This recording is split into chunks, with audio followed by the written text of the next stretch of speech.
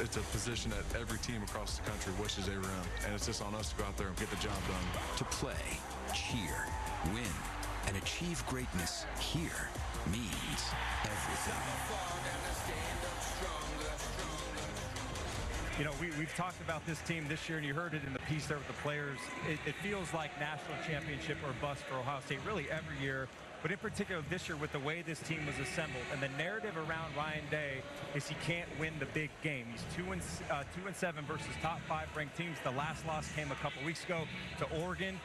We all believe they're going to handle business. Welcome in, everybody. What is going on? Mentality. And that's what it is. That's the missing piece. They have the pieces. It's a mentality. Can they fix that? Big game today. Moving forward?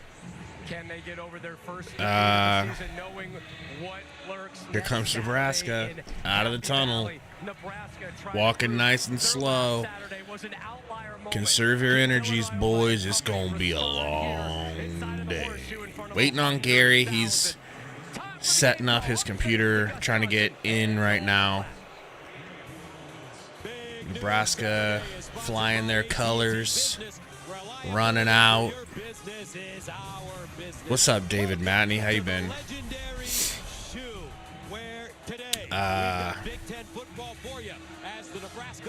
Noivus, folks. I was looking back at the scores from Ohio State. Like, actually, you can see them on screen right now. Ohio State last 5 games. Iowa 35-7, Michigan State 38-7. 49-14 versus Marshall, and 56-0 versus Western Michigan. So, like, what I'm thinking is, it doesn't seem like they beat people much worse than we got beat last week. So I'm hopeful. I'm hopeful that, you know, maybe, hey, 35-7? We can walk away from 35-7, can't we? We've been through worse. Don't you think some people would actually be like, hey, we held them to 21 points less than Indiana. We're on the right track. I don't know, folks. Help me out, all right? I'm trying not to have to unalive myself as a Husker fan. I'm trying to keep it chill, all right? Trying to keep happy. Hello, Angela. Out there with David Matney. Out there watching the game. What do you guys think? Anybody got any wild hairs and want to predict that the Huskers are going to win this game? Over his head. He desperately wants to get back Anyone? on the field and back Bueller? into the rhythm of this offense, and he's got 2 backs that they've got to get on track. I don't blame you. Is imperative for this team, and the Buckeyes have been very good at it until the second half against Oregon. You got to get Travion Henderson and this guy Quinshon Judkins going in the run game. This is a team. Yeah, Aeon, I don't like these announcers either. I'm glad you said something. I don't want to be a hater. What's going on, Chang? I hear you, Chang. Let's just get through this game together and try not to bite each other's heads off in the meantime. What's up, Vacophobia? Yeah, that's pretty cool. I forgot these early games are like actually respectable time for you out there in Germany. What time is it right now? 9 p.m.? Well, Gus, the truth is it really was a long 2 weeks for Ohio State following that loss to Oregon. Shut up, Jenny. We know what they're fitting to do. Just let them get to it. I love that Oregon had to just stir up that hornet's nest for us, as if Ohio State needed any motivation. 6? Wow. And he also said, I want to be able to look back at that loss as a turning point before this team goes all the way to win a national championship, because the goal here, it remains the same. Aaron, he's just trying to get in. He never turns his computer off like a true boomer. So he finally turned his computer off for the first time in the last 18 months, and now he's having a hard time restarting it. Morning, Tiger Shark. Here in Columbus, 57 degrees. It's nice and cool, folks. Welcome to the Midwest during the best time. Let me see if I can't pull up his. Ohio State won the toss. He's still not ready, but Nebraska I'm sure he'll be here soon. This is a series that dates back to a Pop the game in Discord for him just in case. Ohio State leads it 9-1, and they've won the last 7. The last time these two teams met, 2021 in the Lincoln.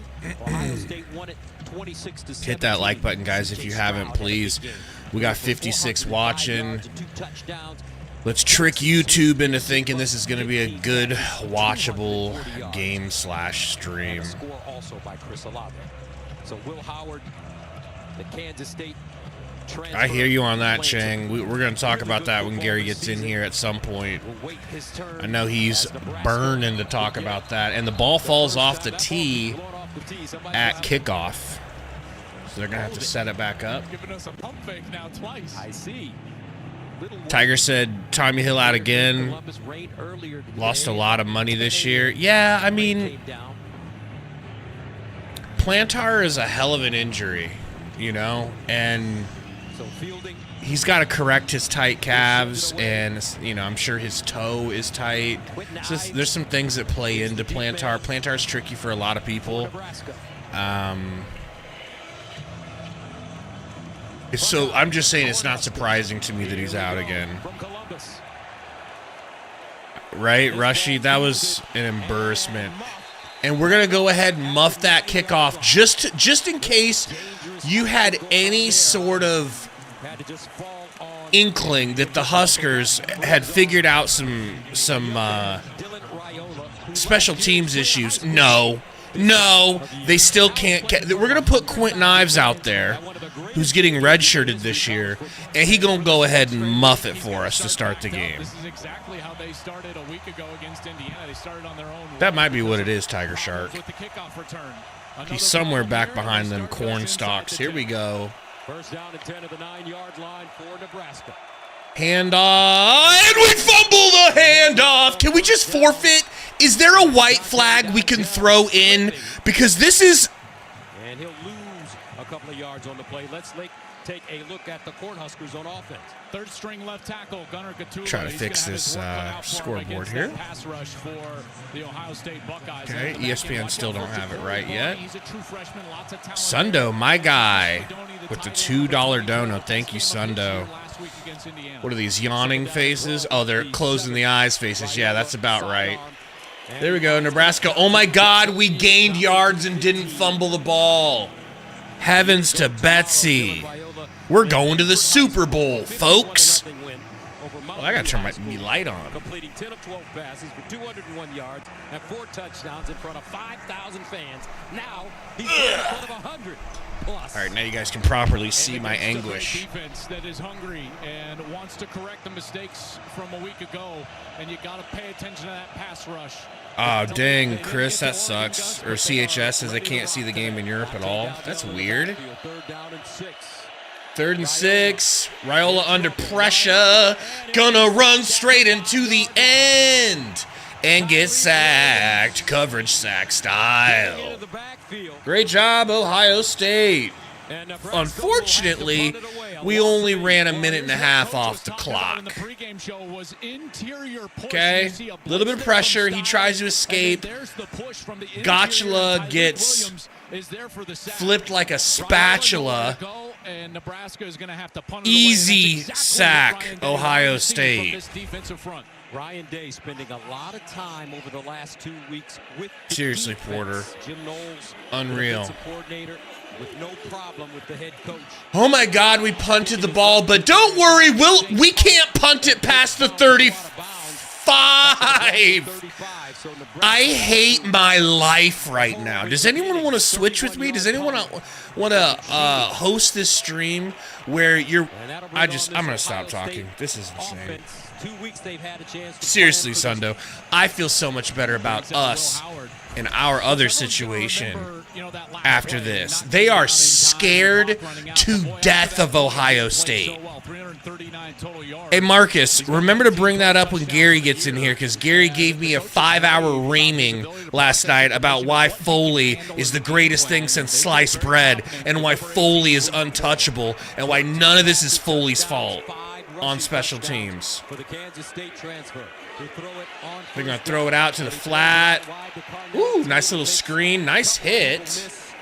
Yeah, let's not cheer ourselves too hard off of the hit. Let's go ahead and get back and prepare our a-holes, okay? Left tackle Zen Mahalski is in for the injured Josh Simmons. That is a huge... Seriously, Alexander. Now with number 65 over there on the left side, and then you know the skill position. Because this is the best skill position group in America. Music. And they're going to be looking for... And, yeah, does it, you know, after last week, I don't think we're going to do that. If Dylan wants to keep going out there, Rule's going to just keep putting Dylan out there. Finally, let's go. Jamar Butler gets a sack. Let's not celebrate. Let's get back.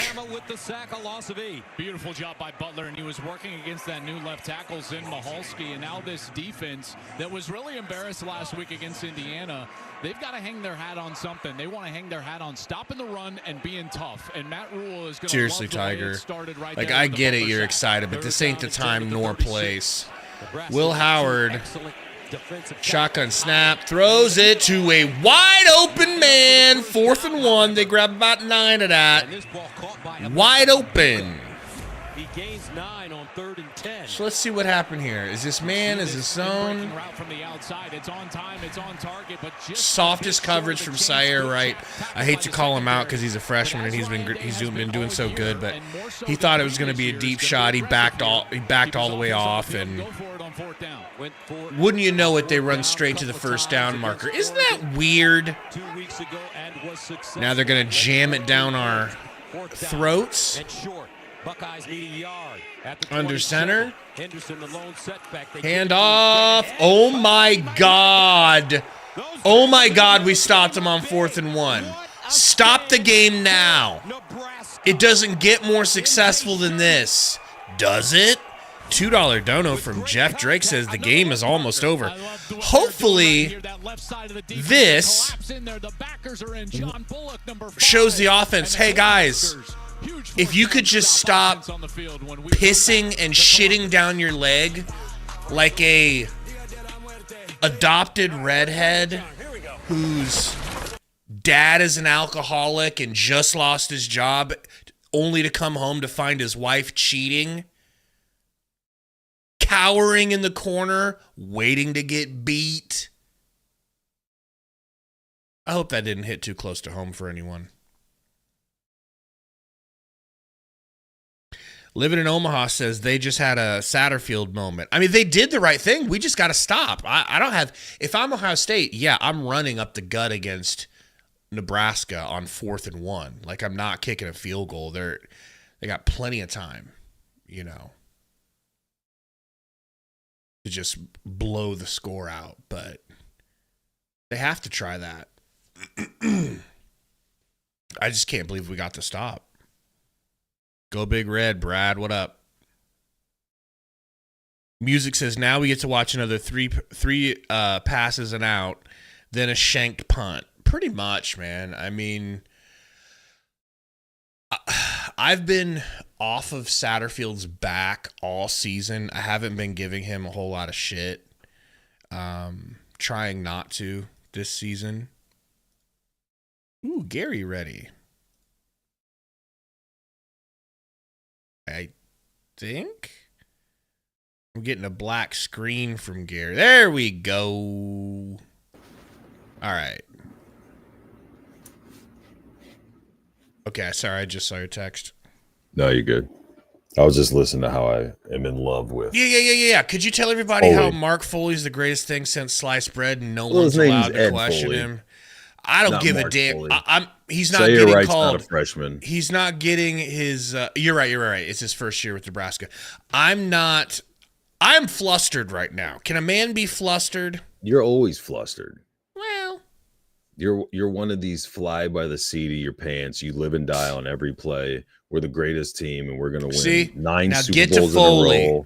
And then we're going to blow the whole thing up because we'll never win again. I'm not calling him Ed Foley until we punt the football further than 40 yards. But go on. What do you want me to go on about? about why because we got people in here talking shite about Foley, and I know that's your sacred calf. See what I mean, dude? It's so everything's so drastic one way or the other. All I was saying when you and I were talking was what is it about Foley you don't like? Another special teams coach. The performance of the men that he So another coach is going to come in and go, just punt better.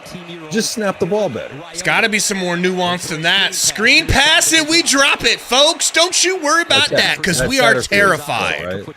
Satterfield drew up and said, hey, Dowdle, first drop the exchange on the first play.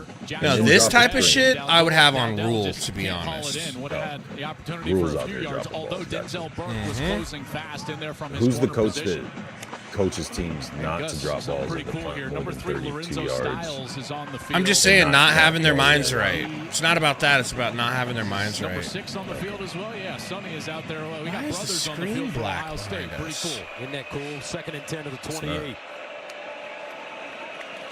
Behind us it is. No, I'll tell you. Oh, shit. Well, I just changed it to red. Trying to have the game. Oh, okay. It was, but... Trying to get taken down. This would be a good game to get YouTube kick us off on. So yeah, it would. It would. It's abomination. Today, and I just wondered what we would see in a 3rd and 11, everybody, right where we want them, okay? Just right where we want to be. Now, odds are we throw the ball 2 yards from the line of scrimmage. Game 4, shank a punt. What we're about to see is where I agree with the Satterfield 8. It's probably going to be 8-second route development plays. Wow. See, we just got to keep talking shit. Fully into greatness. They threw a bomb to Nair, and he caught it on the right side. Really putting that ball in the bucket. Perfect throw. As much trouble as these receivers have getting open, he's going to have to. He might have bounced the ball into his hands. That's going to be close. I bounced that ball into his hands. But I do love the aggressiveness, Gus. This is a team that did not create many explosive plays leading into today, and in particular last week in their blowout loss against Indiana. And they said they wanted to be more aggressive. He's going to have to be content throwing a lot of 50-50 balls because these guys do not create separation. And Satterfield likes to dial up plays. Well, that's not a hold or anything. Don't worry about it.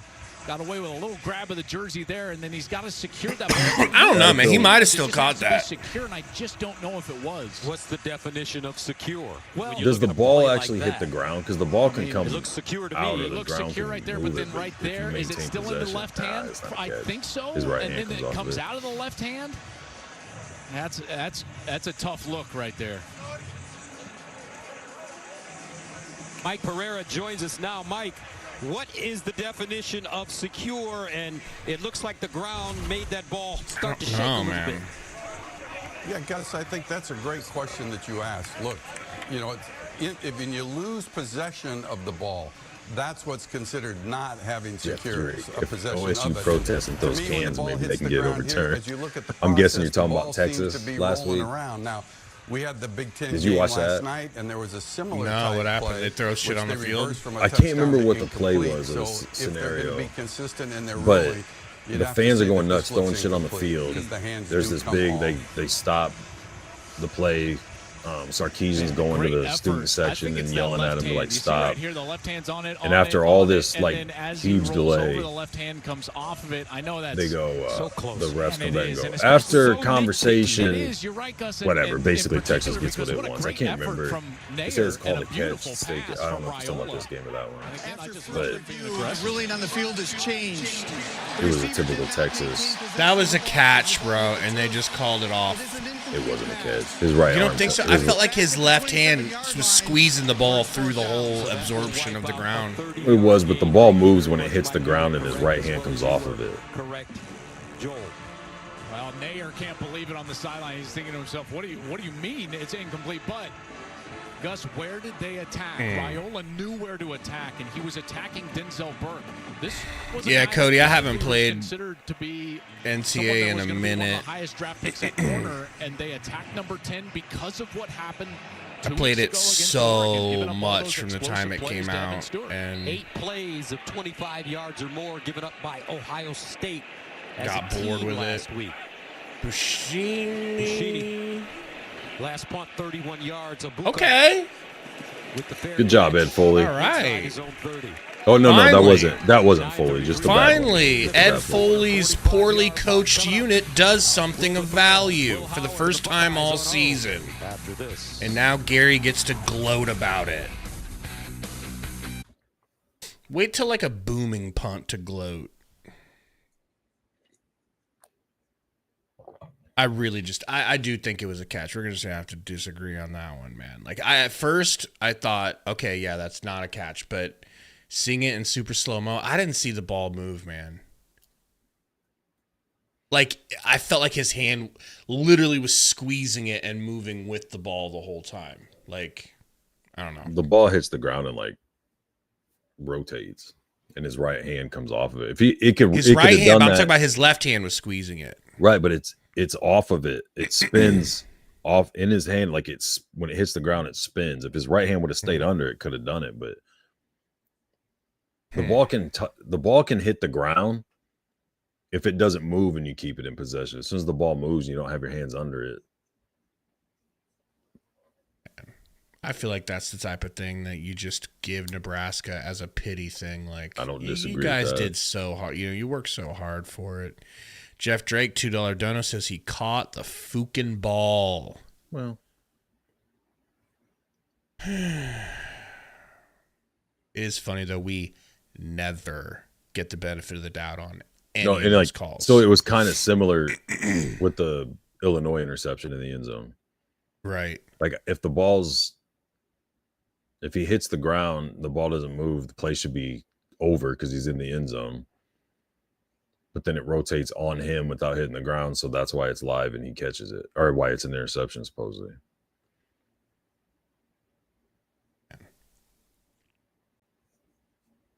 On the plus side, we're not down 56-0. Yet. You know? You got a Sun stream tonight, too? Yes, sir. Dallas? Yes, sir. The last second night of a back-to-back. Luke is going to put it on us. Well. You know?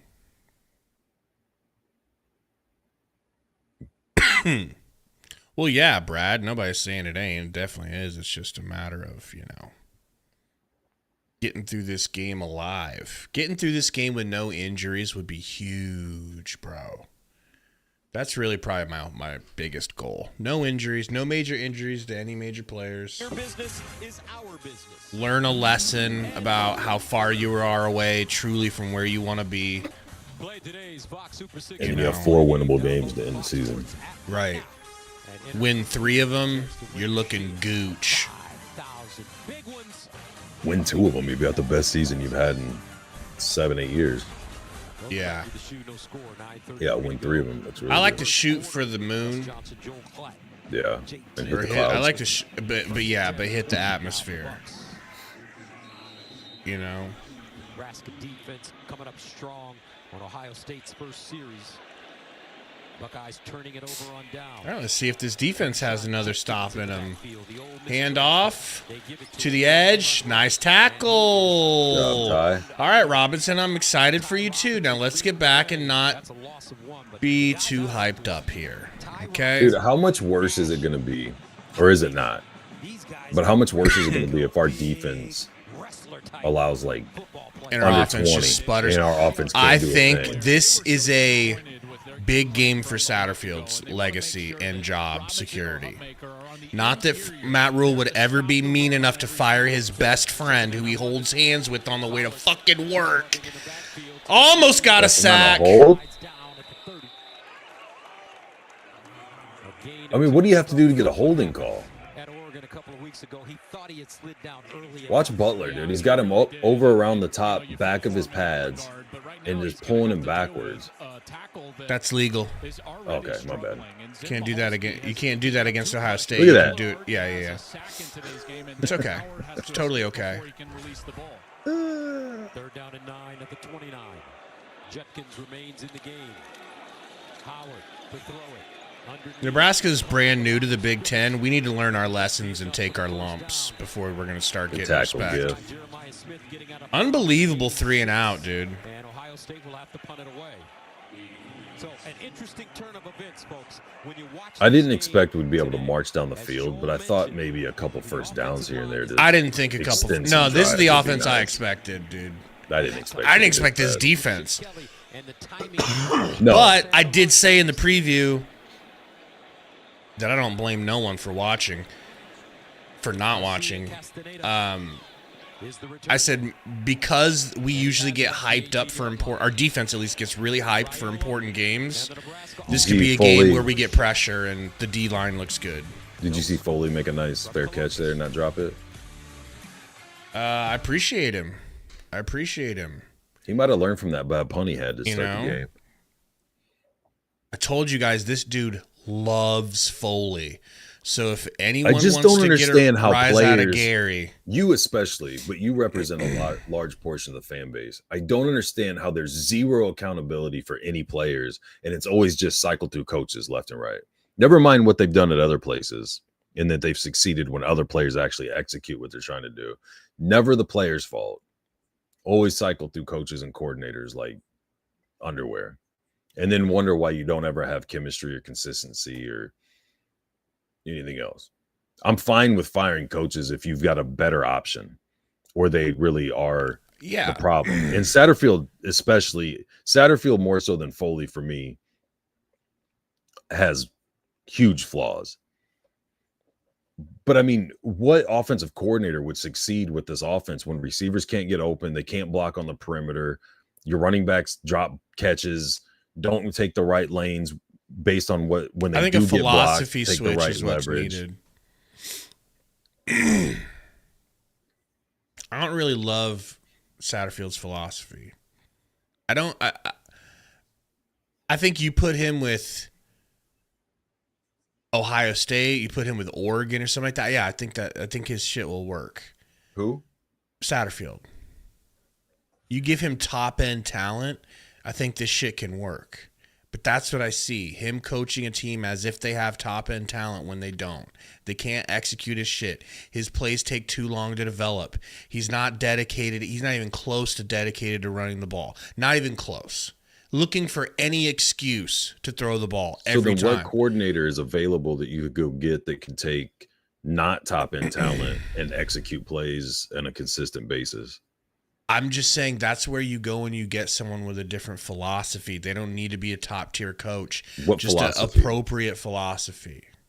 What's the philosophy that's missing? More running, more dedication to the run, better at scheming run. That's not his strength. His strength is being Spencer Rattler's best friend. Okay?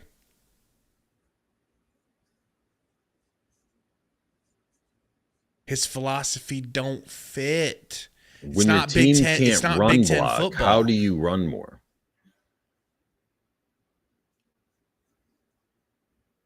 I think if your receivers don't block at all on the perimeter. I think if your offensive line is spending more time getting to be the aggressor and pushing, that helps a lot when they're going forward all game instead of backing up, getting outworked by much better athletes. And I just think that could take so much pressure off of Raiola. They don't want to do that, though. They're treating Raiola like if Raiola doesn't get to throw the ball 100 times a game, he's going to transfer in the off week. Well, I mean, you go back and look at the numbers from every game. It's not like they're not running the ball. They're running for, what is it, like 2.4 yards a carry? That's my point. They can't run. They don't block well enough to run. They don't have an elusive back that's going to make a guy or two miss and torch defenses in the secondary. Like, they have good running backs. They have really good running backs. They don't have the type that rules like, well, we need to start making these, turn these 12-yard runs into 80. You don't have that guy on your team, especially if your perimeter guys aren't going to block. Hold on, we're in a good situation. 2nd and 5. Oh my God, we gained 2 yards. This is a first down opportunity. It's still not up to that stat that Satterfield wants per play. That's only 3.5 yards of play. He wants it between 4 and 6. He wants a little less than that. It's a little bit. He's like, guys, too much. Yeah, pull back, pull back. That's not ideal. That's not ideal. All right, what do you think they do? A tough week last week. And probably some bullshit screen or toss out. I'd be shocked if they run. He rolls out to the right. Oh my gosh, he gets it. He did what you've been begging for him to do. Begging for. You think he watched your video? I mean, I wasn't gonna say anything. He texted me. Oh, okay. A couple times. Like, what should I do, man? He's like, Gabe's out here trying to get my OC fired. Do you have any advice so I can get him to stay on for another week or two? The chains. That's the type of run. I know it's small, but as a young guy, like everybody on the field and on the sideline is like, all right, that's our guy. Here we go. Bass fishing, I couldn't agree more. And I got to tell you, Gus, I like him to take a shot. I don't think I've said that in any of the videos, but I've talked to you a little bit about it. Oh! See? Doesn't go very far. That's because Denzel Burke. He should have had to beat one guy, but Banks can't block, so both guys can get in on it. Yeah, Banks is a possession receiver, not a freaking blocker, dude. None of them are blockers. Your best blocking receiver that's not going to get redshirted is Alex Bullock. Yeah, if you had Bullock and Malachi out there, it'd be different. Yeah. With them is that their wide receivers just don't get the blocks necessary. So this is where I'm with you and everybody else is anti-Satterfield. Stop trying to get east and west so much when they can't block. Dude, I am in love with Raiola running the ball right now. I'm telling you, dude. For safe yards. And now, all of a sudden, the middle's going to get a lot softer in the passing game because somebody's going to have to stay home or they're going to have their eyes in the backfield watching him, and they're not going to be able to just lock up whatever lazy-ass receiver's not running a crisp route. So you've got Kenyatta Jackson, 97 on the field, Caden Curry, along with JT Tuimoloau. Well, back to what I was saying. When you acknowledge, okay, we're not gonna burn Malachi's red shirt. We're not gonna go heavy with Bullock. We're not gonna do a lot of Borkature, who's a better blocker than Fedoni. We're not gonna put these guys in, but we're still gonna try and run the edges. That's insanity. Foley ain't helping that situation at all. Make them pay again. Damn it, we're short. That's all right. You got to go for it. You have to, especially now that he's running a little bit. Because now these little short routes and everything will work, and he can take off if he's got a little bit of space. And they're going to have to worry about that. Man, that's close. Yeah, he's definitely short. About a foot. Yeah, like a foot, though. I mean, you could almost sneak this. This is just too short of a field. I feel like you don't want to jumpstart Ohio State. It's fine if he's slow, man. We don't need him to be Martinez. We're kicking. And I think correctly, Matt Rule is going to send his. Why are they? He is slow. 4th and 2. Yeah. Coming back off of his pass rush. Well, yeah, Gary. We got all the time in the world to win this game. It's not where the ball's at, Gabe. Just so you know, it's where the knee goes down. So is it really? Is that the real rule? Nebraska. I didn't think so. If you stretch the ball across the goal line before your knee goes down, and then your knee goes down at the 1, it's back at the 1. We return. Yeah, George. I mean, that's not a bad philosophy. The defense is doing decent, so if you can flip the field, but I mean, I don't think this is that type of game. I think you try to do whatever you can. Dude, I'm the most conservative guy when it comes to play calling and going for you'll ever see. Even I think you should go for it. If this was a winnable game, I would say, yeah, go ahead. Dude, well, no, I wouldn't. I would still say go for it, but it would make way more sense to me. Oregon pulled off a Scott Frost onside kick at halftime. In order to beat Ohio State. You can't even go for it for 4th and 2 when you're actually moving the ball and you've got them tired because you've been keeping them on the field a little bit. Come on.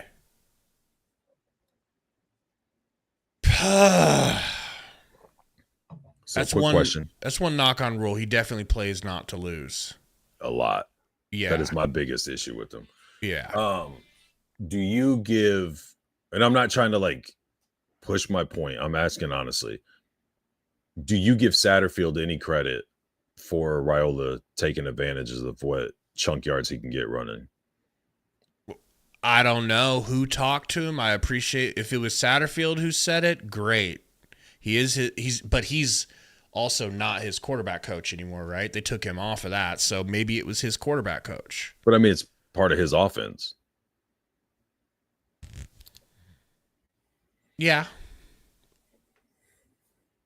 I'm just saying. I do. I'm with you. I don't know whoever talked to him, that's great. I'm not saying you should give him. I'm honest to God asking, but it's the same thing when shit doesn't go right. Is like, I don't think he's coaching not to block on the perimeter. I don't think he's coaching Barney, and I think was it Emmett last week, when a guy actually is blocking and you have inside leverage to try and bounce it out, so you're going against the block. Like, I get what everybody's saying. Like, there's things you work on practice, they should be able to do it, but guys have mental lapse, whatever. You don't know who to blame. But like, I've been begging all year, like, you don't have to be Martinez, dude. I don't care if you only get 2 or 3 yards. Show the threat of you running and taking advantage when they sell out to blitz you or the run, or nothing's open because they've dropped so many back in coverage. And it's like, those are the types of adjustments that now the next adjustment I would love to see is to stop trying to do these bubble screens and swing passes that you're solely relying on one of these receivers to block so you have a one-on-one. The other thing that I'm noticing is, like, he's really good at sliding. Some players have him just mentally, like, you know, some players can't shoot a basketball. Some players can't slide correctly without hurting themselves or giving themselves, you know, up dangerously. He's really good at it. So why the fook hasn't he been doing it, bro? This is free yards you're leaving on the table. Living in Omaha, I was trying to like get away from that because he made me promise not to talk about getting advice from me. So I was oh my God, that was we had a good punt. Really good punt. Today's Aflac trivia question sponsored by Aflac. Get help with but that was good by the punter, not Foley. Who was the last the bad punt was on Foley. Heisman finalist the year after winning the award? What up, Brady? I think Brady. But it might be all the way. Brady, we're here to finish what you started 2 weeks ago. All right. The Ohio State season for you. You're welcome. All you got to worry about is Indiana in the conference. And then you got to worry about us coming in and busting your Oregon bitch busting ass. Your asses. I think that's the last one. Lamar Jackson. I think you got it. How do you get these? Unbelievable. Look at it. Lamar Jackson. There we go. Interesting. Someone ain't trying to hear Brady. Put some money on this. Hike. Put him in his place. Uh-oh. Could have been a lot worse. Could have been a lot better. This is why I wasn't like, flip the field. I mean, it makes sense, but there wasn't really anything front side. You stopped them on a 4th down and forced a 3 and out. I wouldn't push my luck. You know they're going to make adjustments as the game goes, not just once at halftime. Can't corral him. He's got so much speed and burst once he gets into the open field. 10 carries, 87 They got to stay disciplined in the gaps. I know they're probably giddy from having a sack and a couple tackles for losses, but they get chewed up. Play action. Nice rip. Nice. Oh, man. That was good coverage. It was. He was well covered by Deshaun Singleton. Singleton's been struggling in the pass game, too. The route tree. So here he comes in That's motion. Good coverage. Here's a Mecca, and he comes and watch right. He's coming, and then he doesn't stop. See him? He works all good the way break. back, Gus, right back down his route tree. That's the way to keep yourself uncovered. That was a really good throw, man. The ref's been gifting Oregon wins, in my opinion. Oh, my gosh. I didn't know. The cameraman got so faked out. I faked out. Howard kept it, yeah. Big play. Butler have a game, man. Yeah, he is. They say a 5. Yeah, and here's what's going on. My guy right Butler, now, the one you didn't even think would make a spot on the roster. I thought Cam Leonard would start over him, but boy, was I an idiot. Idiot. Is the outside player just in the A backfield disrespectful right idiot. Oman Mielen, number 18, blows the play up. Mahalski, 4th year in the program, replaces Josh Simmons, who was injured against Oregon. As you mentioned, Joel, man in motion, handoff up the Gutsky. Noah, play action. Good. No! Hartzog was like, I didn't do anything, but he probably did. He didn't need to, man. He overthrew him by like 4 yards. It might have been because he held him. He just. Let's take a look. Made him stutter a little bit. Is going just right down the seam on this go route. Maybe. He kind of gets held by Malcolm Hartzog. Defense number 7. The ball be placed. Yeah, I think that move literally scared Hartzog. He was like, "Oh shit, I got beat. Got a hold." Nebraska was after Will Howard. There's your boy Ty Robinson. I'm just gonna say the Nair catch that got challenged. Way more of a hold on that play that didn't even get mentioned when they were reviewing it. 13 minutes of game time. And they just have not played well. Too much pressure on Will Howard, not enough run lanes. So they're trying to find their footing up front and allow these great skill position players the opportunity to showcase their talent. First down and 10 to the 43. Man in motion. Another man in motion. Toss. A shotgun pitch. What a tackle, man. That GIF? Shoestring tackle. My guy GIF that you said was too white to play in college? No, I don't like the whites. Tripped him up. He had daylight in front of him.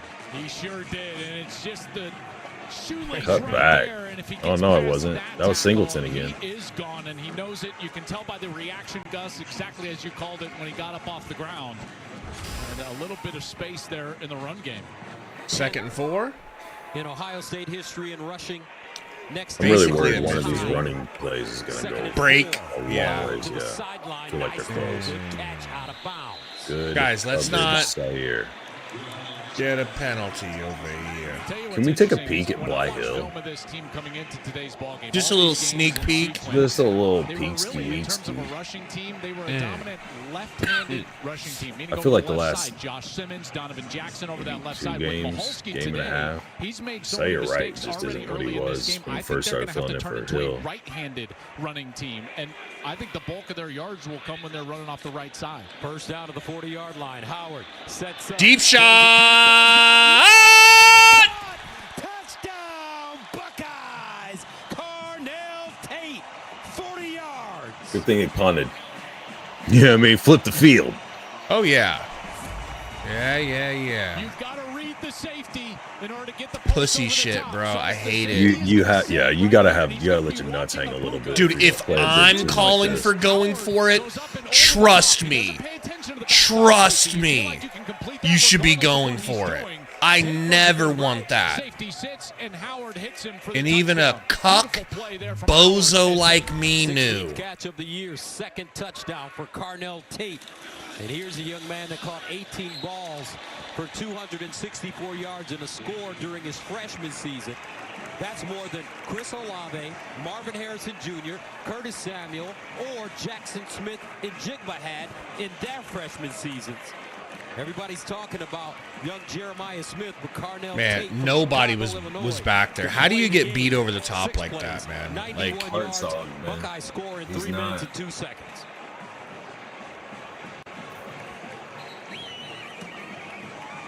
He gambles and he's decent in zone, so he gets picks and does those things. But when he has to lock somebody up or he has to be sound in his cover over the top, it's just. Cortez delivers. Freeman hits the ball. Right field. She is gone. We don't need to keep watching this. Yeah. Gibby, meet Freddie. Game 1 of the World Series. Can we just get baseball over with so it can start up in 1 week again? I'm gonna hate baseball, bro. I'm so over it. I'm getting to be like that with basketball, man. Really? It's just such a long season. Nobody gives a shit. The players don't play half of the games. You could cut that season. That's being a Spurs fan, too. Maybe if you had a coach that wasn't a White Walker, it wouldn't be such a big deal. No, it's just too many games that are meaningless. And then the WWE aspect of it. I gotta tell you, man, these two teams and franchises, you just certain players have to get 25 free throws a game, and Other players, you can forearm shiver them when they go through the paint. That's clean. That was incredible theater last night. First down and 10 to the 25. Got some good theater right. here. Hand off. A good 1 yard for Dowdle. 2 yards, they say. And that could take us to the end of the first quarter. The way that they're just kind of walking back. Yeah, it looks like Raiola. And if you're Nebraska, you want to slow this game down a bit, don't you? Yeah, sure. I mean, listen, the faster CHS you play, says, the more opportunities damn, you guys are negative. And you don't want that if you're the Cornhuskers. They'll slow I'm it thinking down. this might be his first time watching the stream. Well, I don't think we've been this negative this season at all. I get called negative all the time. Well, let me rephrase it. I got called negative the beginning of the season we were winning because I was trying to be realistic, and then when we started losing and I stayed the same realisticness, then I'm taking up for coaches and players, and but I'm talking about you. That old chestnut.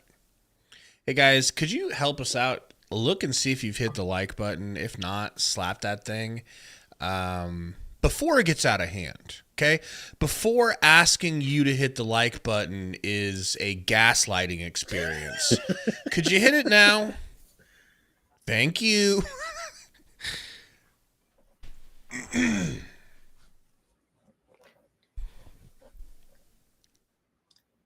If you want positivity, here it is.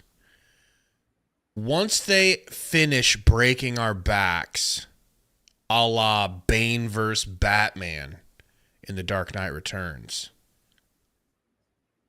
we're both pretty positive about the last 4 games of the season, and not many Husker fans are. We think we're going to turn it around after this game. So, Wally Gator wants us to have our channel eliminated forever.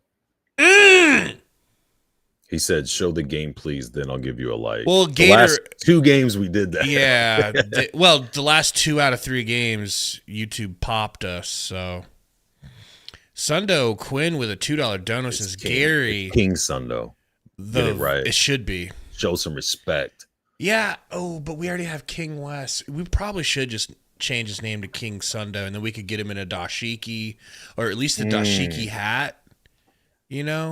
He's got to have royal bloodline somewhere. I'll get a matching outfit. Take the do-rag off. And he says, Gary, the voice of the voiceless, me sacred cow. Me sacred.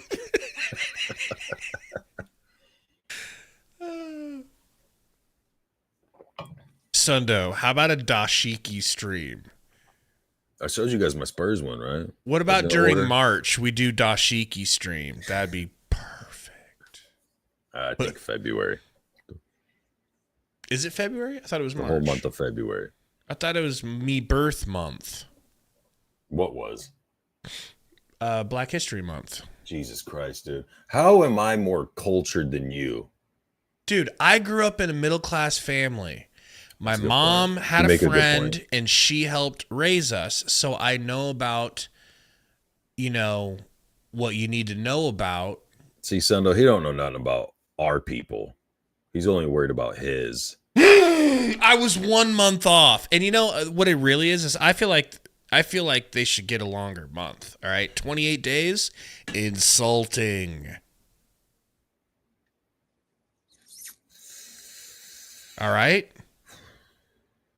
Maybe you can use some of your privilege and make a change on that for us then. How much privilege do you have? Like 60%? I was going to say 40%? Somewhere in that range. You got a lot of different percentages. I'm just wondering how much of it's privileged. Jose, it's funny. He said he looks like a gang member in Northern California repping that big N. Imagine just being a Husker fan and being in the wrong side of some town, getting your ass beat. Yeah, you're just a Husker fan. They're like, what's that? What's that N mean? You're like, no. What's going on here? This must have been pregame. It's like all the kids doing their dare pledge. Their head coach, our colleague, there he is on the left, Shelly, his beautiful wife with him. Urban Stinkfinger Meyer. Wow. 2nd and 8. Raiola in shotgun. Steps up. Run. Throws it. Hey, there we go. Go. I don't hate that. Probably need to review it. But damn sure it didn't graze a blade of grass. Coach, you told me before the game you wanted to see your guys come out and compete. You gotta tell me what rule says because I can't hear. Well, great job by the defense. Say what? Let me know what rule defense says. from the very beginning. They've done a good job on their bye week. They're showing man zone. Dylan's just done a nice job running. Got the big play on the return. It's kind of how this game's going to go. We told our guys, let's go win this, weather the storm early, hang in there. Had a couple mistakes, we're settling them down. Got 3 quarters to play some ball. Barney, no! Oh, no. I think we got it. I think we got it. Was trying to fight for extra yards after the catch. That's a lineman. That's Scott. Tufsky? Skinner. The Skinner. Pounces on it. Ben Scott, the Skinner. Yeah, what's so fascinating is Ja'Cory Barney is normally catching the ball at or near the line of scrimmage. A lot of times behind the line of scrimmage. Here, it's a downfield route. Conservative Husker said it's happened to him. Pop out right there, and you're right. The hustle of the center, Ben Scott. Who ripped that bike? Were they just peanut punching? No, it was just a leverage thing. Yeah, they were ripping, and then when he was pulling against him, it popped out. He needs to listen to Grippy by J. Cole. Oh, poor pass. Yeah. Incomplete, no big deal. It's one of the first times that Ohio State has just had a straight 4-man. I agree wholeheartedly with you, Nathan. I've definitely seen progression or digression. What's the word? Regression. I digress though. 2nd and 10. Shotgun.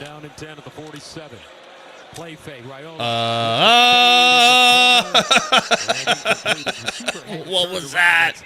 I mean, he was getting held off the break. Am I ahead of you? Just barely. You want a bop bop? No, you're all right. I'm gonna give you a bop bop. I'm gonna see this replay maybe I'm wrong. But I don't get to it because we got to celebrate Ohio State's third down. Then on the last 3rd down again, it's 4 guys rushing, but what are they doing? They're twisting up front. So the stupid call, like the pass. What was stupid about it? Right, I'm gonna pause it on the snap. Wait, calling a fade route was stupid, just say snap. or them getting turned around and not? Snap. Snap. Ohio State showing blitz. They pick it up. Steps up. There it is. Oh! Is that Taylor Martinez? He can't run though. Is that T Magic? And then he doesn't go down. He gives me a little stiffy. All right, well, now we need to get him some Gatorade and some oxygen. Maybe all right. Some of your locust juice, protein. They get the blitz beautiful, here, man. Everyone runs right by Raiola. Guys, could you hit that like button for Dylan Raiola's first big run? On the back end, and there's no one left for the quarterback. He just ran for 30 yards and it only took him 2.5 minutes. I kind of wish he would have Jay Cutlered him at the end, but I'm okay with him just getting out of bounds with the ball secured. What's Jay Cutler? Stops, pulls out his pack of cigarettes, lights one up, and then tips his hat and runs into Throws it down, stomps on it, and then trucks the shit out of him. He would truck people for no reason, dude. It was great. Oh, what a tackle! Hey, what do you know? That's they a great got free tackle on the edge. That's a great Weird. tackle, They just bro. came in scot-free on the edge and still had a guy waiting. Who'd have thunk it? Caleb Downs, here he is as a safety. Watch how fast he triggers into the backfield. This guy diagnoses plays as fast as anybody in college football. Woof. He is a wonderful open field tackler. This is why he was. That was a great tackle, bro. That's an NFL tackle. I don't understand why you still run that play. You got to check out that play. You got a guy going in motion and you're blocking in. And you've got 2 guys scot-free on the outside, and that's where the runner's going. 2 weeks ago against Oregon. That makes zero. Like you can see never let them know your next wasn't move. Gonna work. You like know? you don't let them know you're not planning on going forward. For We're this playing play. random. Jesus Christ, dude! Why do you throw that? Banks has to sit down, dude. Comes up and makes the tackle, loss of 1. You know the play's coming off to go outside, and he's inside blocking, trying to block the dude. Banks makes maybe 1 catch per game, it feels like, also. So look at the what are we leverage doing? he takes on this block. On the outside, just not there. Burke, deep receiver Jamal Banks, and now another third down. And this could be hey, we're getting our field goal opportunity, don't you think? I can't wait. Yeah, this is going to Maybe be we'll punt so we can flip the field. Johnson. 3rd and 14, 7 seconds, 6, 5, 4, 3, 2, blown dead. Let's burn a timeout because and a timeout on the play called by the Cornhuskers. You have to plan on playing Coleman the last 4 games this season, right? Yeah, but this could have been one of them. Or no, he's played in 1 game, hasn't he? I don't remember seeing I him. thought one of the first 2 games, not 2, either UTEP or UNI, I thought he was in for a few plays. Would a bowl game count? That's a good question. I'm too dumb to know that. Because I think it'd be, probably playing the last 3 if he hadn't played anything. But he is much better at blocking than these guys. And then Tiger Shark, I think it depends on Bullock? where this play takes you. Most likely a field goal, though. The shorter the field gets, the better, the tighter their defense is going to be. So it's going to be really tough. But if you get whatever play you end up running here, if somebody breaks a tackle or gets in a situation where they can get inside the 5, then maybe. But I'm saying field goal. Field goals. He says field goal, folks. No, the blocker wasn't fine, man. Like, if he's going out, like Barney's going outside, like that's the way the play's designed to go. You either have to be driving him wider to the sideline, or you have to get more squared up on him so that you have leverage so that the dude can get around the corner. You can't say we're going to run him off this and he's going straight towards the sideline, and then your receiver gets inside and then just stays there with him and isn't driving him out of the way. Because the only repercussion he has for that situation is the hold. Only way he could have stopped him is by holding. He says, or you pass away from the block. Barney would have to recognize that and change the route and not be on a beeline. That's why I'm saying that's how the play is designed. He's like, it wasn't a read. It wasn't a see where the block's at, and then you either bounce it inside or you go out. It's like, no, it's going straight out so you can get towards the sideline and cut up. So your block has to be right.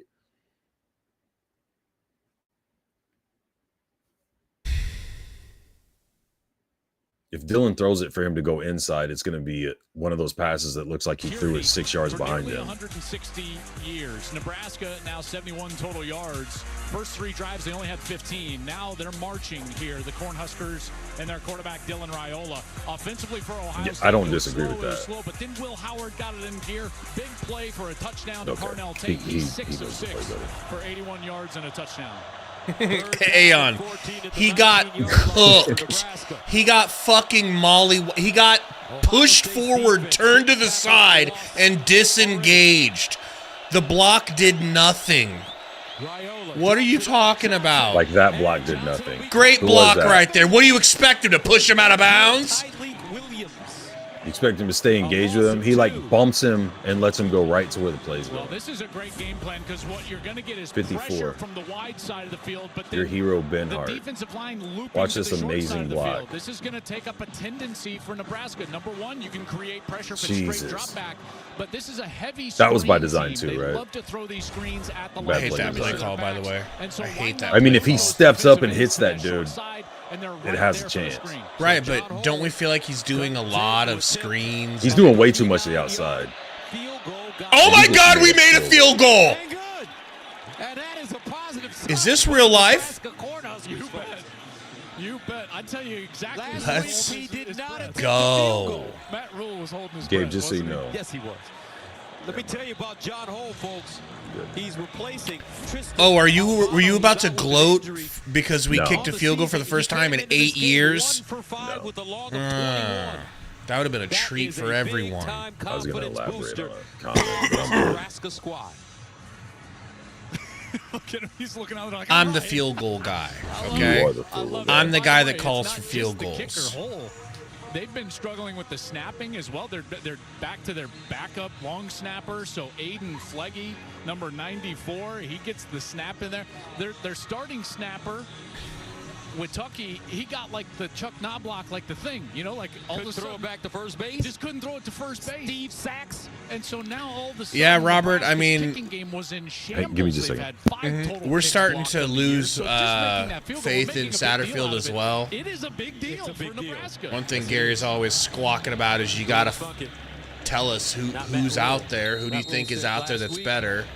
I don't think that'd be hard either. I know you're saying it's a high school coach that you'd trust more. But the thing is, this is Matt Rule's baby boy. Get back to work, and that's what they've done. Satterfield might as well be Rule's actual godfather himself. He loves him so much. So I just don't see him firing his friend. We'll see if he's heartless like that, but he has shown zero interest in that sort of thing. Area tomorrow on Fox. Geno Smith on the right.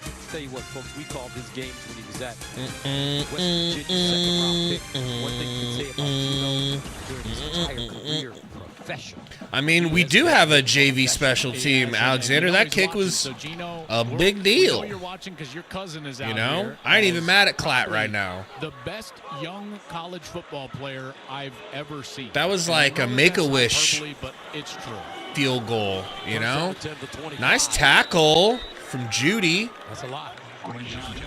This is Geno and the youngster, Jeremiah. Sundo, they're showing your boy Geno. Does things on film, Gus, that I haven't seen, veteran receivers do. And I can just tell you, they're not going to go a whole half without targeting him down the field. So in the next, 9 minutes and 50 seconds, number 4 is going to get a chance for a big play because you just don't allow him to go unspoken for a whole half. Okay, we got 3 guys out on the edge. All right. Gift Garden. Ooh. Tough run. Got hit hard and still almost got the first down. We asked him, where does your athleticism come from, your speed? He's almost in a league of his own in so many ways. He said, honestly, it's not from my parents. It's not from Geno. We've seen him run. He threw him a little bit under the bus there, but he said ultimately he's learned so much from Geno, his experience, and Geno is his #1 fan, saying, I believe he really has the ability and potential to be 3rd and 1. If they can stop him somehow here, they're going to have to punt. It's too far back to be going for it. Actually, sorry, no one in the backfield. He goes under center. He's going to sneak it. That was smart. You wonder. So I go back to that first series, Gus. Remember they went for it on 4th down. Like that. They turned around and handed it off, and it's like, why not do this? Will Howard's 235 pounds. And, I mean, they just got 4-5 yards on the quarterback sneak. Now, I know that's 3rd down and 1, and they maybe be ready for it on 4th down. And Bullock got bulldozed. Like he laid a hit on Howard and got knocked back simultaneously. You're good. No, I didn't. I haven't been given Chip. Hand off. Deep shot! Gone. Gone. That's why we got a field goal. And you said he was going to be a big target. He is right now. See whose fault this was. On the outside, and then watch him just beat everybody to the interior. And folks, watch his speed. He's holy right Singleton. It was either Singleton or Gifford. So shocking. At 220 pounds, he's faster than everybody on the field. I think that he runs somewhere in the low. That was crazy. Bro. I'm guessing Gifford because the way the press moved over to the flat and Singleton was on the side he was supposed to be on. Ohio State taking a 14-3 lead as they go on a 4-play, 75-yard drive. Buckeye. That's NFL talent right there.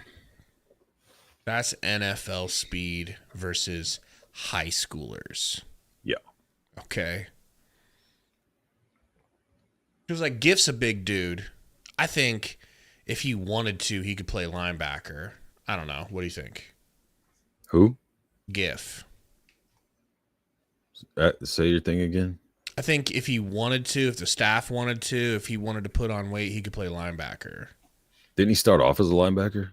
Okay, see, so what all I'm saying is he's not a top end speed type of safety that's going to. No, but we don't have any on the team. Right. I'm just saying in that we scenario, have he has no shot to catch one Smith. defensive back that could somewhat cover any of these guys. Like, it's going to have to be flawless. They should probably just start bombing the ball scheming down the field every time. Like, we can't stop that. No. The only way that they can somewhat compete with that is if they get a good quarterback pressure. I really like Gift. Don't get me wrong. I'm just saying, like, that's not his strength right there. You know, Marcus says in the first half we have 69 yards. Nice. 38 of them came from that one Raiola run. Jeez. So what you're saying is we're giving Satterfield exactly what he wants as far as his desired yards per play. Perfect. Thank you for the positivity.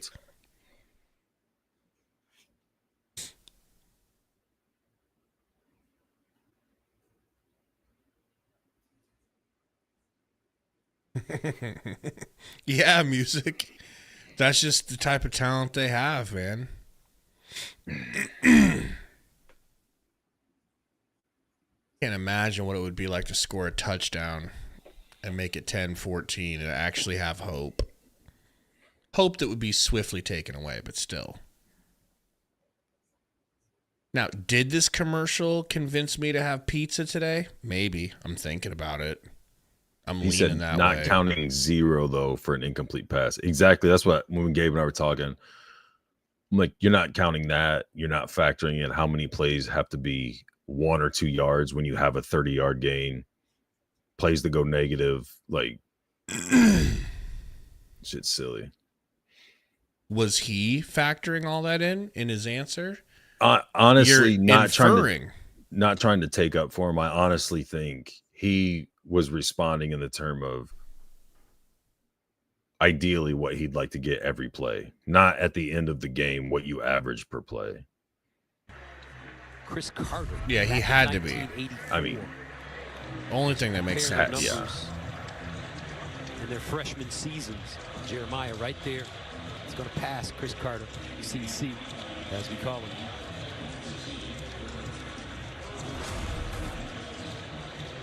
And we're so excited right now, folks. I can't tell you how excited we are because we have a guy standing right next to us that played at Ohio State. We're going to show you in a second. But he played at Ohio State, and he was pretty good. He was pretty good. He was pretty good. He was a running back. Here comes the kick. They send it away. And this one will not be wisely returned. let it go. It is my pleasure and our honor to have the Heisman Trophy winner with us, Eddie George, and the head coach of the Tennessee State. Your boy Eddie George, who you said deservedly so got the Heisman over Tommy Frazier. That's right. And that's a hill you're willing to die on. Yes, we did 2 years together back in the studio. Yes. That was so good, man. How are you? Man, I'm blessed, man. Good. I'm on my bye week right now. I had to come up, check out the Buckeyes, and get ready for the final quarter of our season at Tennessee State. So that's it, man. Just enjoying it. Eddie, you're doing a great job with Tennessee State. You got UT Martin, if I'm not mistaken, next. Isn't that right? Yes. Yeah, defending hand off. Gap quickly closes, but we gather 2 yards. Now, if they show the replay, do not look at the corner that comes off of Banks that he doesn't get a hand on. And it was a good block. What do you want? Great. You want a pancake every time? He ain't even got a block. He just gets in his way. The Oregon game 2 weeks ago, and it was a great game. I mean, listen, go in that environment to lose by 1 point, have a chance to win it at the end. That's what you asked for. They stubbed their toe a little early. I think they're going to right the ship and get it right for the back half. Yeah, for real, Tiger. That's a good question. Oh my gosh, some rush yards. Let's go. Between the teams that you played for here at Ohio State and what you're seeing with the Bucks, with Ryan Day, more of an offensive passing type coach, and college football in general as a head coach. Well, I'll say this. Coach Chip Kelly came in. I think it's changed the identity a little bit. Years prior, I thought, they were going to really emphasize the passing game. I mean, when you have Stroud and those receivers. I mean, that's what you have to do. But now it's kind of harking back to running the football, dominating the trenches, and that's what I'm kind of seeing this year. With Junkins and Henderson, dominating the ground game. So that's what we're kind of seeing right now. 3rd down and 3 at the 32-yard line and the whistle. Damn, bro, get that pass up. No, you're not getting out of here easy. This is my drive-by. I just came up to say, hey. No. What are we doing, man? Every 3rd down, there's something, no matter what side of the ball. Man, I got to tell you, it was now I'm glad he underthrew to work with Eddie when I first got the opportunity to go in LA and work in that studio. And this is what I've really loved is watching your coaching career. Who was it take on? Off Who was and the false job start that on? you've done at Tennessee State. And because to me, this sport is still about development. I didn't see. I'm trying to fix the chat. We're seeing that even I'm going to need you to this focus on the defense has to game. develop That's this year shit. after struggling 2 weeks ago against Oregon. 3rd down and 8 at the 27-yard line for Raiola. Empty 5 backfield. wide, 3 empty receivers at the backfield. bottom of your screen. Twins at the top. Quick toss. And you feel Jesus. Massacred, bro. Now that is an Straight absolute horrible But play call. Kenyatta Jackson gets there first. And Eddie, that's the kind of defense you like to see. Absolutely No question. horrible play November's all call. about a couple things, and I told my team this. It's about who's going to dominate the trenches. You play great Not defense, one you run dude the football well blocked in so that November, he could get and we're inside. seeing this defense really come to life for Ohio And it was on the State. edge They're where trying all to season put long, down not the one defense, dude has blocked, so win you could run a situational play like football, that. But it's and, great to dial yeah, up on that's what 3rd you and got to 8. do. 8th tackle for a loss for the Buckeyes here in the first half with 6 minutes to go. Dude, you should have taken that 5 wide, Brent. Everybody on a fly route and then had Raiola Fields it run. on the run at the 35, gets Ooh. a little bit more running room and keeps Breaking moving. all kinds of tackles. We're going to keep you here because the offense is coming on the field. Jeremiah Smith, the talented, Look, man. spectacular Satterfield's not back helping on his the case, field. man. When No, and I was saying this is going to be a big Satterfield game. He's not going his to fire case. him during the season, No. but the route he's on, like, he's not even trying to. It's like he wants to go somewhere else. I think I could be wrong. I don't know the man. I'm not in the room. He gives me the vibe of someone that I'm trying to decide which way I want to go with this. One of two things. He just doesn't care about. It's Personnel. like an arrogance thing. Like, I'm Marcus Satterfield. I'm in this position. I don't even listen to conventional wisdom or outside voices. I'm going to do what I want to do. And Rule's like, yeah, buddy, do your thing. I love you. I'll always have your back. So it's like fostering he can do whatever the hell he wants whenever the hell. Because Rule likes to stay out of the offense, which I don't love. But I'm fine if a head coach is letting his coordinators do their thing. I'm big on like basic 9 to 5 job, everything. Let your people do their thing. Don't micromanage everything. But at the same time, have confident people in those positions. You know what I mean? So if he wants to stay out and just let him run his offense, great. But you would think before today at some point you go, hey, I know that if screen plays and outside plays was a woman, you would try to marry her. But we don't have the personnel to execute those plays. So could you come up with something a little bit different that maybe plays into the strengths of the players we currently have? We'll keep recruiting and try to get you the guys to go back to the style you want to run. But until then, let's do some things that play into their strengths. No, I'm good. No, I'm good. Keep running this. Yeah. And Papa Rule ain't gonna fire me. You know.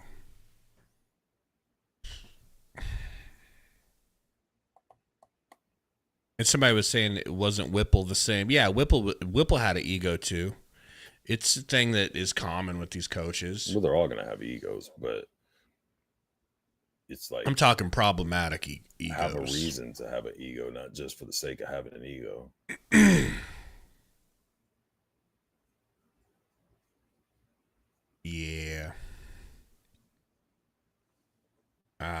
man. We'll have 4 games to, play against lesser talented teams, and hopefully the offense will look better, right? As Jeremiah Smith comes back onto the field, has a reception for a touchdown in his first 7 games. First FBF freshman to ever do so. First down and 10 to the 44. Let's see if they keep feeding him. Kaylee C says, "Who's calling plays? Fire him." Will Howard directs traffic. Play fake handoff, deep shot. Should have. He probably had to check it down, but what do you think? I'm not surprised they're looking downfield now, bro. Well, no, it's going to get out of hand in the second half. No, Joe, go ahead. Hey, listen, I expect to check at the end of this broadcast. Is it chill if Will Howard's a perfect 7 for 7? I see playmakers. Is that chill? I had some of these guys play something different. Bring them down, especially the offensive line. Good Lord, it looks beautiful. But the tight ends, Jeremiah Smith is such a freak athlete. Great receiver. Of course, Ohio State's had some in the past, but he can go down as one of the best. Pitch out of the shotgun. It's weird how there's a nice gap to run through when your edge guys block. Right.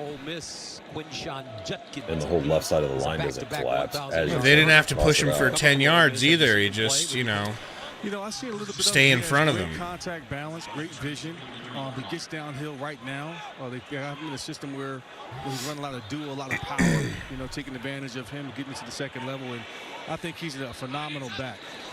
First down and 10 at the 43. Play action, looking out decently deep, maybe 10, 15 yards. 15, almost 20. It's good throw, catch. What's their weakness? What do you like to see him improve on? That wasn't bad coverage. Really good throw. Again, I think Howard he has to stretch the field more. Here's a handoff. Keep going. I believe that a little 5-yard gain. A little bit more in terms of getting the ball downfield. I don't know if this was his longest pass of the year, going to Jeremiah Smith with a touchdown. I'm not sure if that was the longest touchdown pass. 60 yards. 60 yards, but Hot Rod said he needs a beer or 20. I would say 20. That might be the weakness if I were to look at this point. And that's not a bad weakness to have. I mean, he's clearly a good quarterback, capable, but he's going to have to make some big time plays if Ohio State's going to be a serious contender for the national title. Play action again, looking over the middle, sacked. Fumble. No, he threw it. I don't think he was going forward. I don't know if his hand was coming forward.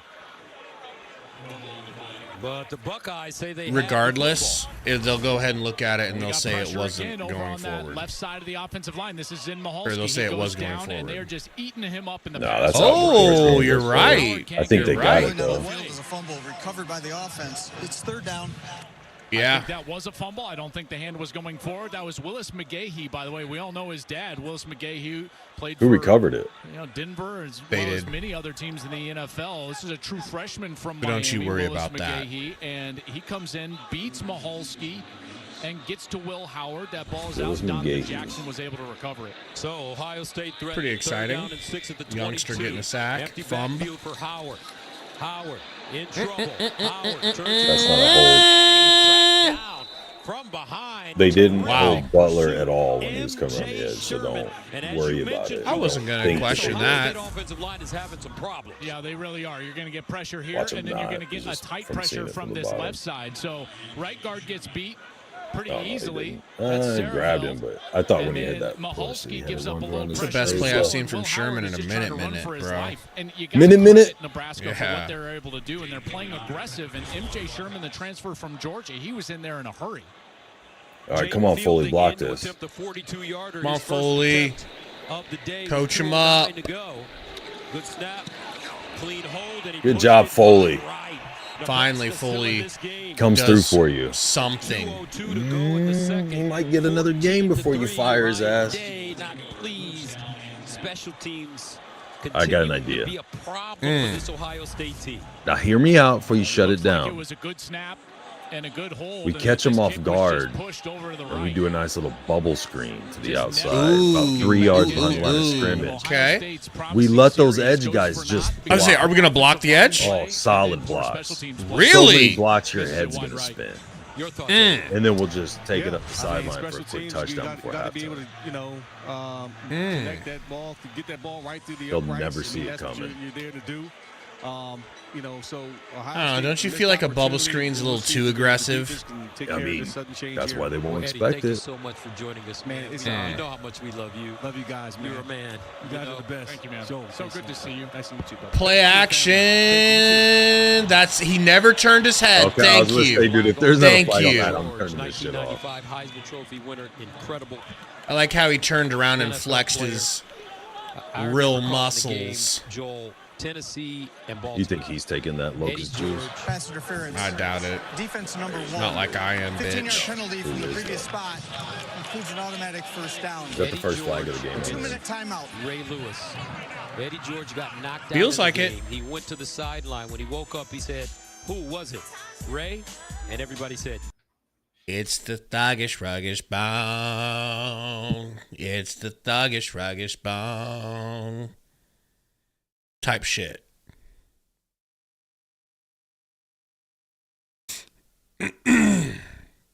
Corey says more backfield passes to Fidone. I don't feel like Fidone's been targeted very much this game. I could be wrong. We'll look at the stats at halftime, but I feel like Fidone really been coming alive the last couple of weeks. Maybe they're scheming against him. I don't know. As a receiver, but he hasn't been as a receiver at all either. No. I would honestly like to see what Bonner could do as a tight end. He's by far the better blocker. Yeah, we haven't been seeing much Bonner. He's been in. They just haven't really gone to him. Yeah, he should be used as a blocker. I kind of want to see what Carter Nelson has as a blocker, but does it seem like they've gone back on their we're gonna we're gonna redshirt? My bad. Say it again. You think they're gonna? Yeah, I don't know that he's a good blocker. He played 4 games already. I just paid it, Marcus, just in time. Yeah, he's played over 4 games, I think. Really? You never see him. What the fuck is he doing out there if he's not catching any passes, Gary? Remember they tried using him to jump over the pile on 4th and goal or whatever it was? They're really utilizing his talents. Does anybody know the total of games played by I'll look right now. Carter Nelson? You just shut up and watch this game. Yes, sir. Damn, bro, I'm so hungry, and it's like my fast ain't even close to up. I'm fitting to break it early today. I just don't want to get more sleepy.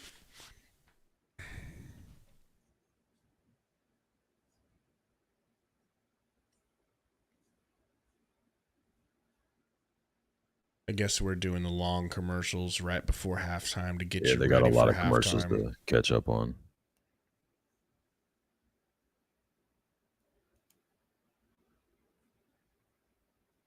I don't know, Alexander. 2 seems a little, To what? Position by 206 points this season. Rob Stone here with you. Coming up on he said only 2, thinking 2 games. Notre Dame jumped early on Navy, and they're all ranked affair. Can Indiana remain unbeaten? We'll check in on their showdown against Washington. Robert says, be strong, don't break it. The thing is, man, I've been intermittent fasting every day for the last 4 or 5 years. I never break my fast, so I don't feel bad because I don't fail to fast, you know what I mean? But you can fail twice a week and still get the benefits. Big run from Emmett. I mean, by big, I mean 12, 13, 14 yards, but we got to start turning those into 80. In particular at the line of scrimmage, they're the team that now has popped a run here. Iola has done a nice job with his feet on the ground. But defensively, they're winning the line of scrimmage. Jeremiah Smith has gotten some plays down the field. Cornell Tate got a play down the field. But Ohio State has an inability to run the football right now. Meanwhile, Nebraska, they're running it for 4.5 yards per carry.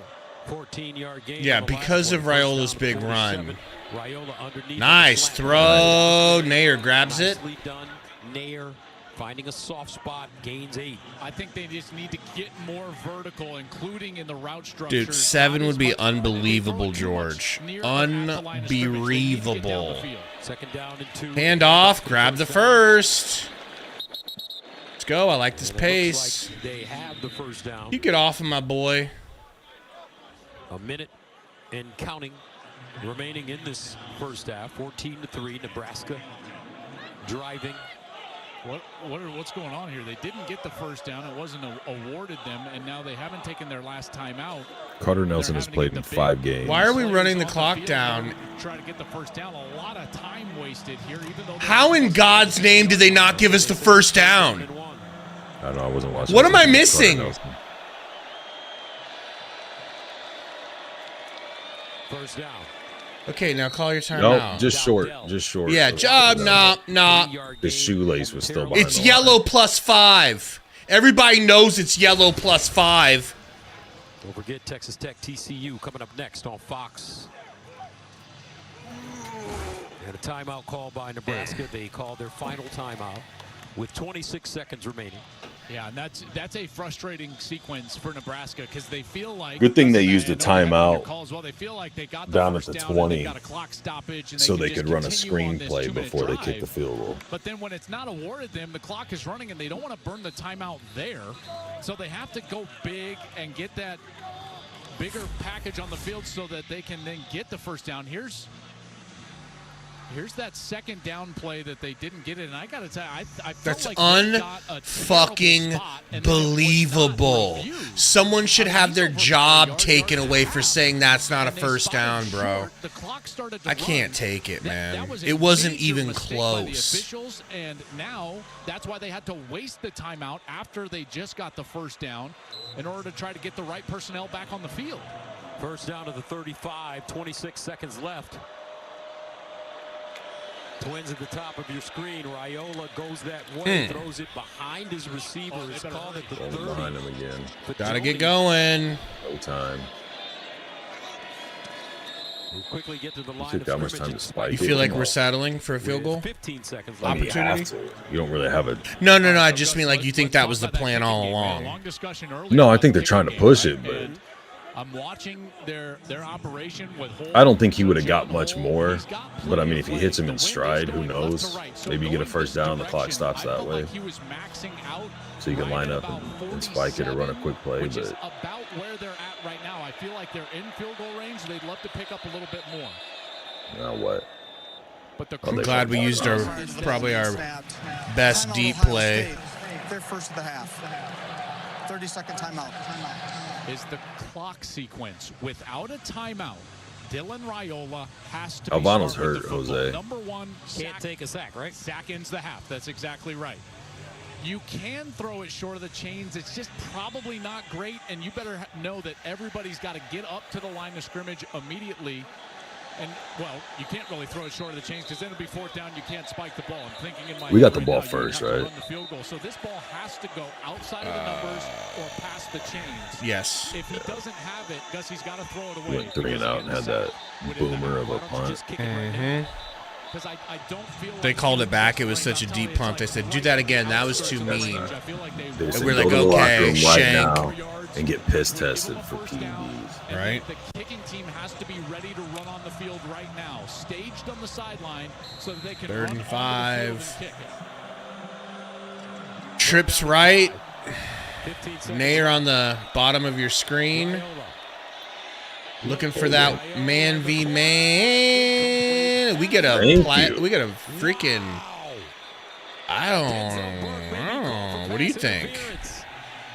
There was a hold going through the middle, but they'll probably call it for us. Pass interference.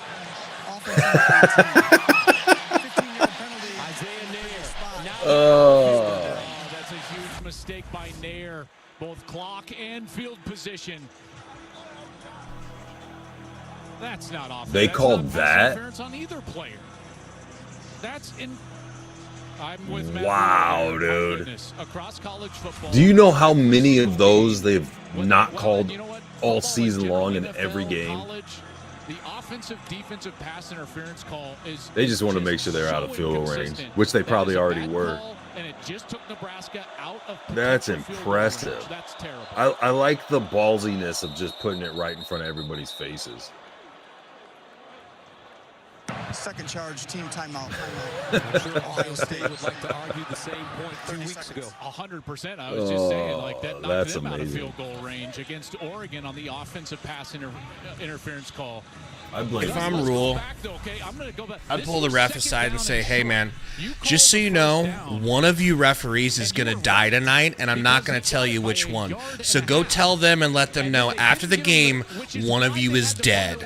I will be killing you.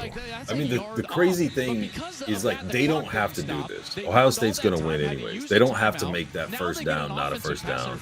Yeah, we don't need – you don't need to help them. They could help us, and we're still going to lose. And then go, see? Refs don't hate Nebraska. Seeing the clock run when they had the first down. I think the official actually got confused with who had the ball. It wasn't where he spotted it.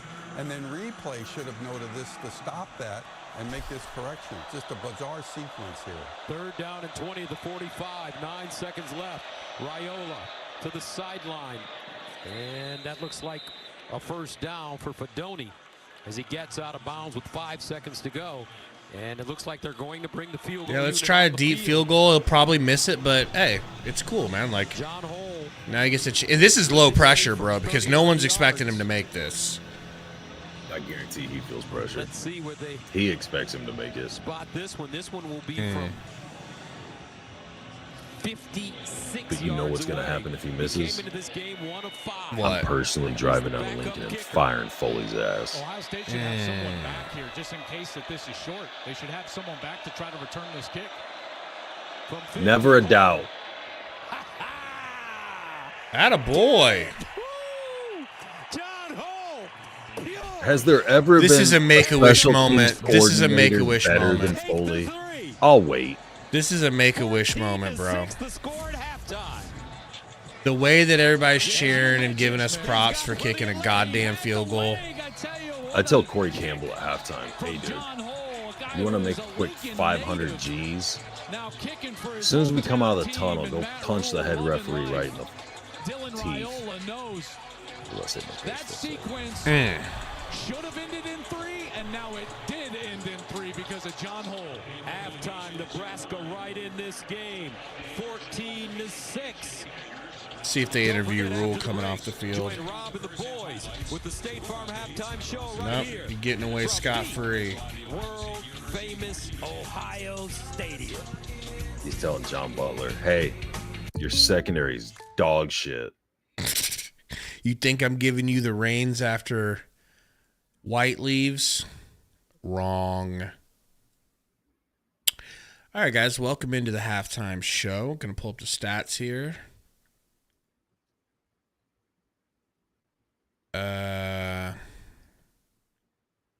Well, they're not great. All right. Not bad. Could be a lot worse. I thought this was going to be 21-3 minimum at halftime. But I'll take 14-6. What do you think? Whatever, dude. Whatever, he says. Well, I'll tell you what, whatever. I'm going to run to the bathroom quick and pee. Will you and grab some more coffee? So you want to talk to the chat? Because I got to do the same. Yeah, I'll start looking through here. See if I can learn from real football people and like yourself. Seriously. Talk about the refs. Let's see what the AI thinks we're talking about. Zaga said Chat a course summary. foot kicker Hold on. makes them when it doesn't matter. Shut up, Zaga's talking. Go ahead. They got it right. The AI got it right. Viewers are discussing a football game between Nebraska and Ohio State. Specifically, what does it say? And the performance of the Nebraska kicker. They got it. That's us. kicker good, snap good, hold good, 14-6. I think Satterfield fired after this game. Rule will, I'm 98% sure Rule's not firing anybody during the season. Do you fellas know each other before the show? Yeah, I grew up with like their whole family. His older brother and I are like really, really good friends. I'm wondering what's up with the refs. We all are, Jose. It's like we were saying, it doesn't make sense. They don't need to do this. It just is like putting a spotlight on them even more so, where they could go the other way and call bullshit calls for us, and we're still very likely losing this game. What's the stats on the shit calls refs? I wish they start keeping stats on that. Like Gabe said, and other people have brought up, like I know Gabe was like mad when he's yelling it. There needs to be some kind of accountability for refs. I don't understand how they can just go around flagging coaches, like when Rule throws his headset or when Pelini flicked his hat or whatever. Like, they can control even the behavior on the sidelines, and they have zero accountability for any of the shit they do, the calls they blow, wrong calls they make, the Fedoni pass interference. Again, I can't remember what game that was, if it was the Illinois game or Purdue or something like that. And even after reviewing it, like, no, it's still, I just don't understand how they like are zero accountability, get to make all these game-changing decisions all the time. Are they going to make me regret coming to work? No, don't worry about it, man. Ohio State's going to make it way better adjustments than Nebraska at halftime. And it'll probably, the Indiana game, shockingly, if you go back and look, was score-wise pretty close at halftime. And look how that ended. I lost my spot. I'm satisfied with this half. Sure wish Dylan had a second or two more to check off his reads. For sure, but also it'd be nice if Satterfield called more of a quick passing game and it didn't take 3 to 5 seconds for some of these routes to develop, especially when our receivers seem to have a hard time running crisp enough routes to get open. They've been pencil whooping us all season. Offense is still retarded. Kind of has that feel to it. But being this close is not what I expected. Lock the door while he's in the bathroom. Chasing 3 is the goal. You know.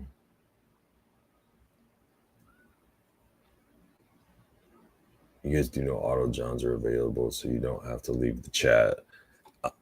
I thought about getting some diapers, and then you guys would just see my face kind of scrunch up and maybe a little noise here and there, and I never have to leave. This thing's jumping all over me.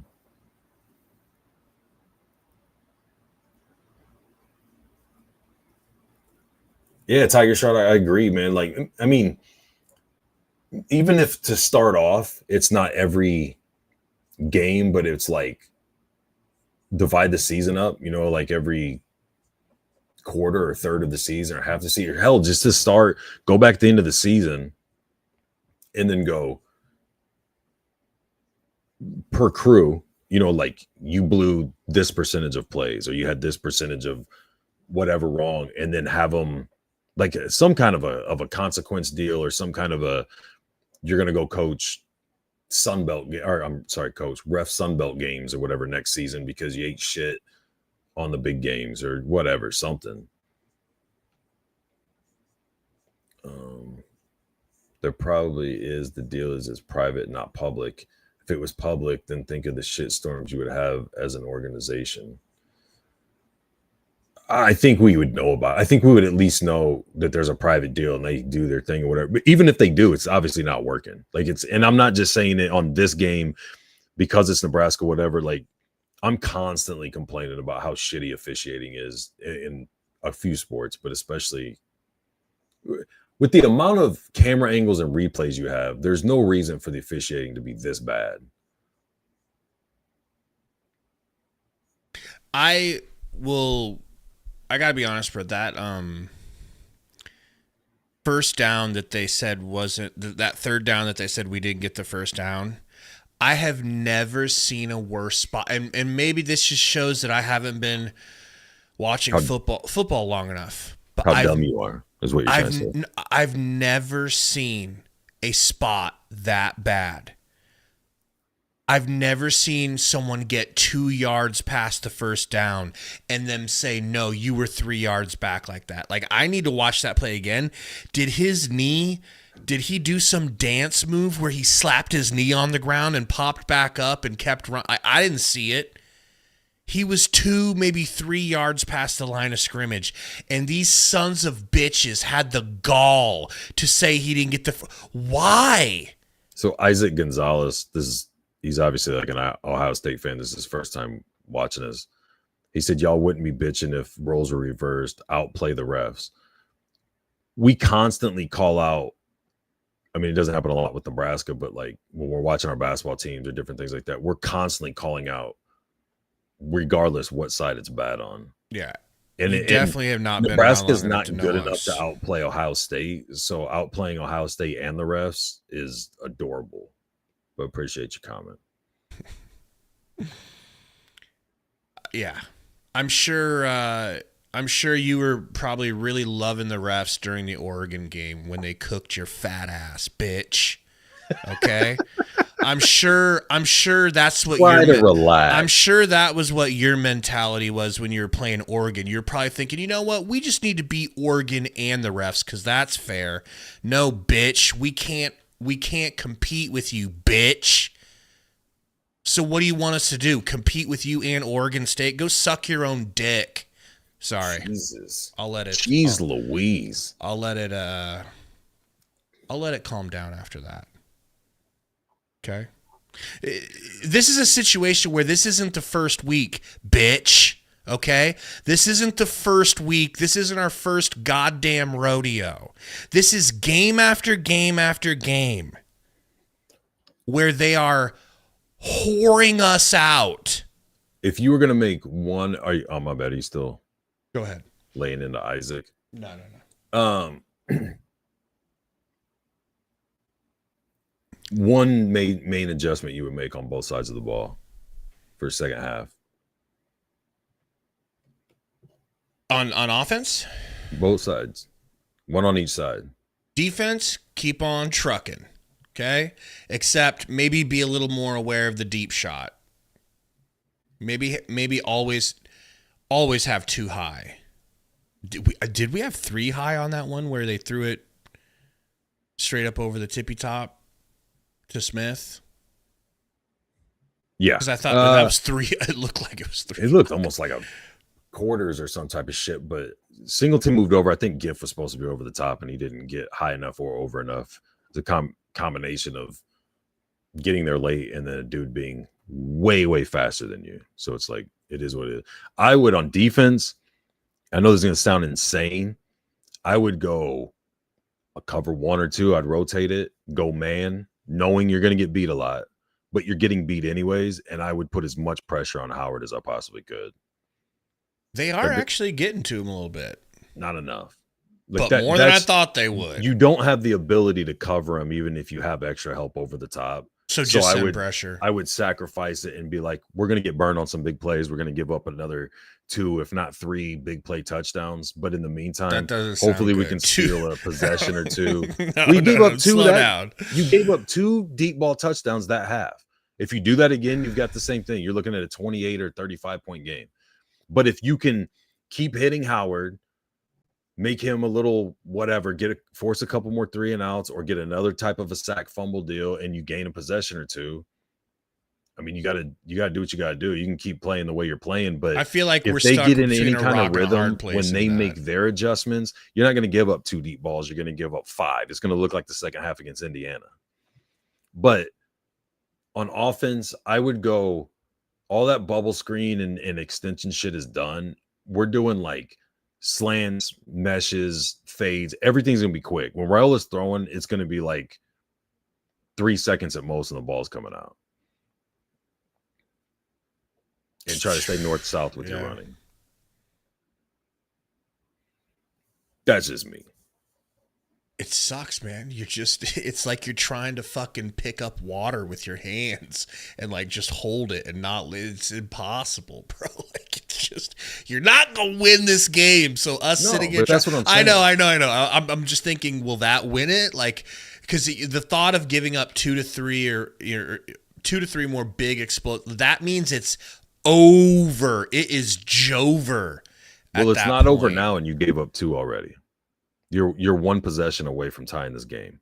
I'm not saying it's realistic. I'm just saying the reality of the situation is you gave up 2 big pass plays that are their only scores.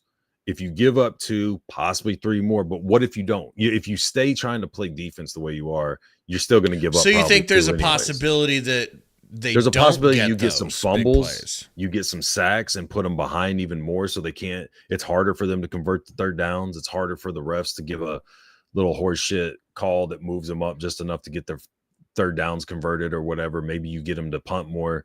Maybe you create a couple more turnovers or a couple turnovers, period. I don't know. I'm just saying, I'm saying there's a possibility there. You're not getting turnovers by doing different types of, Tampa 2s and shit like that. Like, they're going to pick that stuff apart.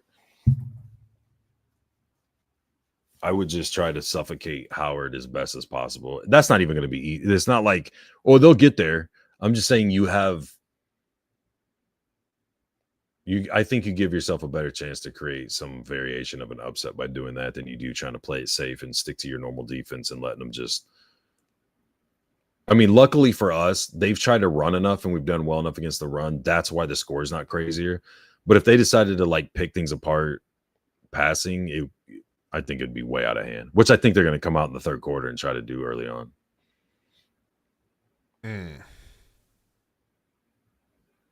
But where they're playing tight man and getting a lot of pressure, especially on the edges in on Raiola and any of that edge stuff we're trying to do, I think if you do quick passing routes towards the middle, kind of stick with your man beater type routes, but do them quickly, like Raiola catches the ball and is already trying to fire it out.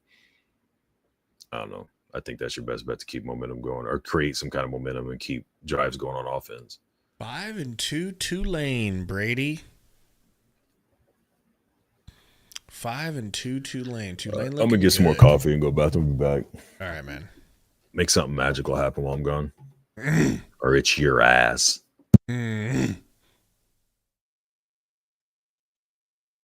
Senior Pimps says, I don't think our offense needs weapons. I don't feel like weapons is the problem anymore. Honestly, I don't ever feel like weapons was a major issue. I feel like it's always been offensive line. And now but I guess if you're talking about weapons that can block on the perimeter, I guess that makes sense, But that's where Malachi Coleman comes in. Really good, tenacious, strong blocker. And Alex Bullock. I think that's just the things we're missing. But we've got our speedsters. We've got our big play receivers. We've got a possession receiver. We got a couple of really good tight ends. We got more than a couple of really good tight ends, honestly. Just about blocking and protecting Raiola and not letting him get crushed and not letting him get Adrian Martinez'd, if you're familiar. Ken E says those bad calls by the refs totally Sat's fault, right?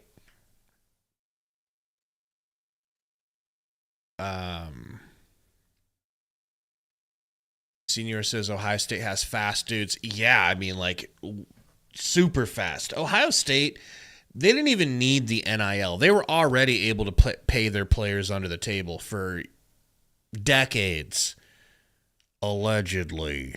So they're just they're just the difference between the way they recruit in Michigan is stark contrast, which is crazy. It's crazy. I'm sure we would kill for a lot of Michigan's players, but I'm very happy with this first half. I have to be honest. I know that's there's a lot of things I would have preferred didn't happen, especially the calls and stuff. But being down 6-14 right now feels like a breath of fresh air. Like I'm coming up for air out of sucking mud after last week. Chris Snyder with a $1 billion question. Where the hell is Harburg? Why are we not utilizing him at all? We keep getting all kinds of lip service from Rule about how he wants to get Haarberg the ball more. It never happens. And like Gary said, it never happens for more than one play. He comes in and goes right back out. He should be out there for a full drive at times. There's so many wrinkles you can unfold with him out there if you set things up. You run it with him. They're like, oh, that's what they're going to do with him. And maybe you pitch it to him. Maybe he pitches it. Maybe you do your little fancy play that you usually get big yards off of. The one that Jeff Sims caught and threw, and you guys know what I'm talking about. They ran it with Haarberg and Raiola this year once. Something. This is Ohio State. What do you have to lose? But then to play devil's advocate to the other side of that, it's like, I bet you the Huskers would feel really good if this game ended up like 28-13. They'd be like, yo, that's not bad. And that could be beneficial in the future. You know.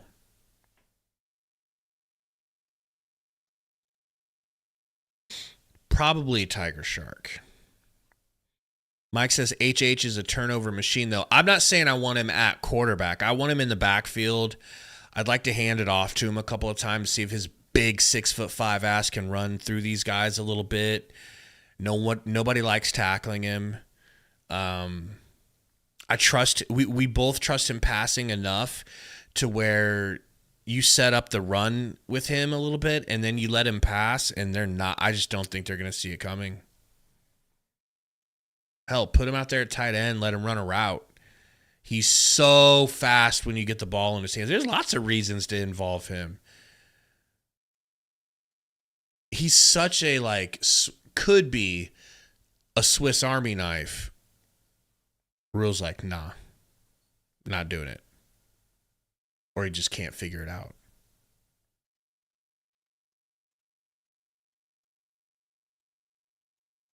That's a good point. George says, but do you do that late in the game so they don't make adjustments? I like that idea. As long as they do it at some point here. I don't want to jinx us, but we might be close to coming back from halftime. Senor Pip says, can't believe our kicker nailed 54 yards. 56, senor. Don't shortchange him. This is the new Alex Henry. Don't say that, Zaga. I'm getting starving. You're making me think about Runza, and I'm like 1,000 miles away from the nearest one. To Columbus, Ohio, and we are ready for the third quarter. Our score, Ohio State, 4th-ranked team in the nation, 14. Nebraska, 6. Gus Johnson along with the quarterback. If I'm Nebraska, I feel so happy. These kids have been playing their hearts out. They are. Especially considering what we saw last week, 56-7 against Indiana in Bloomington. I thought that they were really good at the line of scrimmage. You know, their pass rush showed up at times. And then the big key, though, for Ohio State is that they just have, these trump cards of great athletes on the outside. Carnell Tate, Jeremiah Smith, and then they can get out of trouble. Let's take a look at Milestone. They're going to get the ball. We got the ball right off the bat and did nothing with it. I think it was a 3-and-out. Gus, here's those moments. Will Howard does get some protection here. The safety's down. What can he do? He goes up and over the top. And even if that ball is just a touch underthrown, Carnell Tate good enough to go and get it. And then how about the speed from our guy number 4, Jeremiah Smith, right down the middle of the field. Miss anything good? Safety, and that's an easy touchdown for Ohio State. But it has not been easy for them. Good for the special teams for Nebraska. Matt Rule called in. We talked to Matt Rule for a little bit. Did you give him some straightening? Well, he wanted your opinion, but I said he ran to the bathroom real quick. Yeah. Matty boy, you're going to have to handle this game on your own. And then he broke down crying. Sounds about right. I was consoling him. He had a couple snot bubbles come out of his nose. Yeah, was he licking his lips and everything? Furiously. I came back here and saw I missed 6 calls from him. I can't do it for him every week. At some point, he's going to have to figure this out. And we're underway from Columbus. 14-6. And Ohio State will run it. Nice tackle at about the 18, 19-yard line. Darn good tackle, as Dion Which would means say. I'm sure they'll send him up to the 25. Yeah, forward progress. What he needed to see, and he actually paused for a second, and his answer was, we need to find a way to run the football. That's what he wanted to talk about. He also complimented their big plays. Their defense has been much better. He likes those 7 tackles for loss. He said we're playing better football, especially on third down. Coach Rule fired up coming out in the second half. He said Dylan Raiola is competing. How dope would it be He's if finding a Harvard's our rhythm. H-back the whole Obviously, second a little half? frustrated with the officiating time. Good I'm one. going to let you guys talk about it because I'm not happy with what I'm seeing. That would require him getting in the game. They were able to still get the 3 points. I was going to say creativity. Or a little creativity where you could line him up in the backfield, let him run. Yeah. Send him out as a tight end, let him catch. Do that a few plays and then hand it to him and have him start running wide and then drop back and throw it to somebody who's probably wide open over the middle. Let's not put wrinkles like that into the offense. We've got bubble screens to run. Yeah. Get back to the bubble screens. Not the problem, their explosiveness. The issue lies in those 5 guys up front. They have got to start opening up these run holes. Man in motion. Ooh, we got some Get him, pressure. Hutt. Oh, Hutt got juked. That was a good pump fake. I don't think he really got juked. I think he shut down where he initially wanted to go. I think he was going to throw there, but To me, it looked like he jumped to block Shut the up. pass. Shut up. Watch, I'll watch, tell you. watch. This is going to be I think he's going to try to make this pass, and he realizes, Yeah. He pump faked and he put his hands up instead of running. If he would have just kept going at him, he would have hit him. But I think he'd have thrown he's scared. He might have got a late hit or whatever. But he would have known it was a pump fake. Or you think the hands up is the whole reason there was a pump fake and not an actual? Okay. I think he wanted to go there. Nice. No He's catch. out. No catch. No catch. He meant to go down, No though, so catch. it's inbounds. He meant to land in bounds, though, Gabe. The refs are like, well, that's according to first the multiverse theory, there is a universe in which he came down with that catch. So we're going to go ahead and give it to him. It's the Doctor Strange rule. The Dr. Stephen Strange rule. Well, this is best case scenario. He's been rock solid, but that time defense. Good tackle on the return, 3 and out. I can't believe we got the ball back. This is going to be like probably 3 or 4 extra bubble screens we weren't counting on getting. That's true. Nebraska 15. And that's where they will start, a 61-yard punt. Dylan Raiola and the Nebraska offense on the field for the first time when we return.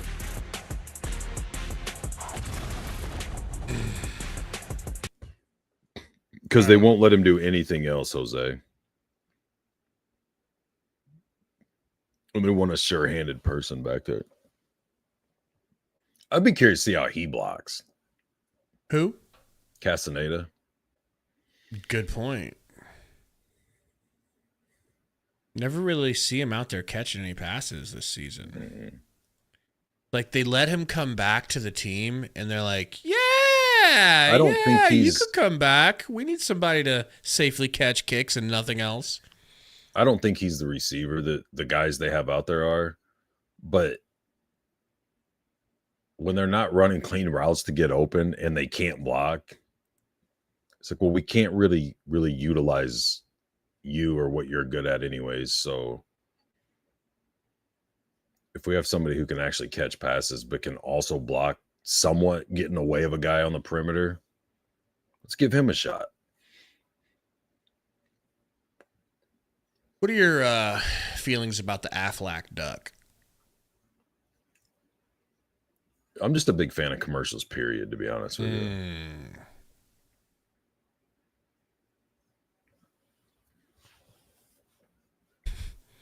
Tim Dillon always talking about how, like, boomers love commercials. Like, I don't think that's commercials are the like case. Meaningful. He said his dad, I don't think anyone likes commercials. Well, he said he once caught his dad tearing up because of a Budweiser horse commercial. It's like his dad's like, that's America.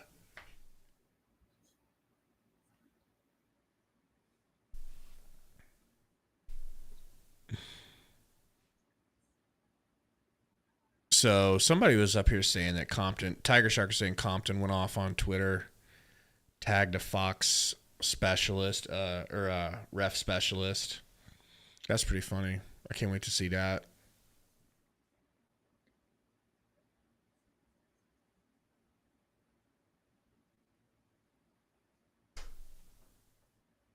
Ohio State squares off against third-ranked Penn State. I don't know if Castaneda can block or how well, if it's much. Yeah, I have no idea.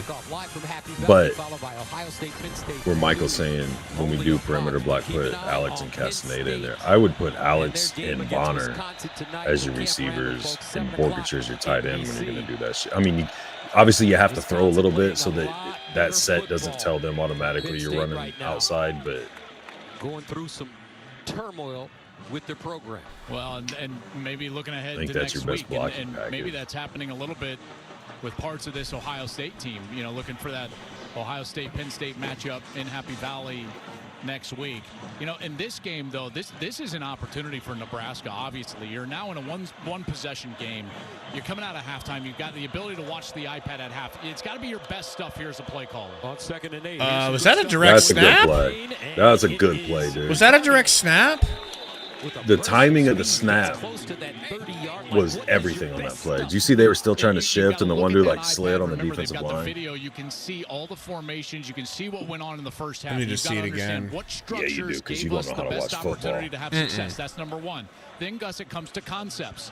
You marry those structures with the concepts that gave you some opportunity to move the ball down the field. And I hate 11 a.m. games, dude. They ruin my life, dude. I fucking hate them. The offensive coordinator has got to be aggressive right now. Play fake. Raiola sets up. Fires. Oh my gosh, we threw more than 10 He yards. hit him before the ball was there, man. For a moment, Jamal Banks couldn't hold I ain't mad. on It's not a to it, flag. It's and just that good ball timing. Broken up for Ohio State by Jalen McClain. Yeah, and Did he need to float it like trying that? to throw the football Did he over put the any kind of linebacker, zip kind on of there? layer it in the middle of that and in front of the safety. But a great That was job by perfect McClain. timing. He's a young guy that they think very highly of, just a true freshman. Damn, and he's that's able to perfect break on timing. the ball and knock it away from Banks. From Warway, New Jersey, Seton Hall Prep. Here's a hand. Nice Oh, run. baby! Oh, my gosh. No. And he'll gain 14 on 2nd and 10. Now that defensive line for Ohio State. First down, though, man. 2 first downs. Tried to blitz again. 2 first downs, a lot better than the first drive of the first half. And now that offensive line getting it going a little bit. Now you look up and Nebraska has 88 yards rushing, Gus, on only 19 attempts. That's 4.5 per carry. And they're doing a nice job. First down at the 43. Another handoff, a nice hurdle. Yeah, run his ass over. Get to the Ohio So State hold on to the ball. 45. Caleb Downs with the tackle. So a gain of 14, 14, and 12 Finally, on the Brady. last 3 plays. That's two very Oregon powerful found runs. some running room against this Ohio State team, and now Nebraska is finding some room. I don't know This how he tackle kept there his at the feet. second level, and Seriously, again, dude. He was Downs off for his the second feet, straight the dude play. chops his Has to leg and save keeps going. An explosive run That's what I do to by you. just getting downhill Yeah, and that's how you making break that my play. tackle. First and All 10 at day. the 45 for Nebraska. Emmett Johnson in the backfield. EJ. Play action. That's a flag. That's a There we fucking go. flag, baby. We need to decline it. I mean, we get an extra 4 yards if we keep it, but good job on Banks finally winning a physical matchup. Mm-hmm. Bro's just All over. grabbing the dick and balls off of him. Interference. Defense number 1. That penalty's decline. The result of the play is a first down. That's Igmanosin. Right now, Nebraska just driving it right down the field on Ohio That's State. 3 plays in a row that went for first downs, and 2 of them were runs. Something's going on, bro.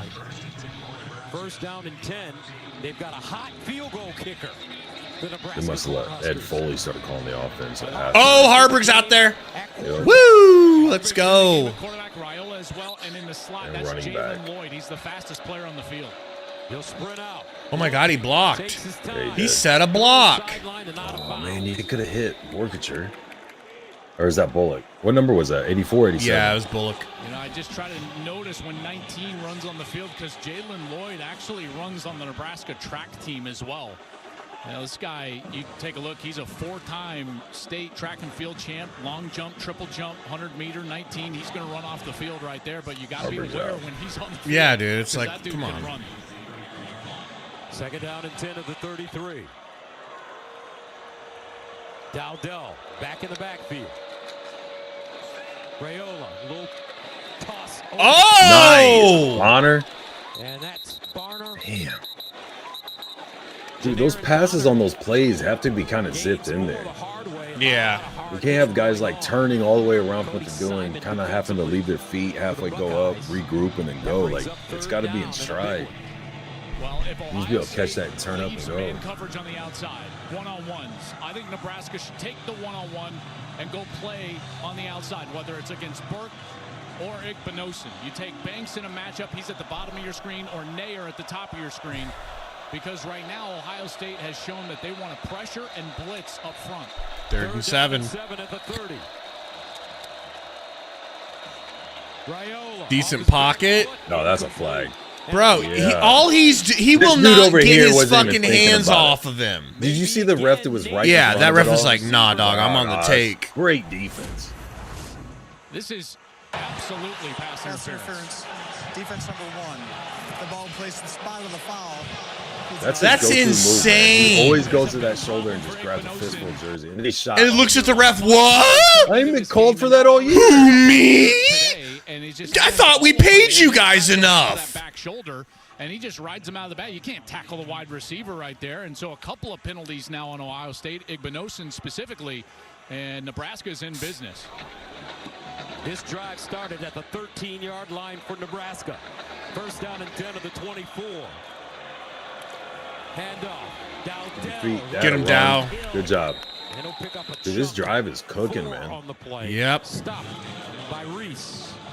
Just waiting for the other shoe to drop. Just took Igbinosun out of the game completely, which means Jermaine Matthews, 24, is going to be in the ball game.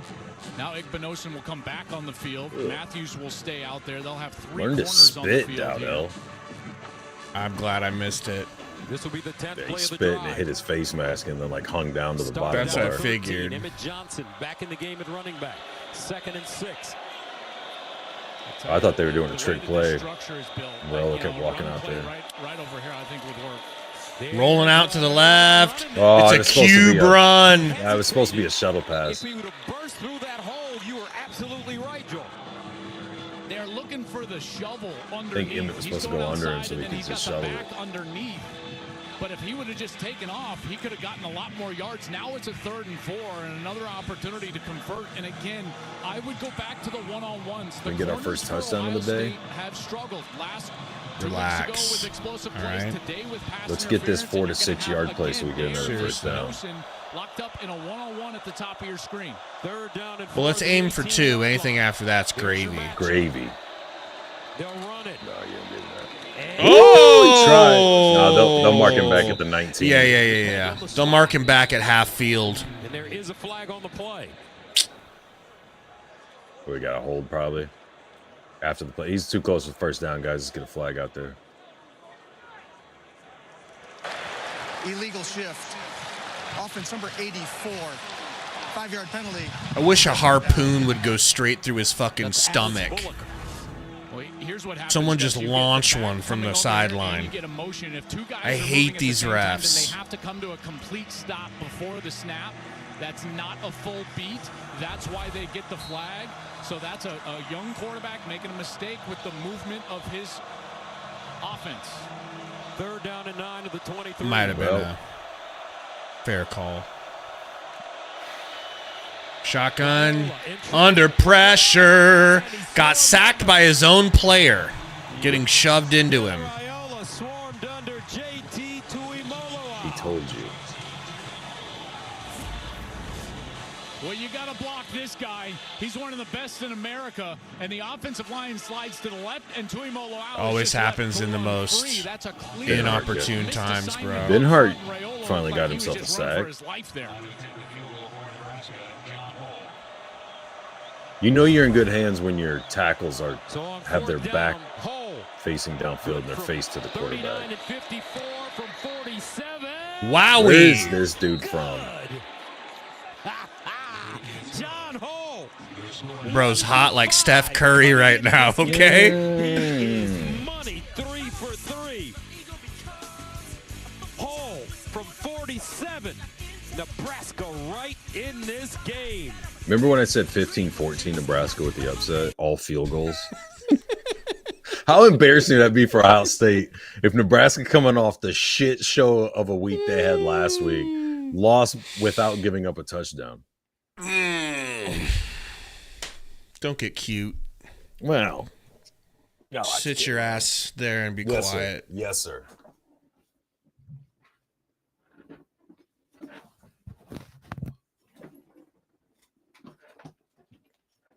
God damn it, man.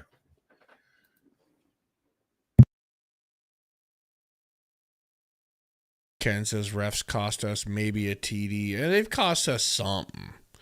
Zaga said Foley beating his chest right now. Absolutely. And rightfully so. You know? Uneasy said pick 6. Defense, come on. Yeah, we're gonna need Foley and White to get us all of our points because our OC just doesn't have those plays in his bag. I do like the way we're running the ball more, though. Yeah. You know? Ugh. Don't do it to yourself living in Omaha. Is there anything stronger than coffee I can take? I mean, I'm drinking espresso right now, and it's just like... I can go back down by where we grew up. They've got this stuff. It's called... yes. meth. Send it to me. I can get you some of that. Yes. I'll take 3. 3 meths? 3 meths, please. Make it 4.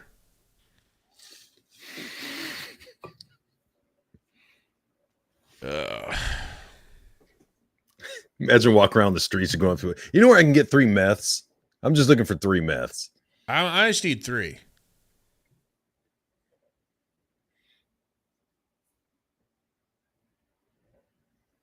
Does fentanyl wake you up? Maybe that's easier to get. I think that does the opposite. But like some people do fentanyl on purpose, right? Yeah, but like it's not just a poison that gets laced into drugs. It's like the something. Slightest amount can kill you, can't it? Yeah, but like some people still do it straight up, right? Yeah. It's like a crazy. They had my mom on fentanyl before she died. Whoa. Like, because once the cancer got into her bones, it was that bad. Oh. But it was like patches. Whoa. That's crazy.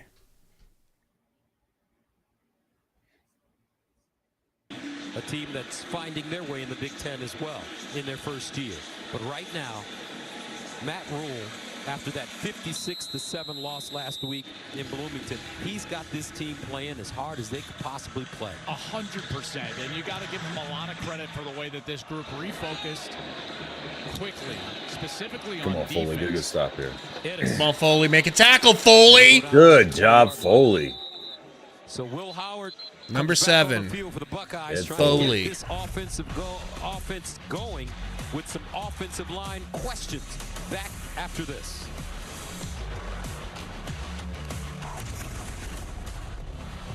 Sinwolf said they gave him fentanyl instead of morphine in an ambulance a year ago. Here, they make damn. Wonder what that felt like. Got any more?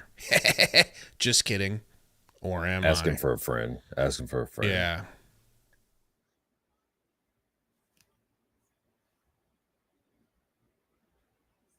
Can we pause the game, go back to sleep for 2 hours, get back up, come back out and play? Is everyone okay with that? I'm cool with it. Okay. I got one. All right.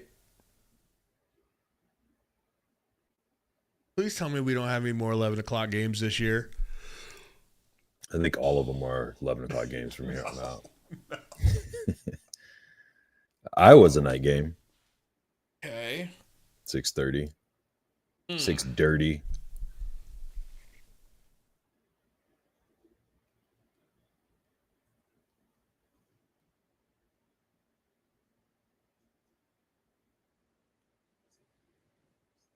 Patriot said, no, I'm into my day drinking right now. That would make me even more sleepy. That's why you got to keep going. Keep on trucking. Get tired. You don't get tired till you stop. Dude,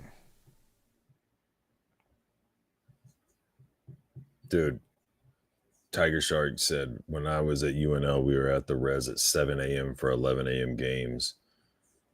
You remember when we went there? I think it was that Wisconsin game we went to where Burkhead had that second half and they came back. Mm-hmm.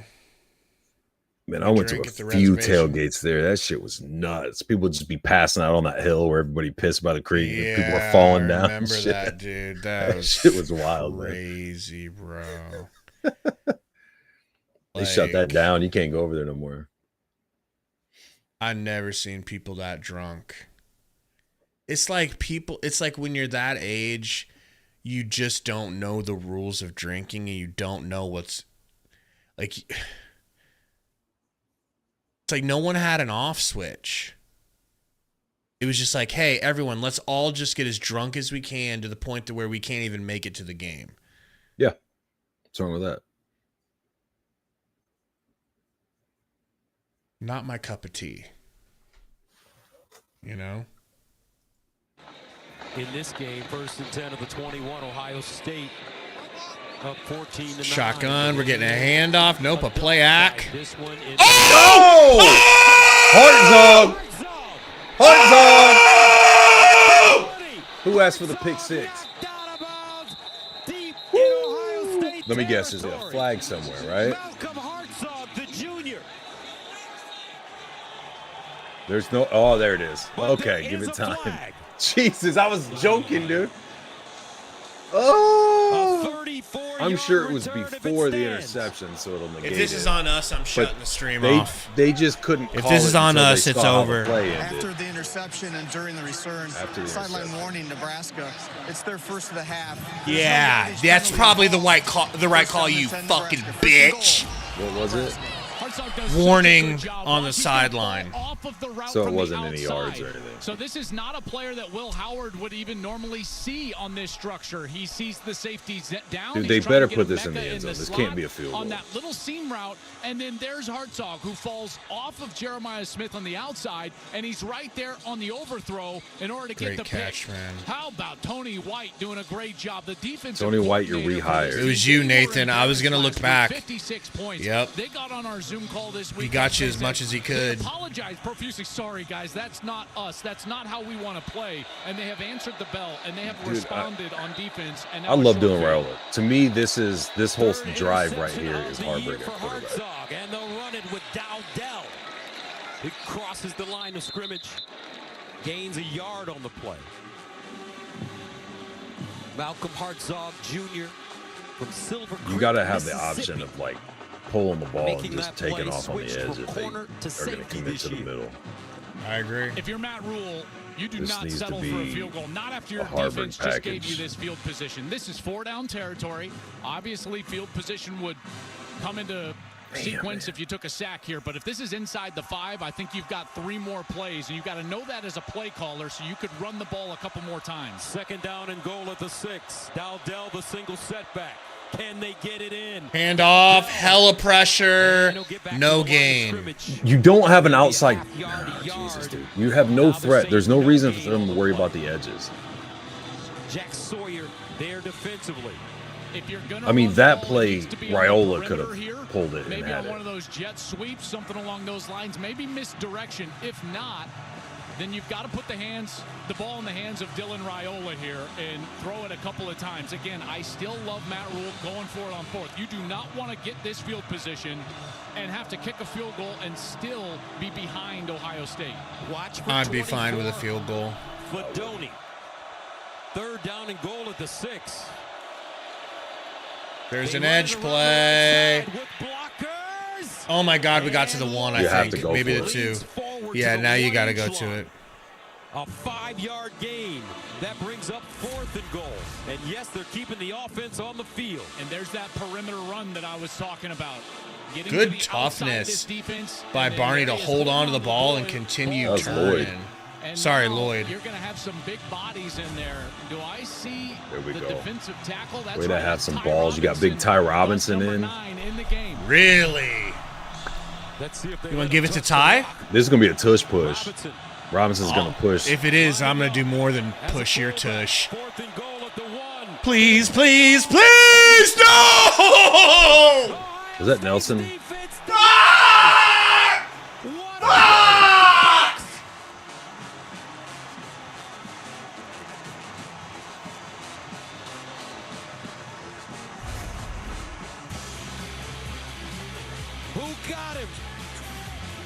Who was that? Number 1, Cody Simon, is long with Igbinosun. Kept him out of the end zone. Nebraska turns it over on downs on the goal line. Question. If you can't... So, I know I'm a conservative cock when it comes to football. And life. But, and I do agree with going for it. He made the right call because of where we were, right? But my general way of thinking is always reward yourself. Or reward yourself for hard work done. Don't ever come away empty-handed. Yeah, I disagree strongly. You know, like for me, it's kind of like almost reminiscent of like basketball. Yeah. Like when, say, a big man gets a block and hustles up the court, really, is just running the court. It's like, if you can, switch this, but I'm still on. Good. If you can get him the ball and let him score that fast break, even though it could have been a guard that dunked it, it's like, give it to the big man, let him score, reward him for good work. I just like rewarding yourself and like, you got the, like, what's the difference if you hit a 56-yarder and you hit a 12-yarder? Like, you're coming away with points. You're making it so that one more little field goal wins the game. And you can, I don't want to say guarantee because nothing's a guarantee with us with kicking, but it's kind of been damn near a guarantee this game. You know, he's hot. Let him kick another one so that when that last one that you inevitably need down the stretch is there, he's ready, and he's like, I've already made 4. I know what to do. Let me just do exactly what I've been doing. The only reason I agree is because if your defense can keep doing what it's kind of been doing, your next field goal gives you the lead. But I don't agree because the same reason why when they punted and we were talking about flipping the field and all that is like this type of game, you're going to have to take some risk if you're going to knock off a team like this. Being who you are, like they're a better all the way around team. So if you're going to cause an upset, you're going to have to take some risk. But coming off of basically a free possession off the turnover, it doesn't kill you. Essentially, you've got them backed up to the 1 inside the 1 now on their first possession off your kickoff from your previous field goal. But I think the biggest problem is you went 4 plays doing the same thing instead of making them worry about anything else. All they had to do was stuff the middle 4 times. There was never a threat of... I shouldn't say that. Which they definitely have the size and athletes to do. I forgot about the play they ran with Lloyd trying to get outside on 3rd down. They got him down there. But it's like, that worked because they were so worried about the middle. You know, it got you down to the... It should have been the 1 or close to it. They put us at the 2, which trying to jump over the pile from the 2 or whatever is dumb. But especially with Robinson in there, man, like act like you're gonna do up the middle and then have something outside or have him bounce outside. A sudden change after the interception thrown by Will what was Robinson in there for exactly? Ohio State Just like a lead block, like a fullback. Judkins in the lineup. Please. All right. With the quarterback sneak, and they'll. Are you fucking yoking me? Give him a little bit more yardage. He got 5. Well, now as an offense, your whole job is to try to reestablish field position.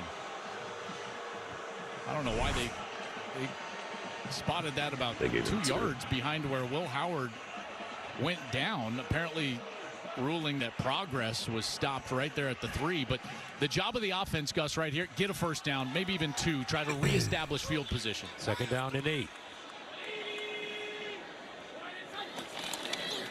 Shotgun handoff up the gut. Going to be 3rd and 3. 3rd and 2, 3rd and 3 probably.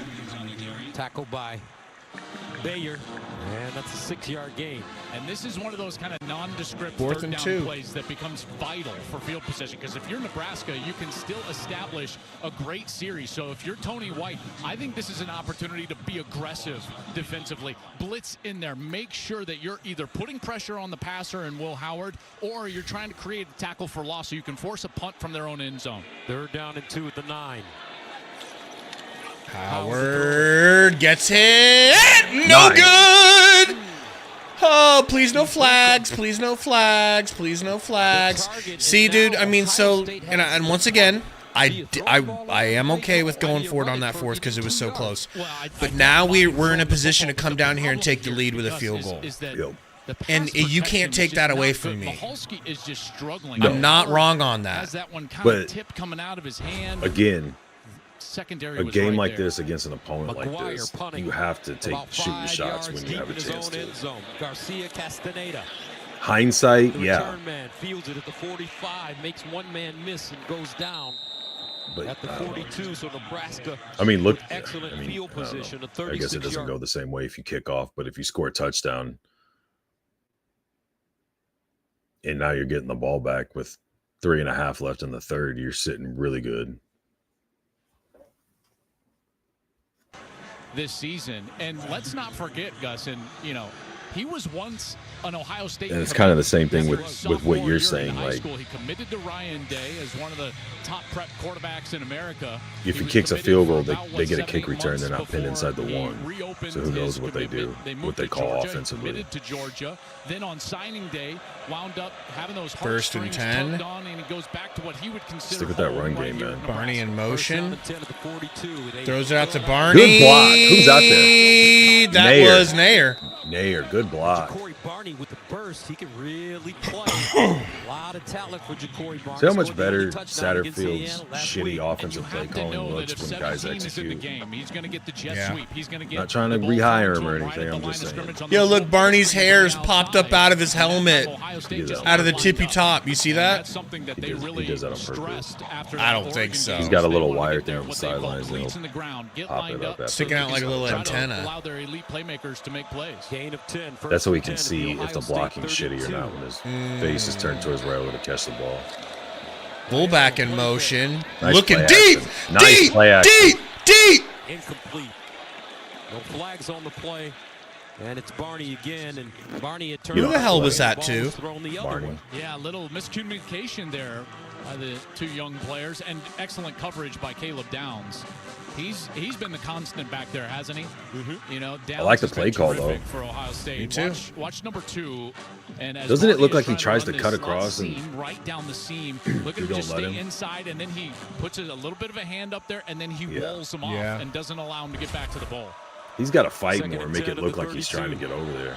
You're right. Throw his hands up, flail like LeBron. Like go through. Well, I don't mean flop, but like really try to fight through the dude. Another deep shot. Get it! Fuck, that was it, man. Horrible pass. Wide open. Horrible He's pass. going to want that one back because watch the route. They do a perfect job. They run a little bit of a pick right here, and they get the pick. There's the contact, hands up in the air, and then it's wide open, and Jamal Banks is going to walk into the end zone. and he just misses him. That goes back to that Illinois play. They beat Illinois if he just hits the tight end right down the middle, and he overthrows McGinn, and the Nebraska fans bury themselves with Sorinda Cobra. Pass against Illinois. Yeah, exactly. Dowdell and a running back. Raiola. Oh, shit! Again. He had no time. You got another comment all out on third down Crushed like the that, pocket, man. and that's a loss of 7. They bring more guys. That's what I'm saying. Get some quick passing game You going. have to throw hot here. And watch on the outside. He's going to have a wide receiver that is looking right there, inside right across the Barney, middle. and that ball has got to come out. A mistake. Fire it out to Barney, man. Even if you don't get the first down, you're for another long field goal. All the blitzers. So 4th and 17 now. Buschini. Man, you get a turnover on your side of the field, return it down inside the 10. You stop them He'll look to pin on this 3 one and out when they start off inside the 1. deep You in get Ohio nothing State for it. territory. Got to pop it in the air, and that's what he does. Come on, Foley. Anyway. At 3 men back there. Couldn't keep it from going. You need just a into the little end more zone. hang time on that. Well, I tell you what, how about the answer on the last couple of series? Sorry, Gus, go ahead. Coming up next on Fox, we've got more college football coming your way as Texas Tech kicks off against TCU in a Big 12 battle. Catch it all right here on Fox. Oh, man. Should be rocking. Those two programs do not like each other. This is what I'm talking about, man. Quiet At some rivalries. point, players need to be held Southwest accountable. Conference days. That's right. My first major assignment as a Now, I'm not saying that to sportscaster take coming out any of heat Howard, off of Satterfield. That's Southwest all Conference deserved. tour. But, god damn, had a chance to go through all those schools. plenty of opportunities, and Second they half just they possessions don't from execute. Ryan Day and this offense have not been very good. The defense has done their job. A couple of short fields, and they've held up. On first down, here's the running game with Henderson. Deion Henderson close to that first Big down. run. Ohio State 9 yards. Defense is going to 16 start yards getting of wore offense on down 3 here in a minute. possessions in the second Yeah. half prior to that run. Well, and they've got to get some run game They going. get you a Asking turnover, them- you get 4 and out, put them right back out there. 3 and out, Asking them put to 'em do right what back they've out there. done was already unreasonable. Asking them to do it UCLA as the head more coach. is Now just he's like, coordinator here at Ohio State, and you would assume that their offense was going to be run-oriented, and they have been really until today. Today, they just have not been able to get anything going on the ground. deep Second shot, down and 2 at the 2nd and 28. 2. Howard with the run. Oh, Nice. wow. Nice. Holy And fook. it's Henderson. Got to get a stop here, man. I know you're asking a lot, but it is what it 1 yard is, gain. man. There's You guys want to be Ripper. pros, go do it. Who covered Chip back during his days as the head coach at Oregon, then the Philadelphia Eagles, San Francisco 49ers, UCLA. Wonderful coach. 3rd down and 1. Hand off. Oh, my God! Will not get it. Oh! Unbelievable. Jimmy Butler. Make that Jamari Butler. You can call him Jimmy. We don't care. To him, and Ohio State has to Willis punt it McGahee Well, again, here's the man. read. So Will Howard Good on sees you. that the linebacker goes up and over the top. You see that linebacker there? So that's why he gives the ball. But How the strong My is guy McGahee? Butler had crashed down. My in guy there. Butler If that you anything, that's hate got to be a throw read on the is outside. making but plays he hands the today, football sir. off. No one to block the end or the linebacker, and it's a tackle for loss. McGuire to punt I'm at a loss for from words, the bro. 14. Garcia Castaneda back at his own 33. Yeah, I wish I knew if Brady was still in here. I mean, this defense got over. I'm sure he'll 200 come and yards go put on him once he last sees the week score. in the run game against Indiana. I just 5 wanna rushing ask him. touchdowns for Indiana. Is Nebraska as good as Oregon? End of the 3rd. We've got a ball game in Columbus. Ohio State folks on the. Oh, man. We really should just be happy that we're in the Going position back, we're in. No one's I'll- going to be. I want to harp on the execution aspect. We should be in a position to start putting this game away. As insane as that sounds. It does. It does. But you're not wrong, but it does sound crazy. Our defense has done enough that we should win the game if it was up to the defense. But our offense just... Our offense had a chance to get 2 touchdowns and got nothing. I think it's just blocking is the main issue. I mean, it should be 23-14 with us getting the ball back.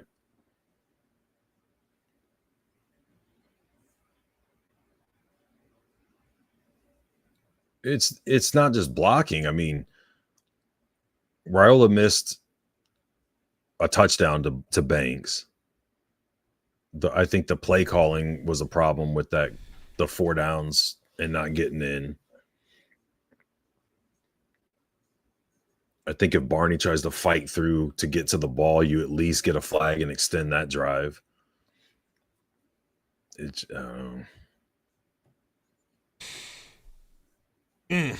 Guys, we got 176 watching. Help us out. This has been a pretty humdrum game until now. Hit that like button for us, please. It's what Nebraska needed, though, man. If it wasn't a humdrum game and it was like a fireworks game, we'd be getting barbecued right now. True.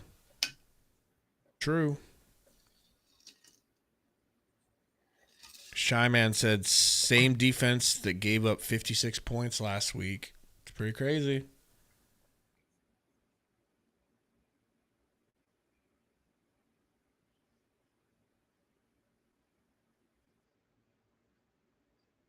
This HEB commercial is funny, bro. They're showing this brisket queso that me and Katie buy like every time we go grocery shopping. It's so good. What do you buy? This brisket queso. It's this like tray, like this tin with like chopped brisket, pico de gallo, and 2 huge things of cheese. And you hit it with either like a half a cup of beer or a half a cup of milk, and cook it for like 10 minutes, stir it, cook it for 10 more minutes, and it's so good, bro, with chips. I don't like it already. Yeah, I know. I mean, it's a little... You like it? No. Oh, I like it. It's pretty good. Yeah. A wedding. Damn white.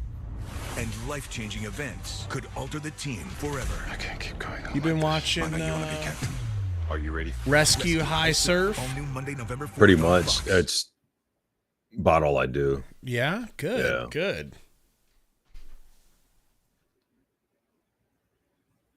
Tina's my favorite. Tiger, Austin's Austin, you know. But I live out in Leander, just like 10, 15 minutes north. And up here, it's living the life, man. It's living the dream. Reliability for your business is our business. As you take a look at the scoring by quarters, Ohio State up 14-9. Interesting numbers there. Time of possession, Nebraska, 27 minutes and 12 seconds. And Ohio State didn't make a first down in that third quarter offensively. Joe McGuire to punt it away. The most perfect third quarter our defense has ever played, bro. They didn't give up one first down. No, it had a takeaway. Back onto the field. How bad is it? I say, how bad is it that commercial was so long? I honestly didn't remember where we were at. Like, if they had just got the ball, if we were going to come out on offense, I couldn't remember where the game was. That's a good point, because I was looking at the formations to figure out what's happening. Going on here? Are we punting, or did we just punt? Or maybe that was the 2-hour nap window I was asking for. They went and they fixed an issue, and Ohio State has not been able to run the football. Now it's incumbent on this offense to try to get creative and maybe create explosive play. First down from the 20. Oh, baby! Oh, baby! My guy Dowdell that you said didn't deserve a roster spot. My guy Dowdell vividly remember that you said was too big, strong, and fast to be the starting running back. Never stick. That's Jordan Hancock, and Igbinosun. Look at Banks with a block. Near falling back in response as the crazy. And it's a nice run for Nebraska to start the series. Corey says Fedoni had a good block, so his hot rod. No. We're all wrong. It wasn't Banks or Fedoni. It was Satterfield there. He made those. You're right. And then Foley came out and helped. Play action, deep shot. Nope, just going to go short to Fedoni. My guy Donnie that you wanted pulled off the team. Cut. You said that he was actually the one who broke into the vape mask store. Yep. You know? But he was clever enough to put his T-shirt on his face so no one knew it was him. That's why he's still playing. Oh, too many yards on the play. Looked like a Loss of 30. Holding up at the top of the holding. Defense number 24. Oh, the penalty is shit. declined. The result of the play is a first down.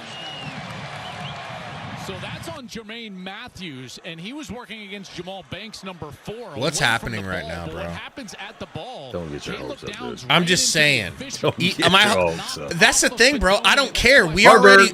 This is already a win to me. Harburg All of this is a win. Shut your mouth. Oh shit! Handoff, keeper.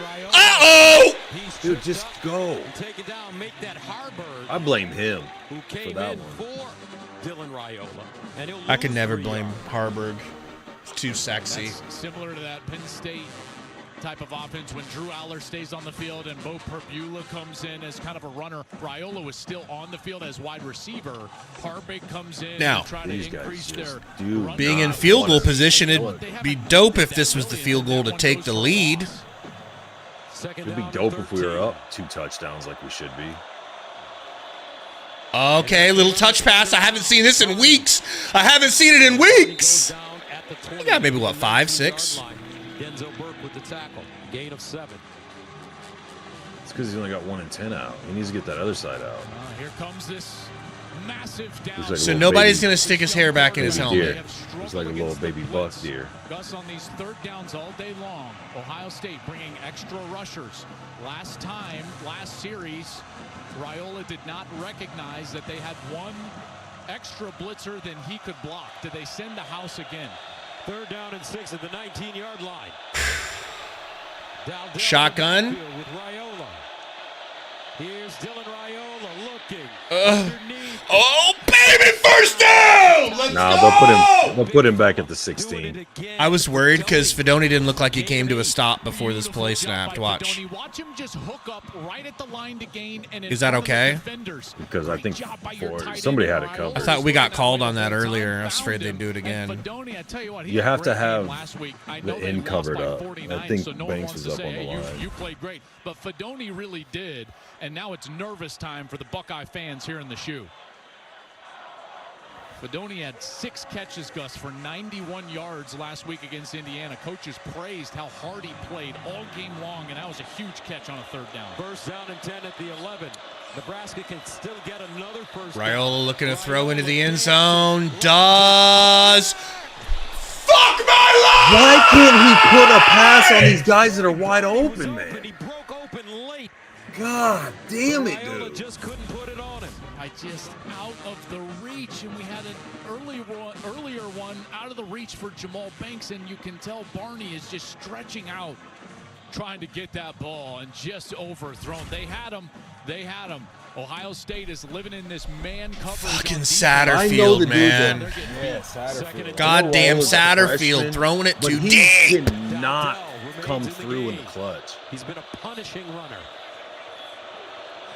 Well, he might. He still has time to. Still has time to. Still has time to. Literally every time going back to And Illinois. he'll get inside the 10 as he leans forward and gains 3 yards. Well, I wonder how aggressive he's going to be here. Is this another 4-down territory? Why not? Shut up! Now you got to take the points. I mean, do you? Yes. Is this another 4-down territory? Another possession and drive it down like this. Remember this the way Ohio State's been playing offensively, you'll get another shot. Take the points. If they can get this ball inside the 5 and it's 4th down, I think they're going to go for it on 4th down. 3rd down and 7 at the 8.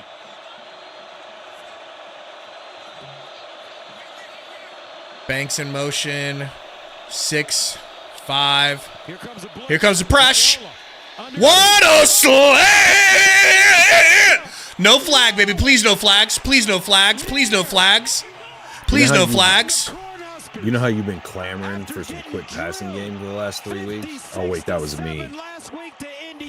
Yeah, but I taught you that since the day you were a baby boy. I was the one that said it. He's a quick learner. Rump, come on now. Didn't throw hot. Here, he sees that the extra rusher is coming for Ohio State. He backs away. What a throw, bro. Yeah, don't give him time. Remember when you said he can't be clutch?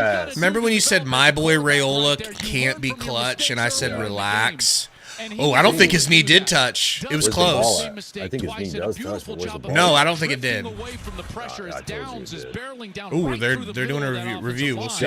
And he just drifts away and then throws the ball accurately on the outside.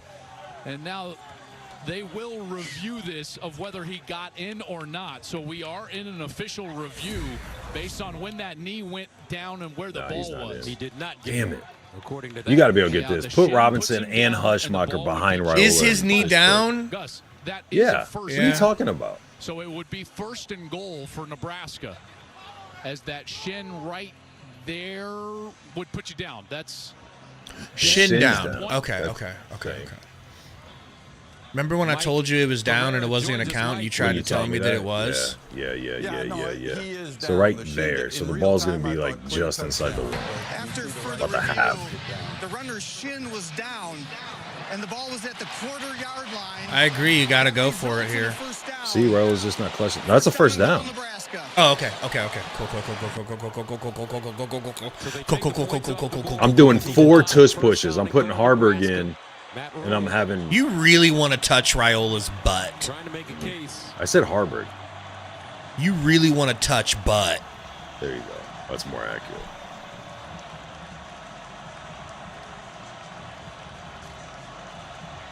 Quickly to the line of scrimmage.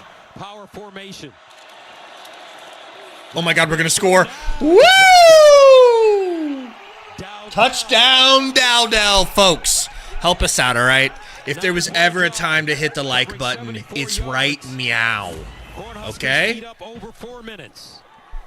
Great push by the offensive It's that line. Same play they tried before. There's the big defensive tackle no, in this the is game. the other one. Number 9. Never mind. I am that similar. I am dumb. so I'm a big push. dummy. And that's exactly where the running my back, screen's gonna go away Dante 'cause I gotta Dowdell, check something. goes up and over the top for a touchdown and the lead.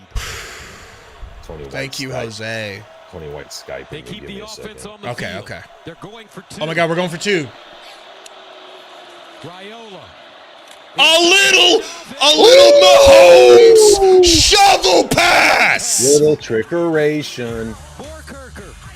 17-14. Dude, imagine if you would have kicked a field goal like I was saying earlier. No, imagine though if they would have punched that one touchdown. I still think Ohio State's like, we're fine. They should be feeling fine. We'll stop dicking around and go ahead and win this. There's plenty of time. But if that was on top of at least one of those touchdowns we should have had, they might be like, I wasn't expecting any of this. Obviously, neither of us were. I called it. Don't try to steal my thunder. I'm not even going to jinx anything because there's nothing to see. Nothing has happened yet. There's 10 minutes and 47 seconds left, so it's not a big deal. There is so much time to Shatterfield this game down our legs. Okay? So let's just relax. It's not over. I will say, though, having a lead versus Ohio State in the fourth quarter for us as a program right now is a win. No? Especially coming off of last week. That was one of the worst games I've ever seen, dude, including the Riley, Frost, whatever, all those errors. Like, that was insane.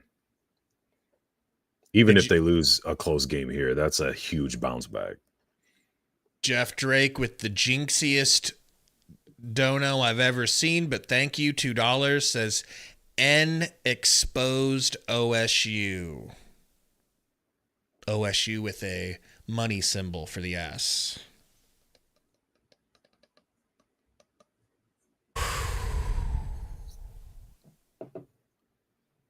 Can we maybe, and this is just a thought, but could somebody call in a bomb threat to the stadium? A credible bomb threat? I was going to say, if this goes our way. Don't. No. Text it to me. Trend. Don't say it out loud. No, you started a new trend. Where bullied to greatness? Somebody has to say something in the chat where you go off on a 5-minute rant telling them to calling them a fat bitch and telling them to pleasure themselves.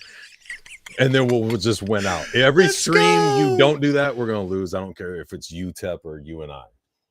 Brady says, $2 dono from my boy Brady says, Oregon showed you the blueprint Finish them boys. Brady, I got a question for you, buddy. Do you think Oregon could stand a chance against Nebraska? Just curious. Yeah, it's a great question. It's a great question. I think Oregon would need some special jerseys to win that game. 2009 year, that was the Texas. Jeff Drake says we need blackface Gary to secure the win. $2 dono. Thank you, Jeff. You're going to sacrifice me for an Ohio State to secure our win. cancellation. They lost by 49 last week. We called the game. Yes, we there did. was nothing that resembled what we're seeing here today. And in 1 week, they got it fixed, man. I tell you what, this has been an outstanding Brady said performance they'd be by pissing down their leg during the Dylan coin Raiola toss. and this entire Nebraska team. They'd have to bring them out some new pants, or at least maybe they have to wear some yellow pants to hide it. Satterfield talking to Raiola, and he's got that look in his face. He's like, interceptions and fumble one away last week. so he's like, what was that? Why did you get the ball over that white line? We got it where we wanted. The kicker's hitting. Years. Well, it was the interception, earlier in this half by Malcolm Hartzog. Will Howard. Oh shit! I'm getting an Oregon Twitter update. Oregon Their offense back on the field.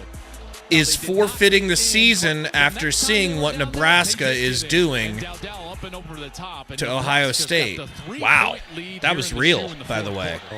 Watch Ohio State rattle off. I know, bro. They We're all just like, absolutely are about to do that. I know. Just let me have this moment. Here comes a deep shot. Wide open. Biggest play of the second half for Ohio State. 7 of the 28. Sierra Wright with the tackle. What you're going to see here from Chip Kelly and Ryan Day is they're going to make, all right, enough messing around right now. We're going to go right back to what our bread and butter is. And right I didn't now, think bread and even butter is after gonna the be first throwing the possession football. we would I have expect them to try to help Zin Mahalski in pass protection, number 65. They'll put a tight end or two over on that side, and then you find Jeremiah. $4.99 dono from Michael Landauer says we needed to get the ball back and suck the time off and score. Did we just tackle the wrong player? He tackled a blocker. Sean Singleton. 3-yard gain. Seriously, Hot Rod. And if you're Nebraska, But thank you, Michael. Your game plan. You've been aggressive. We'll try to Those suck big the time defensive off, tackles okay? have played really well for Tony White, the defensive coordinator. Nash Hutmaker, Ty Robinson. They've been in there in the middle, stopping the run all day long. Stick with what got you here and force Ohio State to play better on the back stretch of this game. 2nd and 7 at the 35. Hand off. Nice Couple tackle. yards. Good tackle. That's my guy, Leonard. Lenhart defensively. Let's go, boys. Force field goal. See if we can force another Ed Foley missed field goal. 9-17 and counting. If they get. I just want a big, heavy sack right now. Yeah, you do. That's too much to ask for? When don't you? Because you feel you have to get a score, but because of the aggressive nature that Ryan has, if they gain positive yards here, I would imagine that the offense would stay on the field if they don't get a first down. Henderson goes in motion out of the backfield, trips at the top. 3 wide. We got 2 on the right side. No one in the backfield. He's going to run it. He's got plenty of room. No, he doesn't. Because the guy you Judy. hate more No, than that's Judy. anything. That's Judy. Oh, that's Butler. My bad. You hate both of them. You want both of them. Said neither one of them were good to make a roster at NAIA level. What a tackle! Great adjustment by Jamari Butler to come out and get Will Howard short of that first down line. I tell you, I don't love this, though. Not from the shotgun. Put him up under center and just let him sneak. They might as well, man. They're Ohio State. Why would they be scared of us? He remains in the gun, 4th and 1. He should have snapped that ball, dude. Howard sprints out, delivers. Oh, no. There it is. That's a... You knew they were getting that. Yeah, for sure. And there's Mr. Reliable, right? Number 2. If time keeps going, you can force a field goal. Don't we have a sponsor that says that all the time? It should be a Abuka. I tell you, man, he is such a. You're gonna tell you what's going gonna happen. The tone in every area, catches the ball incredibly well. We're gonna get a strip sack. On the outside, tremendous return it for a tud. And I was thinking a pick six. Gus, is he's even a better by person than Hutmacher. any of all that. First down and 10 at the 26. Judkins in the backfield with Howard.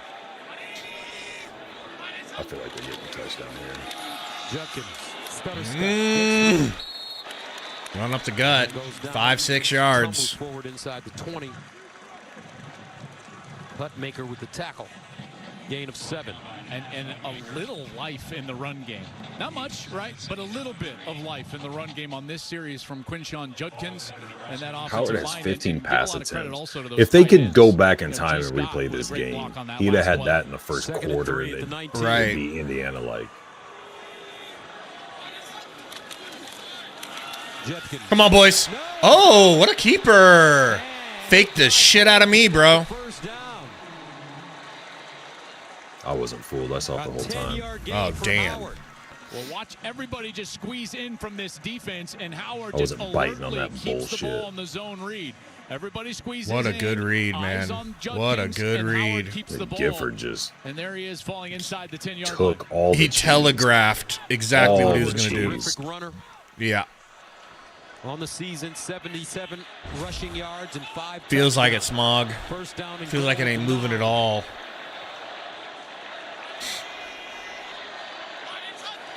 Howard. Here we're going to get a little throw into the end zone. How did he get so open, bro? Got a linebacker on him. Damn. Good pass cover. And the Buckeyes all queued up. They take a 20-17 lead.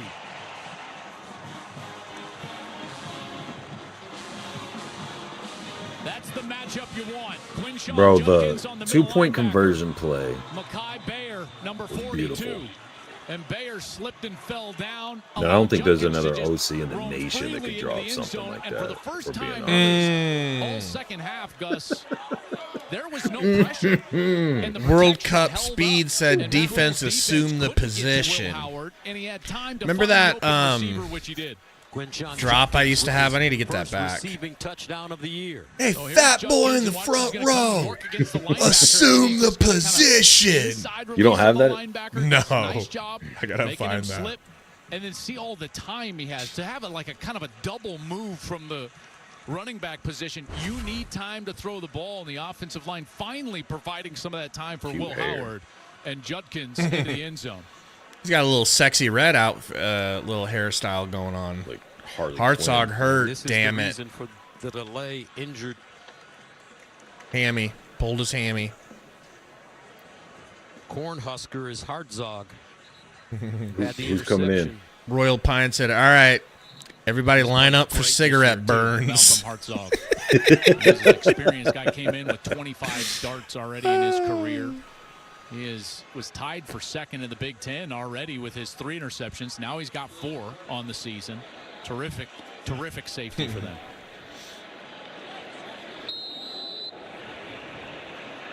Jaden Fielding in for the extra point. Here comes the PAT. And it's good. It's true. Damn it, Foley. We needed a block there. Why didn't you call a block Foley's play? fat ass couldn't jump up high enough to block it. Of the day, 8-play drive covering 75 yards. They eat up 443. Ohio. Well, it was really fun while it lasted. You remember when we had that lead? That was a long crazy, time ago, but I bro. vaguely That was remember it. crazy. Remember you were talking all that shit about Remember how when Ohio State scored a touchdown and they went up by 4 at the end of that game? And then we drove the whole field and ate the clock. And with like 20 seconds left, punched it in, scored a touchdown. We ended up winning the game. That was nuts, dude. I remember the time Bobby Boucher came out of the game. Oh, my bad. That was 45 minutes from now, me talking. My fault.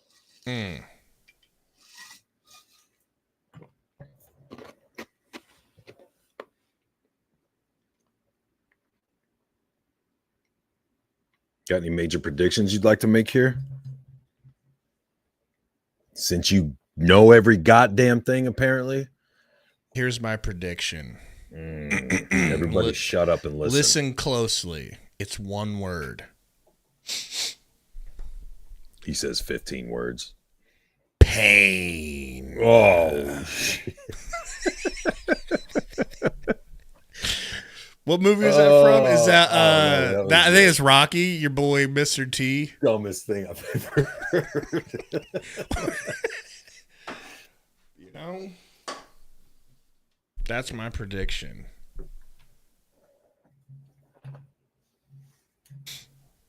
Blake said y'all are so negative. Sorry, bro. I mean, what do you want me to do? Like I'm excited.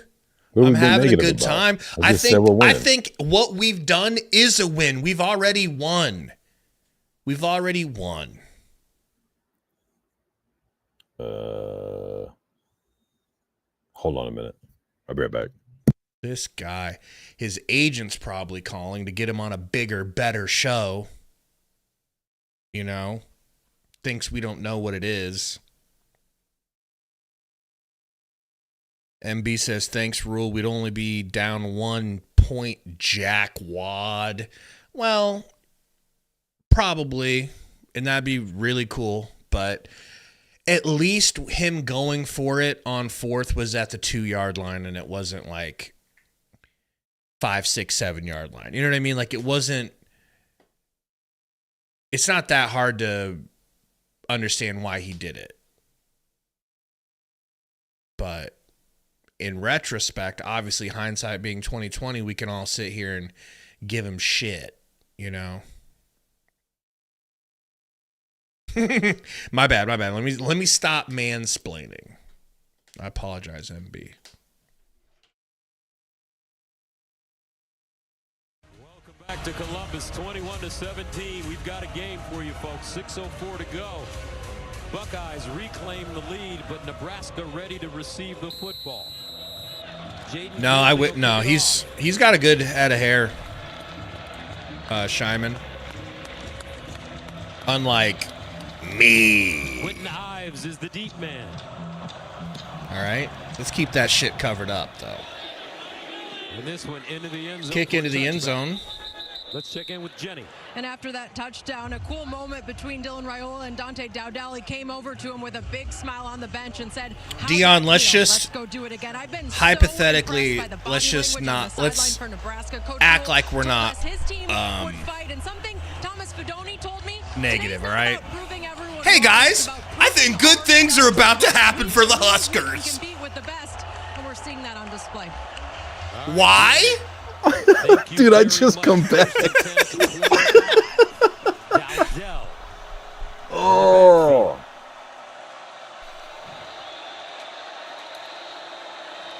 Hand off for a good 4 yards. I like that. Just what Satterfield wants. Dante Dowdell gained about 3 on the play. Jack Sawyer with the tackle. Well, last series, their best series of the day, driving down and getting that touchdown. Bro, how about this? We drive for 6 minutes and punch it in. And leave them 4 seconds. I already said that. You saw the script? No, I said it earlier. You don't want to necessarily score too quickly. When Featureman was talking. Right back to Ohio State. You got to take your time. And right after that, I said something about being negative. Oh! Emmett Johnson gets tackled by someone's penis. Did you see that? He went straight head to dick. Well, now on a 3rd down, you get right back into this chess match. We've seen Ohio State on these crucial downs. Gus, what have they done? Bring pressure. 3rd and 7, baby. And you've seen Raiola grow during the course of the game and answer that pressure. That's how they got their last. There's definitely enough time to 3 and out if you end up 3 and outing and punting and stopping them and getting another chance. Right? There's enough time. Because I think Ohio State will go, huh? I said it was fun while it lasted. I think Ohio State will go conservative on their next drive. Uh-oh! No flags on the play. Uh-oh, Raiola hurt his shoulder. That thing's out. Oh, no. And it's his throwing arm. Well, everybody who wanted Harburg. Good coverage by Lorenzo Styles, the Notre Dame transfer. Again, his brother Sonny. Such a good effort. That wasn't a hold. A little bit of a tug, but Barney trying to run away from the man coverage, and there's the blitz and the pressure. Oh, he didn't even go to the ground, bro. He just got hit. Styles with the hit on Raiola, and he comes up grabbing at that right shoulder. So Nebraska forced upon it. 4:44 to go. Puccini will send it away. Now Caleb Downs returning. What are we blowing dead? Try something on us. God dang it, man. Yeah, Jeff, now I'm just thinking, just have the punter throw it. Offense number 15. 5-yard penalty, it's still 4th down. Gus, with them backed up like this, you know, even if you run into Who's the 15? Kicker, it's like, okay, so what? It's 5 yards. Oh, They've Sayer. had 3 punts blocked, Nebraska. That's the worst in the country. You know, is this the time to get after a punt here? I think that this might be a great time to try to rush the punter and send off your best punt block. Puccini inside his 10, no pressure. I'm glad he got a second chance at that punt because that first punt wasn't that great, man. That one wasn't great. But it was at least it rolled, right? Ohio State with the football and the lead. 4:35 to go. Liberty Mutual customized my car insurance, so I saved. One more stop from the D, man. What if Raiola didn't get hurt? He just knew that was going to be incomplete. And he's like, I want Harburg to have to finish this game. I can't deal with the pressure. That's about probably the most delusional thing I've ever heard, but okay.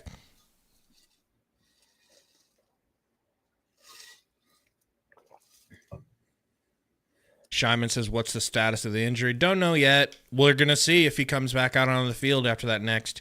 I can text him real quick and see. Yeah, shoot him fire off a quick text, will you?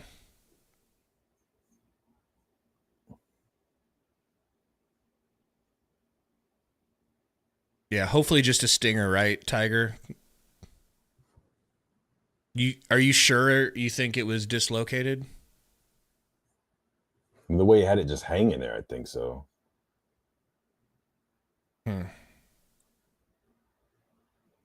Yeah. Not good, man. Not good.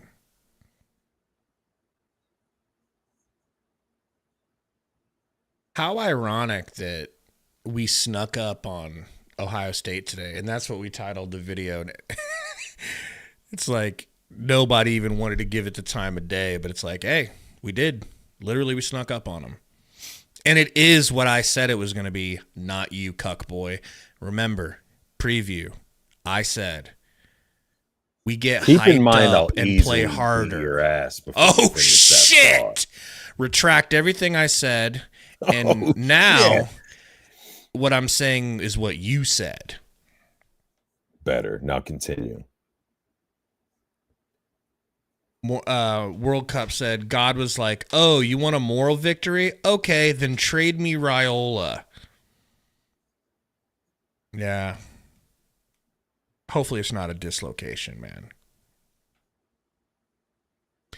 Yeah, I was saying, Flex, there's time. There's time. You just get, even if you don't get a 3 and out, they can get a first down. You just have to stop them on the next set of downs and then get that ball back with enough time to run your offense. To take on Penn State in a game that could decide who goes to the Big Ten Championship.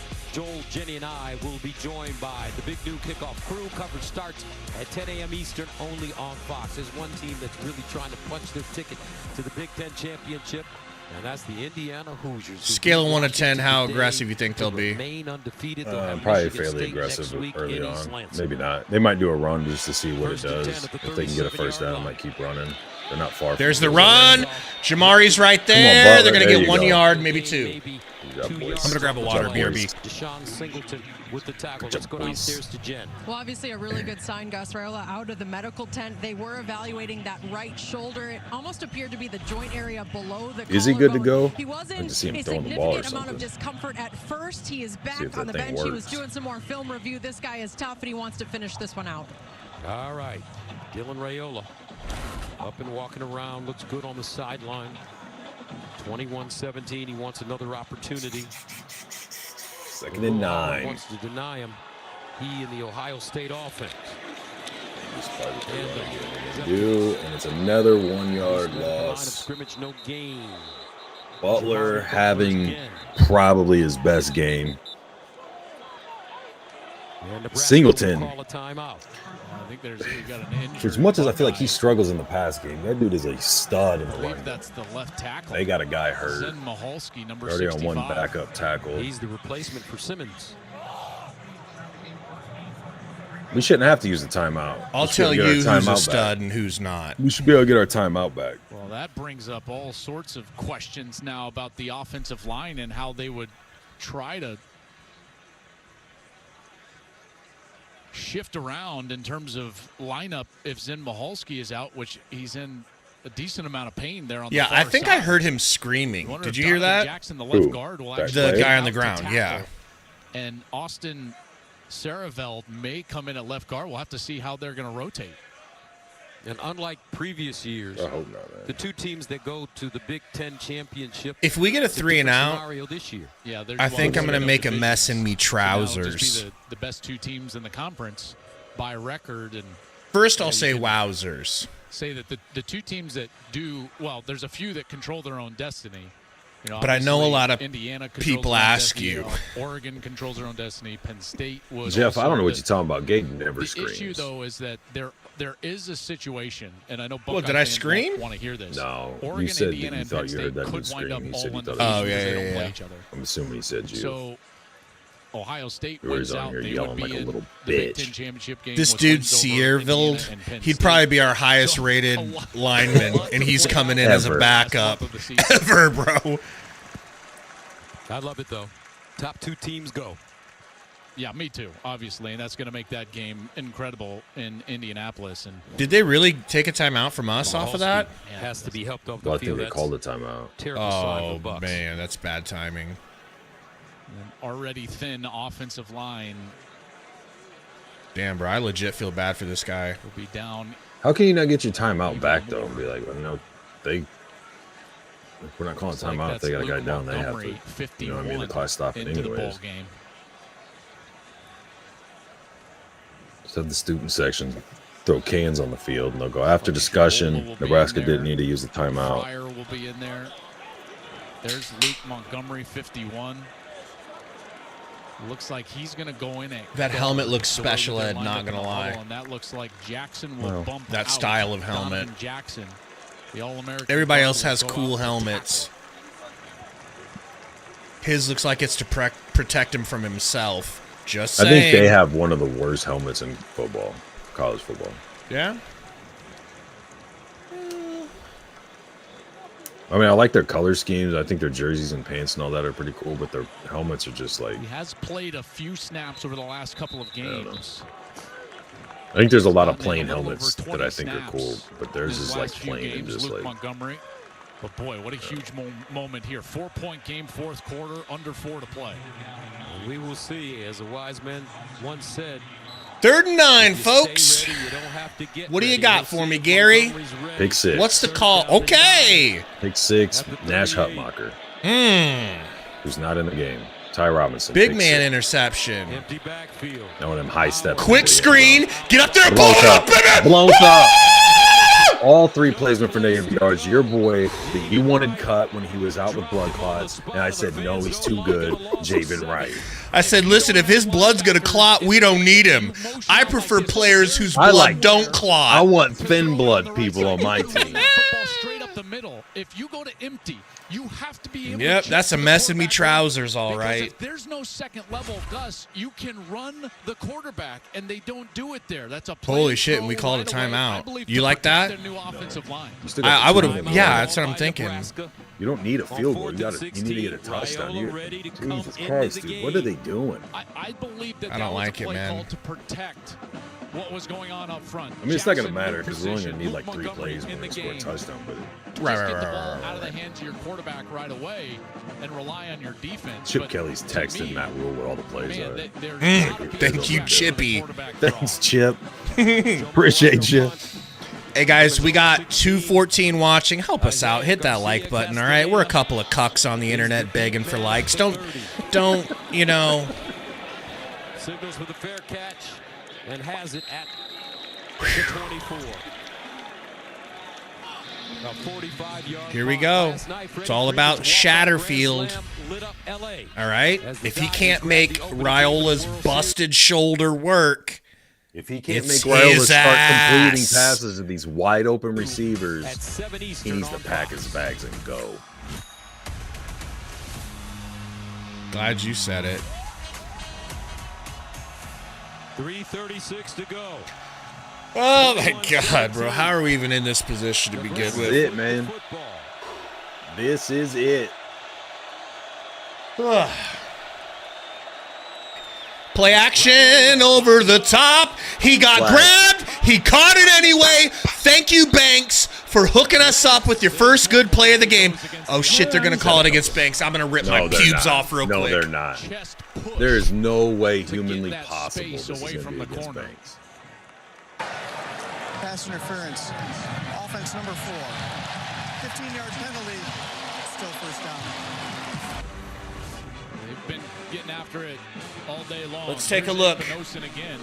Good release by Banks. You see right that's there, he gets just that right arm that he gives a big. And if you extend as an offensive player and extend and create separation with an extension of your arm, that's what's going to invite the flag. Right, we officially have to start killing some refs. Are conspired against. That is insane. There was the same amount of contact both ways, and when does it ever go against the offense? In this building, everybody has stayed. None of that contact should have been a flag. Over the middle. Unbelievable. Targeting. Say they have it. Banks with he was defenseless. That dude come diving in. Flag on the play. And he's gone for the rest of the game. I don't know about that. He didn't crown him, but he launched at him when he was already going down. Hit him high. Don't care how bad it sounds asking for it. That's what it should be. You two shoot him high. You two shoot him low, and I'm going to shoot him right through his. Ruling on the field is an incomplete pass. Personal foul. Targeting. I'll take it. Hell yeah, I'll take anything I can get.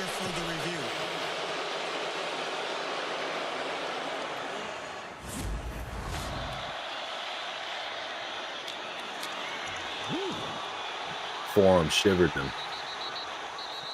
You think it was clean? So as he's no, I mean, I wouldn't call any of these, but they call it all the time. Any contact to the head or neck area does not have to be Arvell Reese's helmet or the. He goes right at his head when he's already wrapped up and going down. Damn. With the head or neck area is a targeting by the rule. I mean, not that long ago, that was a beautiful tackle. That's what you're supposed to do. Go separate the guy from the ball. So you're talking about they call every little pity patter call. If they're going to call that horse shit offensive pass interference, and they're both putting their arms out on each other. Shoulder. I taught you all that, though. And it's the shoulder here that comes into play. So that's what they'll be looking at. They'll also be looking at the catch part. Yeah. Did he have it long enough to have a catch and a fumble, which I don't think he does. It always looks like it is. Poor Banks, man. Motion. But you're looking at he seemed fine. Yeah. He's worried about getting the ball. Yeah. Mike, what do you think? Is this going to be deemed forcible? Is this enough? I think the only element here, Joel, is he attacking with the shoulder? I mean, it's almost to me like he's braced a little bit. And again, you have to have an indicator. And as we all know now, I mean, I don't really know what the dude's supposed to do. I mean, I guess he could actually is targeting. Not use his shoulder and just kind of go on top of him, but he's already like committed to hitting him. I don't see him really driving that shoulder in there, but you do have that contact, and it's one of those that's close. You know how I always feel? I always feel like if, if the intent is not there, but I understand. They already know it's targeting. They're just figuring out how they can erase it on one of the next plays. Have the indicator. He's not launching. He's bracing right there, and then the momentum creates contact. That contact is high to the head or neck. Is it forcible with indicators? Man, I don't know. Yeah, I mean, he is driving forward a bit, but again, then it's the decision that has to be made. And, targeting one every 5.5 games, you're having targeting calls. This is a really long review, bro. This is super long. I think the message has been sent here, and these ones that are so I would hope that leads you to think that it's not conclusive enough to overturn. I mean, it almost seems like they're like, well, where's the ball at? It's clear. It wasn't a flag. There's a fumble. Where's Ohio State get the ball at? Jesus Christ, you're probably right. Then even if you stay with targeting, then the element changes of the enforcement. Yeah, and how long they're under the hood right now. I mean, Mike, I think that they're actually looking at this more for the fumble aspect at this point. Because we've seen it. We don't need to keep watching it. I mean, we could just kind of get it going. So then, though, if they stay with targeting, then where do you enforce the targeting from? Then you're going to enforce it from the spot of the fumble, and Nebraska will keep the ball. After further review, it was determined that it was a catch. Targeting number 20 defense. He is disqualified. Whoa! What? He's going to have to miss first half of the Shut up, Ryan Day! Shut the fuck up! The refs have given you everything! I'm gonna slap that fucking Just for Men's beard off your fucking face! Did they just flag him? 15? He's not wrong. He shouldn't be ejected for that.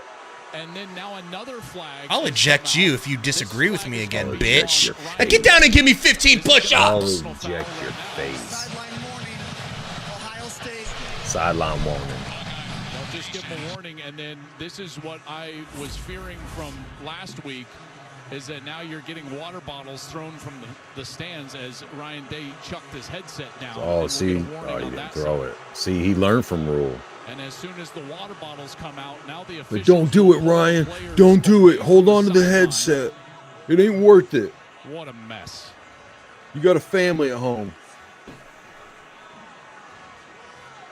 Arvell Reese is disqualified, which means that he will be out for the first half next week against Penn State. Are they throwing shit? Is that where they got the players off the sideline? And Mike, you're still with us. Your thoughts on what's going on right now? Yeah. Are they saying what they're doing? Are they throwing shit? Is lucky that he doesn't have a 15-yard penalty. Why do they have the players so far off the sideline? Because sideline warning is when people interfere with you, players or coaches interfere with you. That's all the motivation they needed. Out on the field. If you come out on the field and voice your displeasure like he did. He's like, I want every one of you getting ejected. They want to call us for headhunting. Let's go headhunt. This is just a no penalties because it was his first sideline warning, but he catches a break. That's a bad. I mean, you can call it targeting because the dude's wrapped up or whatever, but I think that he shouldn't be ejected. I think that what he didn't like tip his head and try to decapitate him or whatever like he led with his shoulder when he was already wrapped up. But maybe that's why he just gets a warning, because you're right. If you're on the field like that, you're going to get a personal foul. We'd be livid if that was Singleton and he got ejected for that same play. Rule definitely would have got ejected for that shit. They would have put Rule in a fucking guillotine and chopped his head off before he got to leave the field if he had done that. I don't know why he's flipping out. You know a couple flags or calls are coming your way here in a minute anyways. They have all game. He's probably every step of the way. His starter is going to miss the first half of Penn State next week. This is wild. You think back to the end of that first half. Remember the end of that first half. And it was mismanaged a little bit by the officials, and Nebraska was actually to overcome. And they got 3 points out of the end of the half. What's he bitching about now? He's like, I was going to call timeout there, but you stopped the clock. What am I supposed to do with this extra timeout? Fans not happy. Yeah, that's actually a good question, Motzilla. He says, if it was a catch, how is it not a fumble? Does the fumble get nullified by the personal foul? Yeah. Okay. But I taught you that, right? I'm done learning. Good boy. I thought you were testing me when you asked that. Like to see how much. Shotgun, and we got a offensive offside. Told you, man, they couldn't wait. That dude was holding the flag before the ball was snapped. Couldn't wait. Prior to the ball being snapped, false start. Offense number 51. 5-yard penalty, still first down. That's a left guard, Justin Evans. Thanks, Justin. Although Raiola was like tiptoeing forward like he expected the ball to come out. Did you see that? I don't pay attention to things that don't benefit me. Oh, shit. That's what an alpha male would say. Shotgun. And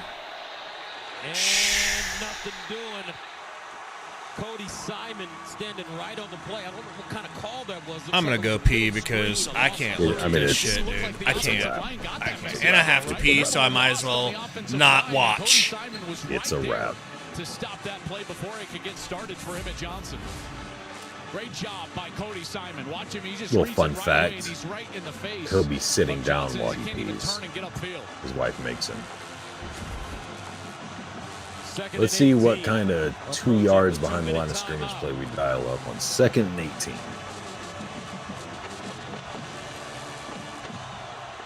May not get it off in time. 4 wide, so we're probably looking at a bubble screen. And they didn't. That brings us to the 2-minute timeout. 21-17 Ohio State. Nebraska with the football. Well, status of Dylan's injury, I don't know, it seems to be fine. He's out there throwing. Guess what, people? Wendy's took their nugs to a whole new level with this is the sauce. longest 9 minutes Buffalo, in history. honey 100%. barbecue, garlic parm, spicy That ghost pepper. 45-minute So if you see a review bunch to of grown eject fans dude crying was this season, their completely team either unnecessary. It didn't lost. help it go quicker. I feel like Satterfield is trying to break our hearts here with the play calling. He just doesn't have any, like, nothing clicks with him in situational football. It's just like he has a book of plays he likes and he just goes, oh, let's try this one. Doesn't consider down and distance, time on the clock. I heard what you said while I was gone, and just so you know, my wife's boyfriend Jermaine doesn't like it when I sprinkle pee on the toilet seat. So you're just being respectful. It's the right thing to do. You're not going to be a good host and welcome people into your house. Of course you are. You were raised better than that.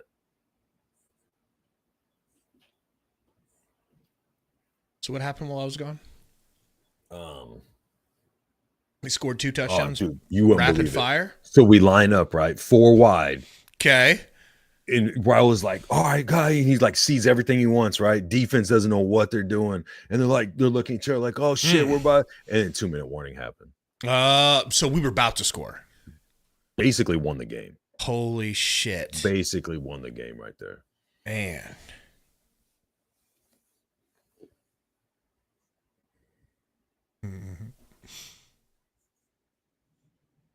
So sad, man. I did not like that little screenplay. No. Did not look good at all from the start. The thing I hated most about it was that it didn't work. That really ticks me off.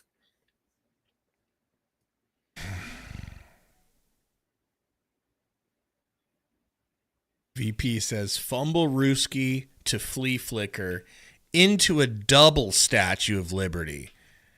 I don't think our offensive line could block long enough for one of those tricks.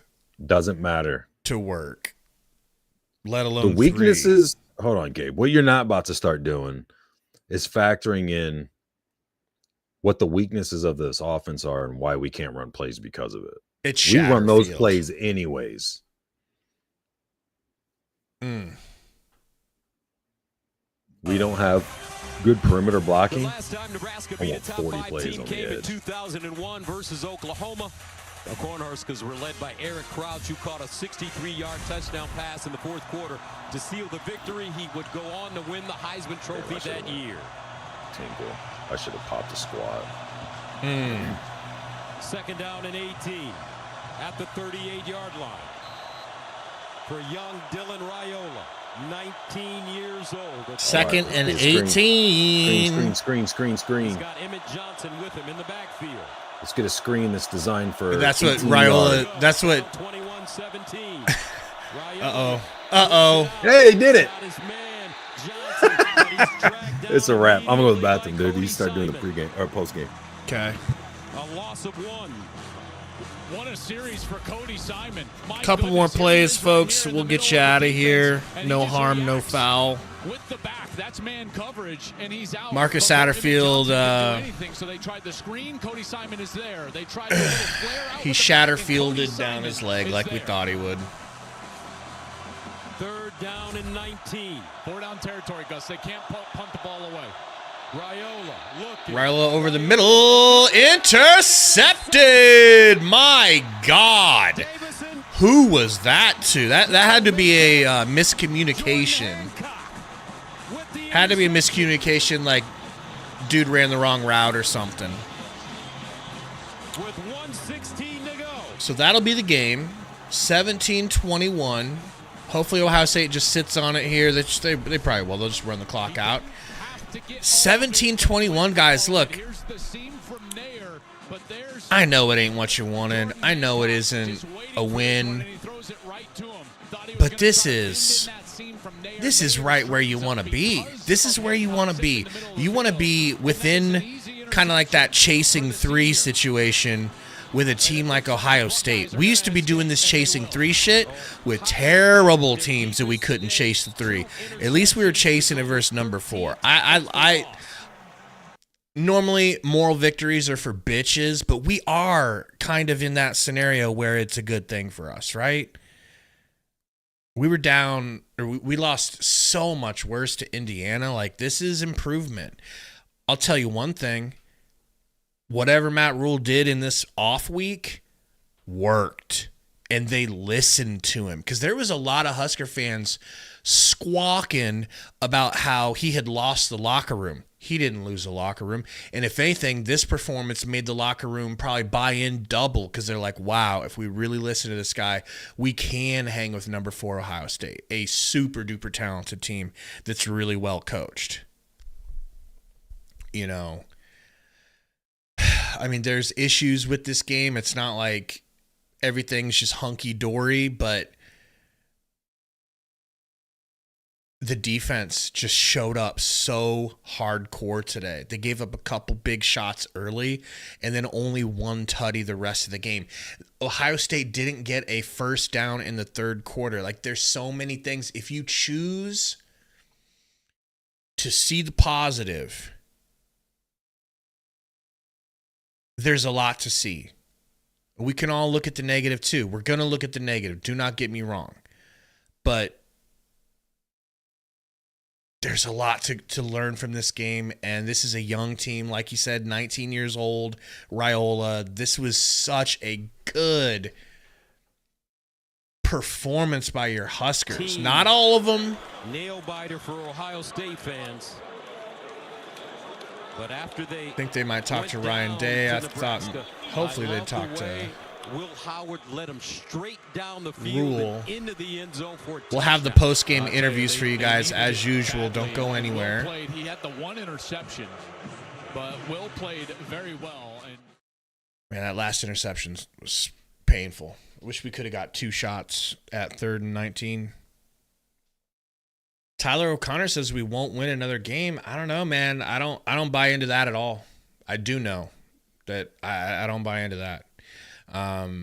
All 4 remaining teams are lesser opponents than Ohio State.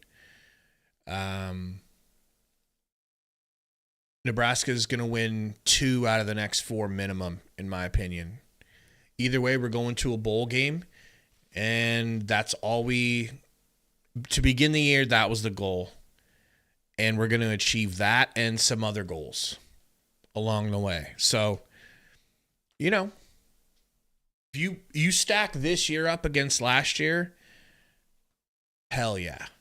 The Indiana game was the one where you get scared, right? Because they just dog walked. But to be able to come back from a dog walking like that, and to go into the horseshoe and almost win it, I'm more happy than I'm not with this game, you know? Blake said we competed with Ohio State. Tyler said we can but won't as far as winning. I think we'll definitely get one of those games, man. Did this look like a team that's incapable of beating UCLA? Nah, dude. This team would shut UCLA out, at least the way they were playing the majority of the year so far. I don't know if they're like hot right now or something. That could be the case. Shyman said we're back to 1-score losses. Yay! There's a lot of middle ground between being excited about a 1-score loss and being excited about a 1-score loss to Ohio State where you had a chance to win it. See, when this shit happens against Georgia Southern or we're chasing 3 against Minnesota, that's problematic. That's upsetting. Chasing 3 versus Ohio State, I can't be upset about it at this point in the rebuild. What say ye, Black Gary? Well,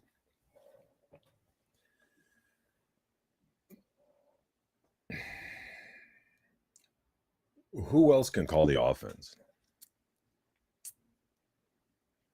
Like if Satterfield were to get fired this week, for instance, who's calling plays? First of all, he's Does not Rule take it over? fired. I'm asking because here's what I'm worried about. All 4 games left are winnable. This game should have been won. This game was lost by the offense. You had multiple times to score in the third quarter, couldn't do it.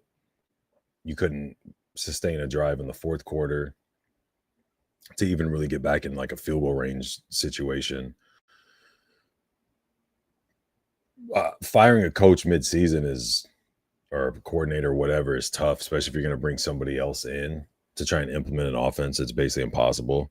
Then you're pretty much, in my opinion, guaranteeing you're going to lose your last 4 games, or they're way more losable than winnable. So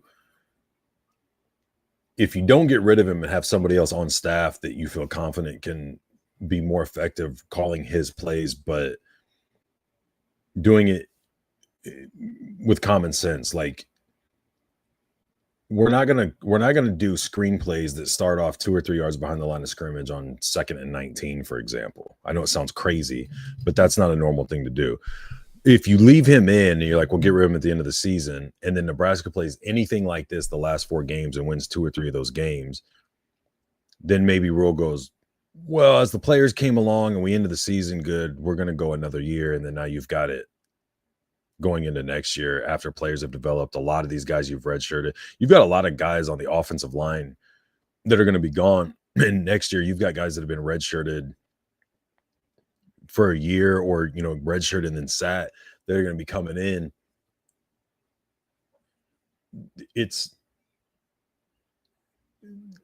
It could go either way. It could be even worse on the offensive line, or it could start to noticeably get better. But if they have to learn a new system at some point, sooner than better, you know what I'm saying? Like, it's at the point where Satterfield has to go. Like, really? Whoa. Hold on. Slow down. You're saying this? I mean, what from that game? Like, you hung in. You should have won a game against a top 5, really probably a top 3. Are you doing a bit? I can't tell if you're doing a bit. If it's a bit, I love it. Your defense played out of their minds. Your special teams played out of its mind compared to what it's done for the last however many years, but especially this whole season. Your backup kicker looked super legit. In your offense, it's not just like Raul is to blame for a lot of it. He missed wide open passes, 2 touchdowns, one to Barney in the corner. I think it was Barney in the corner of the end zone, the one to Banks down the sidelines. But the 4 same plays on the 4-play drive, the stupid, like, just the play calling in the situational game is just not there. You know what I mean? It's one thing if you're dialing up plays that, like, yeah, man, execute it and it works, which has been my argument on a good chunk of the Satterfield argument. And I know you're very black and white. You're either somebody's the most prolific coach. We don't have to bring my mixed race into this. Or he needs to get fired.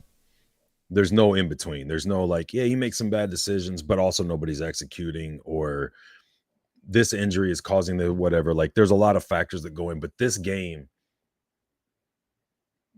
common sense, like Matt Rule could have called a better offensive game plan. And like you said, he doesn't have a lot to do, isn't too obsessed with the offense. He's more of like a trench guy, but seems to be in more communication with Tony White from what he says in press conferences and whatnot. So it's like, when do you make the move? Because I don't think anybody thinks he's going to actually do. I know everybody wants it to happen like now, but I don't think anybody really thinks from Rule standpoint that it's going to happen during the season. So like, how do you handle that? So let me just get this straight, because I'm very dumb, very slow-witted. We're all aware, but go on. You, Gary, a.k.a. Spurs fan Gary, a.k.a. Unc G Love. God's Hammer has something to say to you. I thought you were calling yourself God's Hammer. Well, wait, we got another dono first. So, Flex Your Freedoms, $2 dono. Thank you, brother. Says, Nebraska played great versus OSU. Almost had him. GBR. Love that attitude after this game. Honestly, man. Thank you. God's Hammer. I thought Rule already had Sat's replacement with his assistant O coordinator. No. $4.99 dono. Thank you, God's Hammer. A real man. Go on. Well, the first one, I can't remember who you said it was. Sorry. I would disagree. The defense and special teams played a great game. The offense, I feel if we won that game, it would have been in spite of the offense. You know what I mean? I think the defense and the special teams would have drugged the offense to victory if we'd have pulled that win out. So, again, that much more credit to our defense and our special teams.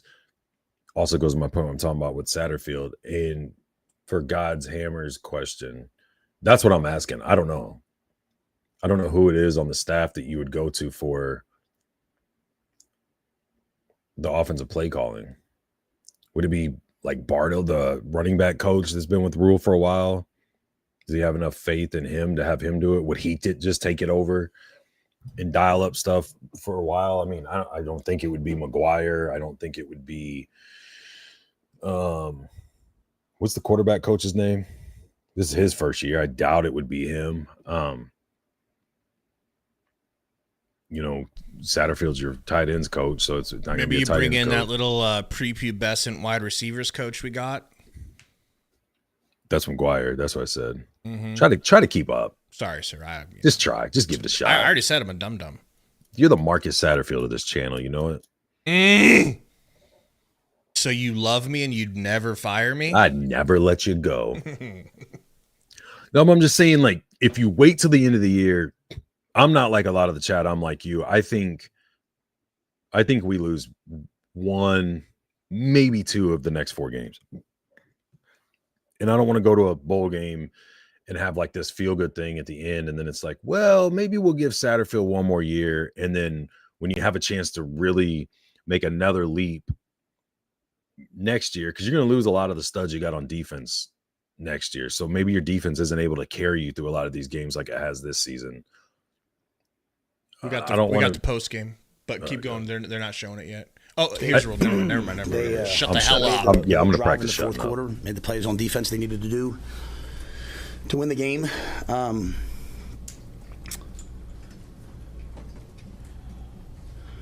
always have to be very careful with what I say because people take things I say and sometimes hear something else because my wife tells me I don't communicate the best sometimes, so I have to make sure I say this the right way.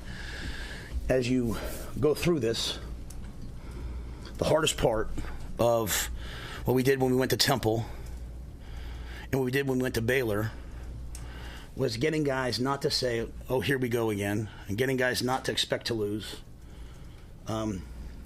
Getting everyone, including the people around the program, not to focus always on what's wrong, but what's right, right? And that's hard, right? You're constantly talking to your staff, your coaches, your players. Last week was a low for us since we've been here. Thank you, MIT. Because the minute the game got hard, we kind of looked around like, oh no, what's happening to us? Kind of victims, like, yeah, this is happening to us. And this was a hard week. This was a hard week. But a week that I knew, because of my experiences, we would turn into something good. We would teach. The players would see us, instead of us being defensive as things are said, they would see us stand like men. You know, anyone can just be defensive. Like, just stand like men in front of them, not blame the players, but work hand in hand with them. And we expected to come here and win the football game. We expected to win. And so I say this, to me, it's so hard because you don't want it to sound like a moral victory because we lost, and we're not here to lose. We're the University of Nebraska. We're not here to lose. But in terms of the development and growth of what you're trying to build, because while the world and everyone wants things to happen quickly, if you want it to be sustainable, if you want it to last forever, you have to do it the right way. I get asked a lot of questions about, why aren't we doing it this way, that way? We're trying to build something sustainable. Maybe it'll work, maybe it won't. Who knows? A lot of you guys have seen a lot of guys come here, try to do it, and it hasn't worked. So I'm trying it a different way. I was proud of that football team today. I was proud. They didn't back down. They had some really tough breaks. They had some things really go against them, even the way we started. And they competed. It's the first time.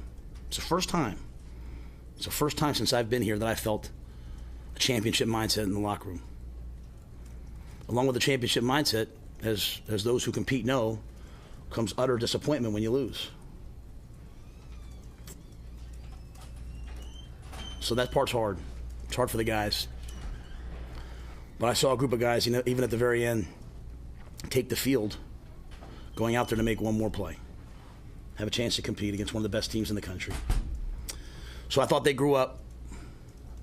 I challenged them. It better look this way next week. Some of the football still's tough. It's hard. You're literally, you got some of our administrators that hear me on the field. I'm still, you got some young guys out there. You're still coaching things out there in the middle of the game that in a year or two you hope that it's second nature. It's just what it is. But for those of us who believe in the long way, the hard way, for those of us who haven't had things handed to us, for those of us who believe in building, for those people who believe in putting in an honest day's work, like I hope while they're disappointed, they're proud of what they saw, of what they competed. And while I yelled at the officials sometimes and all that, our players didn't let it bother them. Our players just continued to compete. Thought we played with class and dignity. We had a chance to win. So I know that's long. I know it's hard. I don't say that to justify what we're doing. I'm saying that so our players will understand why I'm so proud. Not satisfied. That's very, very, very important. There are no moral victories. Can whoever's opening that fucking... We're proud. That'll take what questions you guys have. Spooky... Can you discuss how you had... haunted house door? Listen to this. Can we stop opening and closing the door? In terms of what Ohio State was doing? I thought our defense was dominant all day. Save 3 plays. Take away 3 plays. I think on the first one, we were playing a little 3 down and we took advantage of it. Tony did such a nice job. We kind of recognized pretty early we were going to be able to rush the passer, so he went back to 4 down. The second one, kind of a condensed set check, and they just, Jeremiah is a really, really good player. He ran by us, and just a nice play by them. They made a play, right? And then really the third one, they just kind of ran a double move out and up and just caught us in the zone coverage where you need someone just to make a great play. We just, we didn't see it. But on those 3 plays, I think that was probably as good a defense as I've seen, for most of the day. I thought we tackled well, we handled the run, we won on the perimeter, we hit the quarterback. But I think my eyes aren't very good, so it's hard. I don't know what the third down numbers were, but I thought we were excellent on third down, including some 1 for 10, some 3rd and 1s and 3rd and 2s, a 4th and 1 stop. So We won well, until the last play. We won the turnover battle with Malcolm's great pick. So, I don't think it was anything special. They have a great run game. Chips. They've got great players, got a great coach. I think our guys just played really well, played physical, played hard, got off blocks. We didn't do anything real special today.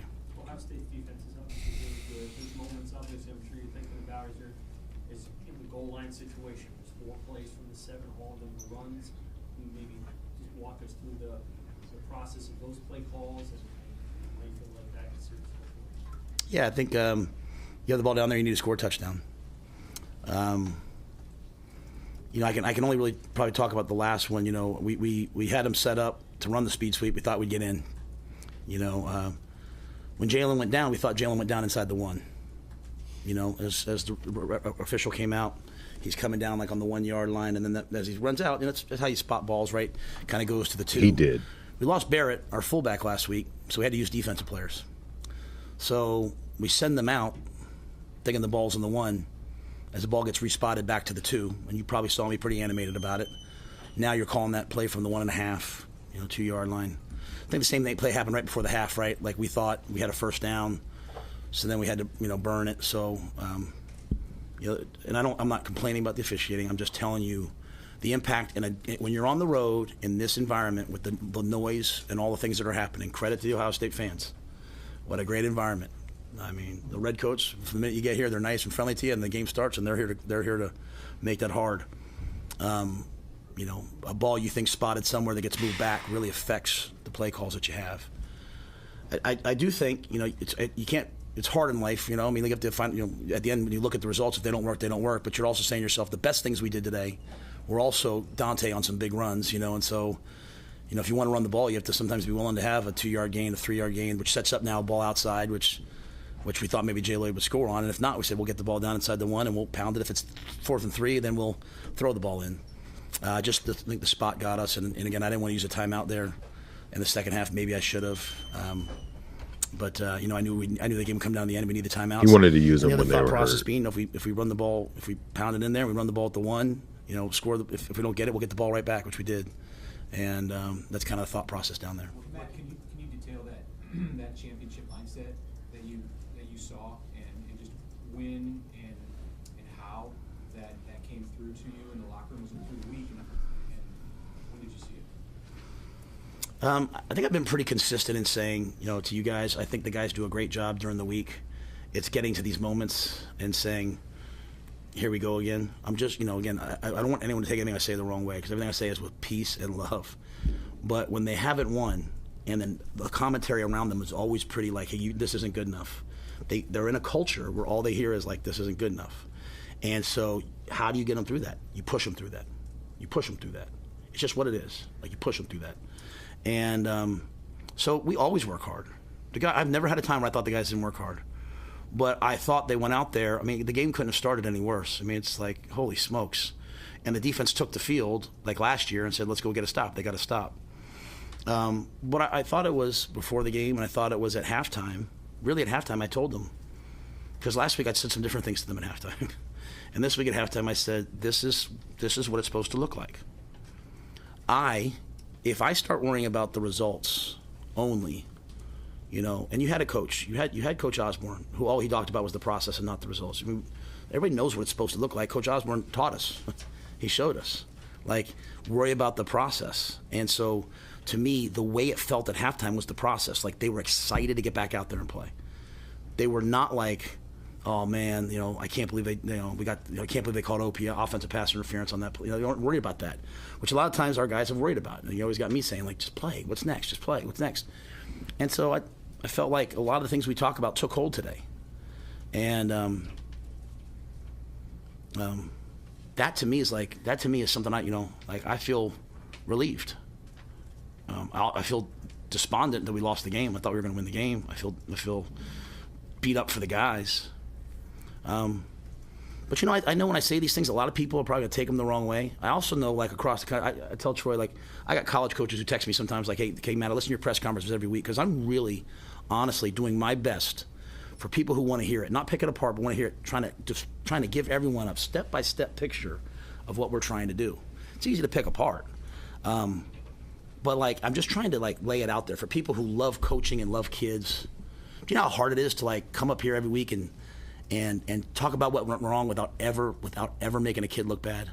Like, I listen to coaches all the time talk about, we got to execute. That means your players aren't very good. When coaches say we've got to execute better, they're throwing it on the kids. And just, we stand up here and we try so hard to give everyone a true picture, because one thing I love about Nebraska fans is they love football. They want to know the hows, the whats, the whys. And I listen to the people I trust. Like, I called Coach Osborne on Sunday. I said, Coach, got 5 minutes for me? What do you think? Coach Osborne and Coach Solis came to practice on Tuesday. Coach, And the old things are the real things, are the good things. And so I'm only saying this now because I want our players, if they just listen to this press conference, to know how truly, truly, truly excited I was to be in that locker room with them. I didn't have to be a cheerleader today. I didn't have to be like, come on, you can do this.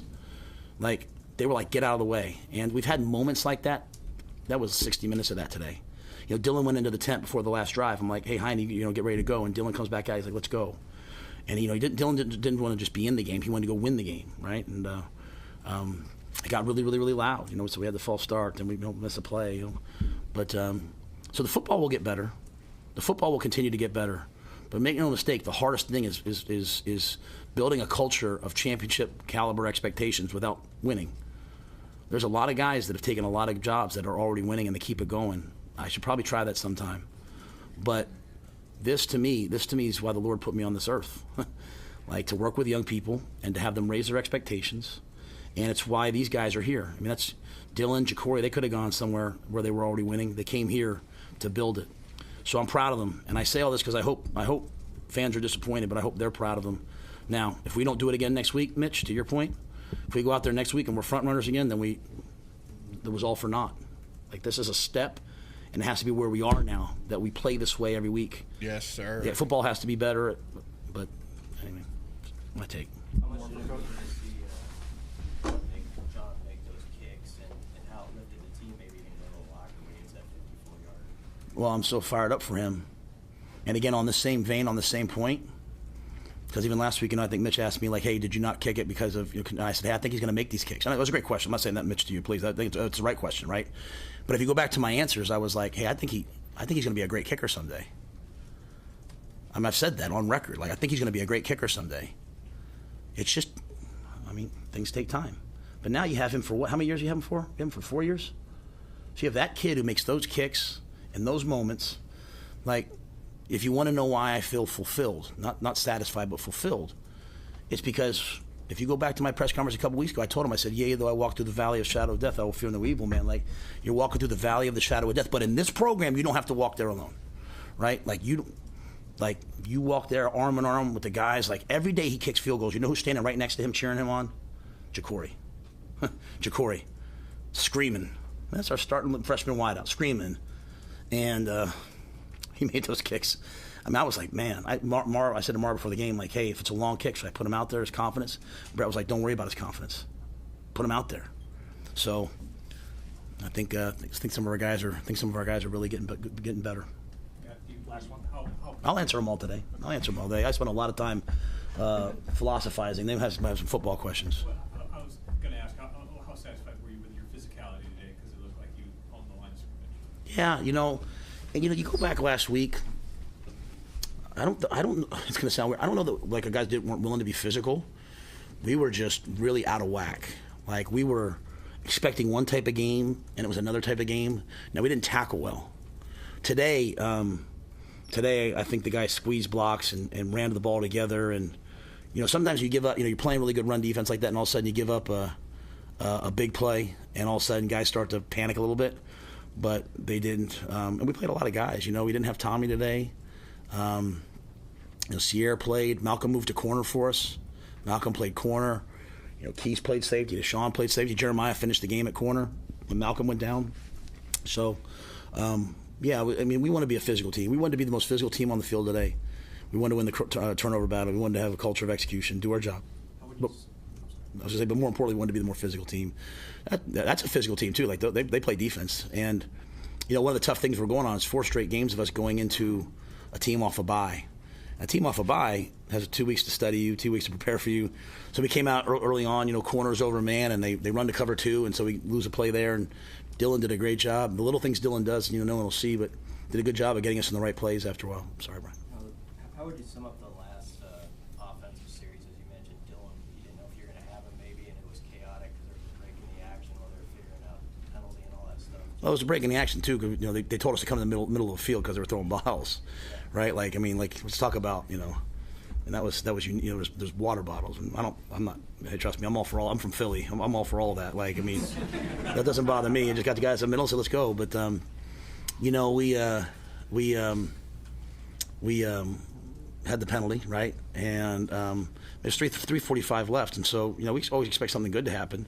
So really, in those situations, we call it last shot. You're trying to get the ball with a 2-minute warning, so that they don't have an opportunity to go back and answer. You're either going to win that, you're going to win that on a game-winning buzzer beater at the end of the game, go down there and throw a touchdown and give them 17 seconds left, or not. So that happened. We ran the screen play, and we just missed the block on the man-to-man defender. We have them. We just missed the block on the man-to-man defender. Come back, they're being pretty exotic there. I didn't see, the last plays. We're pushing the ball down the field. I didn't see exactly what happened on that last play, but these are great reps for Dylan. I know he wanted to win. These are great reps for Gunner. These are great reps for Ja'Cory. A lot of those guys, thought Isaiah Nayor today showed up and played probably one of his best games. I have to see exactly. They've got quite a pass rush. They've got great players on defense. And, I thought we hung in there, though, on those plays. They got us on 0 the one time in the red zone. That was really difficult because we would have kicked a field goal there, and that might have changed the game. And we called a ball to try to get the ball out of his hands, and they just brought more than we could block and, didn't get it off. So we had some other opportunities that we just have to keep working on. What is your analysis of the screen game? Of the screen game? I thought today we thought because of their pass rush we'd really have to screen them because they've typically historically been a 4-man rush team with Larry Johnson. They brought a lot more pressures today, and so sometimes the dropping ends. I think we had one early that we liked, but other than that, I think early in the game we said, hey, let's get out of the screen game. It's just more of a zone blitz pressure game. And then the one at the end, it's first and 8 for 15 or whatever it was, and we went to a man beater and just didn't make the block, So it wasn't good enough probably today. That part of the football was definitely not good enough, the screen game. You talked about the championship attitude in the locker room. You're the first team to score in Ohio State in the third quarter. In fact, you outscored them 3-0. Was that attitude? Was there some key adjustments that you made? What was your success there? I thought we found some runs in the third quarter. We ran a couple wham trap plays. We whammed the 3 technique, and Dante was close to splitting one. He looked like he was about to go for 80, and the guy came and tackled him around the ankles. So I thought we got the run game going there. And, we punted the ball down, then we got the pick. So we played on their side of the 50. We look back at the game just from a football perspective. You have to make more of those opportunities, whether it's the goal line plays that Sam talked about or not always kicking field goals, but scoring some more touchdowns. That was part of it. But, again, they have a great defense. But our kids made some plays to hang in there and stay with it. Did you lose a timeout there at the end because of Ohio State injury, or how did that Yeah, so it was 3rd and 11, so I wanted to call timeout because I wanted to get the ball back and save 40 seconds. Then, the guy went down, so I just said, hey, do I get that timeout back? Because every crew's a little different. Sometimes they'll give you that timeout back. I wanted it back. I didn't get it back. And then And then, we had that situation where the targeting plus the catch, and then I was watching. I saw Coach Day, out there at the numbers, and they threw 15 on him. So then when they unthrew the 15, I was just confused, right? I'm trying to figure out where the ball's at. So a lot of these, it's just so loud out there. Sometimes if it looks like you're like this, I had him come over because you think the ball's going to be at the 35-yard line, you're calling a different play than if the ball's at the 50 or the ball's at the minus 45. So, if a flag's thrown, I can't hear. When they say, hey, I can't hear what's being said. So I was just trying to figure out what happened. There were unique circumstances, right? I said they had us come out. They said, hey, bring your team off the sideline. That wasn't me trying to motivate the guys. That was me hey, guys, put your helmets on. Something might hit you. So, but again, at the end of the day, credit to Ohio State. They made plays. They made the play. They made the drive to go down there and win. And their defense made, one more play than we did. And But we'll be back. What was that? I don't know that. They said he was in the 10. I don't know if he got hit on the shoulder or something. I'm not sure exactly. Anybody? All right, thank you. We've got Malcolm and MJ here. We'll put them up here together, and then we'll... What do you think, LaGary? I don't know how no one asked him about Satterfield. Not specifically like, hey, coach, are you going to fire Satterfield? I know they're not going to do that, but for your special teams to come out of the grave for this game and your defense to finally do what they're capable of doing for 4 solid quarters. Like, if I'm in the room, I'm like, okay, the whole world that's followed you this, at least this season, but the last 2 seasons, is beyond shocked at what your special teams was able to do today. Your defense finally put in a complete game together, and you were barely able to muster up 1 touchdown, although you were in the red zone multiple times throughout the game. Like, what's the main reason for that? I know you say you don't want to blame players for not executing, even though you can see it on many plays. I know you said you wanted to get away from the screen, yet you probably set a record for the most screen plays called. What do you attribute the offense not being able to get into the end zone, even though they had multiple times to get into the end zone or sustain the last drive?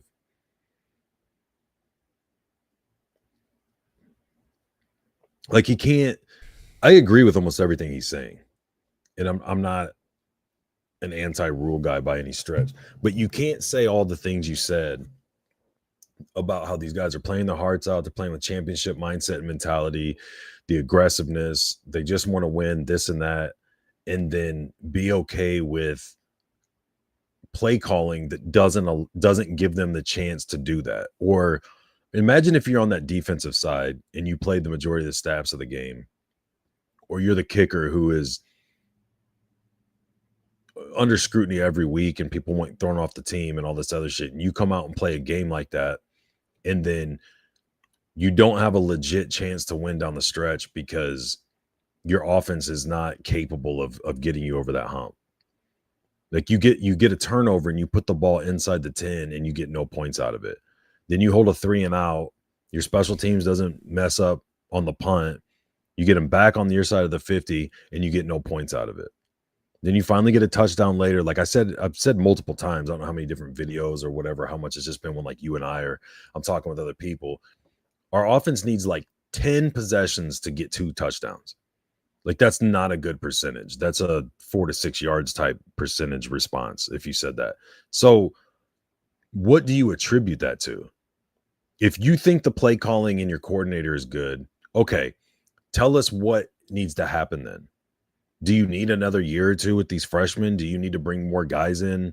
What's missing? Do they need to execute better? Is it a little bit of everything and you're hoping over time it all comes together? Like, there has to be some kind of accountability in answering to why the offense is so bad. You have arguably the best receiving core you've had in recent history. You, without a doubt, have the highest rated quarterback you've ever had. Your offensive line is the same guys that have been there since I was in high school, it seems like. What else needs to happen for you to finally start getting some rhythm and being able to put points up on the board, especially when your defense holds one of the best teams in all of college football to 20 points? And you can't match that. You can't come close to that when you have, and it's not like they were lucky to muster up 17 points and they couldn't hardly get the ball over the 50. They were lucky to muster up 17 points and they had the ball inside the 10 multiple times. In a chunk of those points you got was your kicker that everybody said was dog shit and needed to go away with the offensive coordinator, hitting 40+ yard field goals multiple times. Like, how is that guy stepping up, but your offense isn't, or your coordinator isn't? The guy who wasn't supposed to kick at all because Alvano was supposed to, but now that he's hurt, he kind of got thrown into the fire, and you've been hesitant to kick field goals at 20+ yards because you don't have enough faith in him. He's coming out here hitting 40+ yard field goals, 50-some yard field goals for you, and your offense can't muster one more touchdown when they have the ball multiple times inside the 10. Like, how is that question not asked?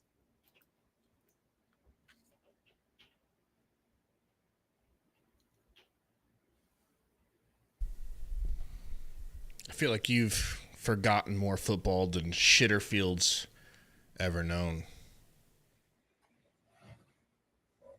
I mean, to the point I've always made about players needing to execute, that still holds true. But back to what I was saying during the game, and like when you and I have talked,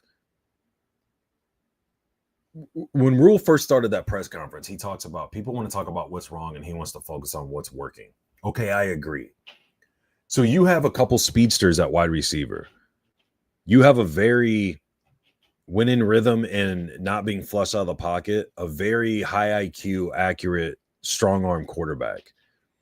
You have a pretty decent inside run game. You have the most improved version of this offensive line that we've seen.